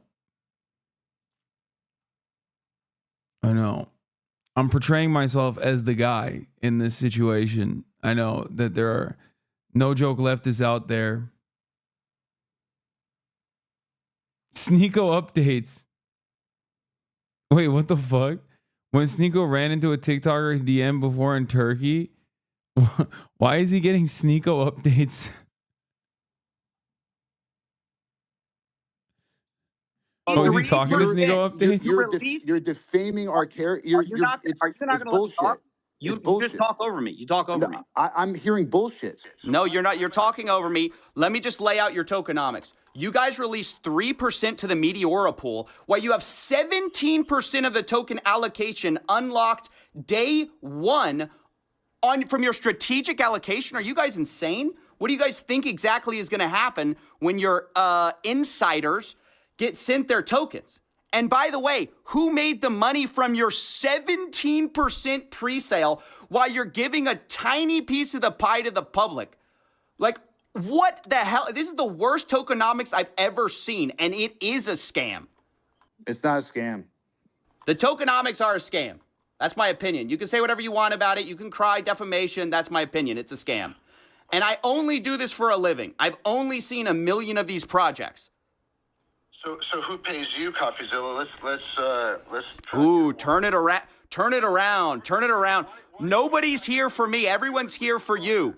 Where did the fees go? Where did the money for the pre-sale tokens go? Why did y'all unlock day one so people could dump on Haley Welch's fans? And how involved was she really? No. And how much money? Don't say Haley Wells fans. Say Hawk Tua fans. These people wanted to dump Tua. Okay? They wanted to dump Tua on the Hawk Tua. Everything has to be some version of this meme. Is she making from all this? What's her cut?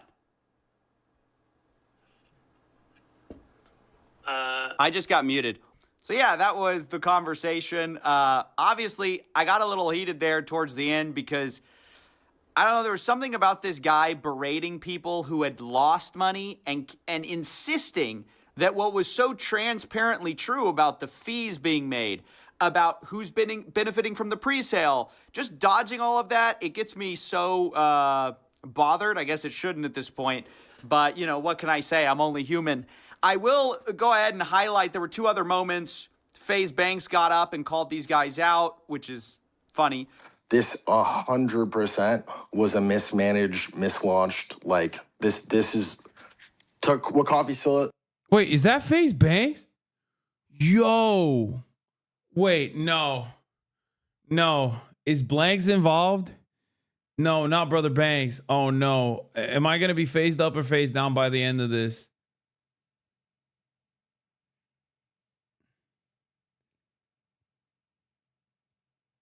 No, he's dumping on him, right? He's on the right side of this. He would not. He's like a real Hawk Tua guy.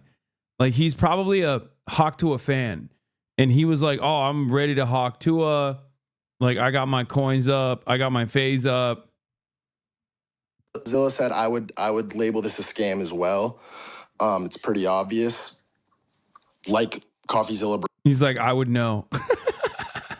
Brought up 97% of the token was bundled into the same cluster. And in layman's terms, that just basically means 97% of all the tokens owned were by related wallets, friends of friends of friends of friends. They were No, that's not true. It's not true. Yeah, yes, it is true. False. Yes, no, it's 100% true. And then also Nick O'Neill, who is another crypto Twitter guy, he got up there and he asked them basically what I did because they wouldn't let me back up on the space. And he said, where's the money going to? And then Hawk Tua girl, decided it was time for bed. And that was the end of the space. FaZe Banks hasn't been wrong. He predicted the election. True. Dude, you're right. You're not wrong. You're fucking right, dude. He did. He's so goated. So I'm sort of curious, like, I'm still fucking phased up. I'm so phased up, dude. For the token price itself, but just in terms of the fact that there's fees that are being generated, there's an actual Hey source guys, of income. I hate to interrupt you, Nick. Hello there. But What? That's crazy that she sounds like that. anywho, I'm gonna go to bed, and I'll see you guys tomorrow. Okay. I guess we're talking over here. Can you imagine being asked questions about a scam and in the middle of the questioning you go, I think I'm gonna hit the bed, you know? Gotta wake up bright and early for tomorrow. That is just wild. These people are not serious, or at least it doesn't appear that they're taking it very seriously. I think it's concerning when you have a project. I think she was in on it. That classic bedtime rug pull. She did a bedtime pull. She's in on it. I'll say it. She knew what she was doing. Which, they can say whatever they want about their 18 employees and all the, hundreds of thousands they supposedly paid to set up these Cayman Island corps to do it the right way. But at the end of the day, when you make millions of dollars on launch, where does that come from? When your insiders sell $3 million. Oh, God. He's a real honk Shua. Wait, she's 31? Wait, the Dick Spittle girl is 31? No. Wasn't she in fucking college? There's no way. She's she's 22. Yeah, I could see her being 22 max.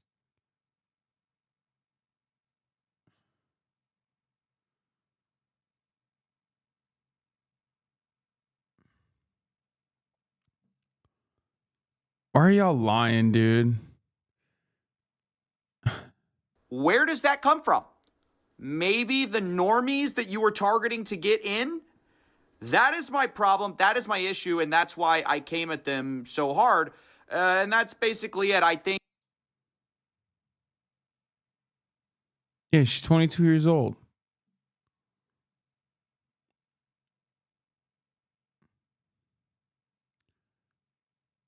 She is the 325th most popular person on famous birthdays. Okay, let's see. I'm going to do something that's going to hurt my feelings, I think.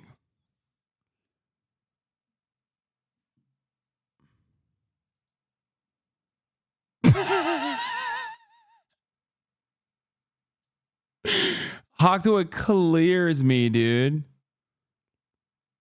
Ew, why am I associated with these fuckers?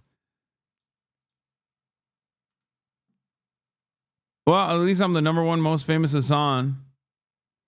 And the 22nd most famous 33-year-old. And the 18th most famous Twitch star. Who the fuck is born on July 25th is more famous than me? What the fuck is this? Who are these people? What are these lists, man?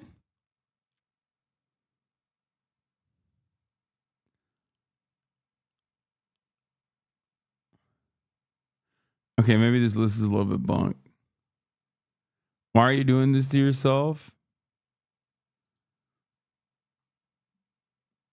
Not even Zoomers, legit Gen Alpha.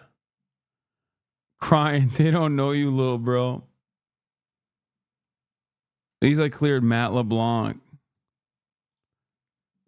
Haley Welsh or Hawktoa girl, to whatever extent she was involved, is still unclear, or was unclear until her transactional entertainment lawyer contacted me. I'm just editing this live, guys. He contacted me and said he wants to have a offline convo. I said I can't do that. This is a live story. If she wants to comment on the story or shed light on how much she's been paid, kindly respond. I'll put up all these screenshots. They say she was paid in advance from a company to handle the token marketing dev launch of $125,000. That's the only money she's seen to date. If you have any specific questions, happy to answer. I said, what company was she paid by? What's the agreement? Did she see a cut of the pre-sale or fees from the liquidity pool? The best thing for my story is to get a copy of the agreement, of course. Christian replies, she was supposed to get 50% of net proceeds after payments of costs to third parties. Is that the 18 employees or whatever they have? I don't know. I don't know what costs they have, but 50% is a lot. They were supposed to be mutually approved between her and the company. All decisions regarding to allocation were supposed to be mutually approved. Those decisions haven't been made at this point. The goal would be to salvage the token for the holders and her true fans and do right by the community. That's not going to happen. I can't provide the actual contract, as you can imagine, but I'm happy to continue to be responsive. Your spaces and comments have been helpful, blah, blah, blah. I appreciate what you... Okay, we all know. They always say that, by the way. This guy does not appreciate what I do, I don't think. You know, an entertainment lawyer appreciating somebody talking about somebody, I don't think that's true. Look, the big deal, what he said, is 50% net proceeds. That's a lot, actually. Now, again, 18 employees working on the Hawktoa. It's not a lot. You don't understand. There's a lot of employees. It takes a lot to fucking scam people, dude. She can't get $1 by the end of it. Okay? She got nothing left. A coin, I don't know how much they're going to end up seeing at the end of the day, but it's going to be real money. 125K for spitting on penis. Dude, she's made so much more than just 125K. 125K for dick spittle rug coin. Rug pull coin. That's the question about like, oh, salvage the coin, want to salvage the coin. Guys, the problem is you sold millions of dollars of pre-sale tokens and they're still out there. There's still people with these coins who are waiting to sell. So the second you go and salvage it for the fans, you're kind of dooming them again. So the best situation is just people, well, I don't really know. I don't like to give advice in situations like this. You know, it's like asking someone how to clean up a car crash. It's like, well, ideally, this wouldn't have happened in the first place. So can't give too much advice there. The situation's horrible as it is. I appreciate them actually responding, though. But she is actually making a lot of money off of this. And I do actually think that's a problem. So I don't know. I think this whole situation is terrible, and she should feel bad. I hope she does, really, because she got in bed with these people who clearly saw dollar signs. She saw dollar signs, and they did this in Octo situation is crazy. God, that fucking format, dude. I mean, I like Moist, but god damn, I hate that fucking format. I'm on my hater arc, dude. I've decided that's what's going on right now. I spit it on that thing.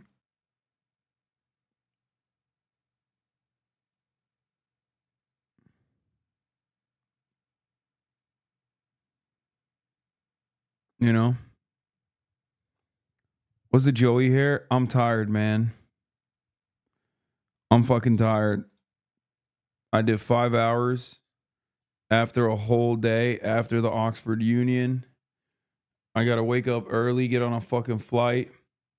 Tomorrow, I'm gonna try and stream, but I'm pretty sure it's gonna be really late if I do. So I'm most likely not gonna be able to stream. But I will, if I can't stream tomorrow. If I do stream tomorrow, it's gonna be a special one. Most likely a collab. I haven't been able to figure out exactly who I'll be doing that with. But it'll be in the afternoon. It'll be late into the night, like around this time. If I do end up streaming. And before the awards, I'll do a short stream before the awards as well. On Saturday. So yeah. No Oi Bro IRL stream. I did one. I did one in Cambridge, lad. I did one in fucking Cambridge, lad. Also, chat, what do you mean Oi Bro IRL stream? It's 1:30 out here. Ain't nothing going on at 1:30. You think I'm trying to get shanked?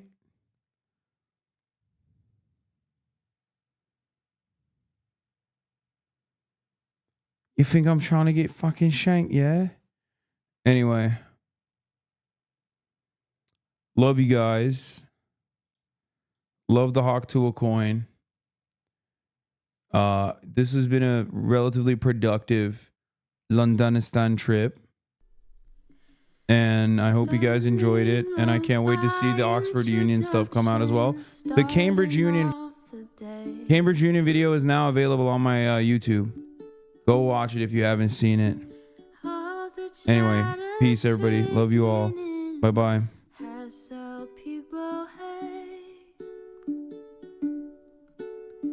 Sunny Los Angeles, California, says Hassan. The starlock to the starlock to the topic just begun. There he is again, Hassan is streaming. Hassan is streaming. There he is again. Hassan is streaming. Hassan is streaming. Review in the P.O. box. Uncle Uger's face.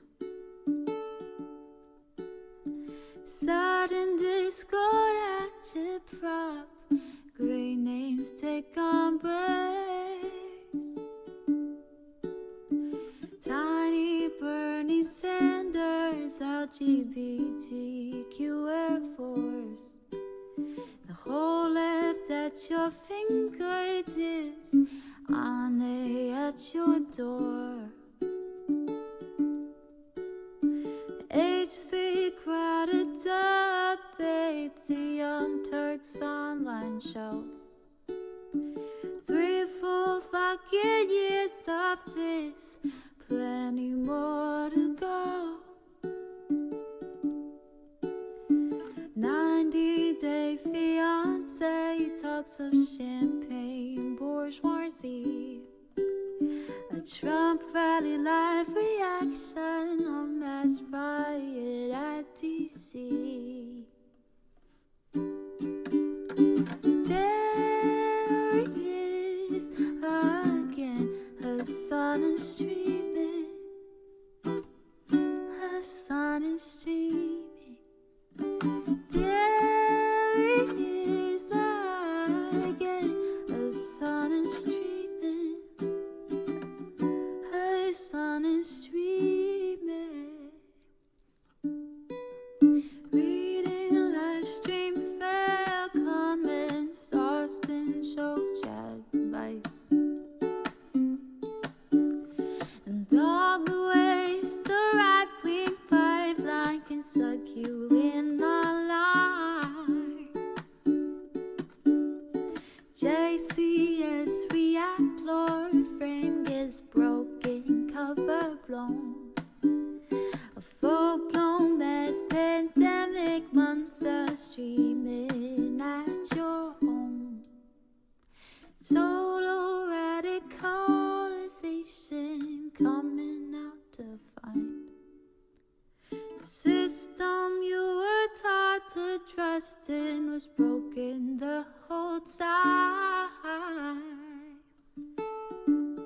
All these daily streams, whether big or whether small, have helped me and so many find the meaning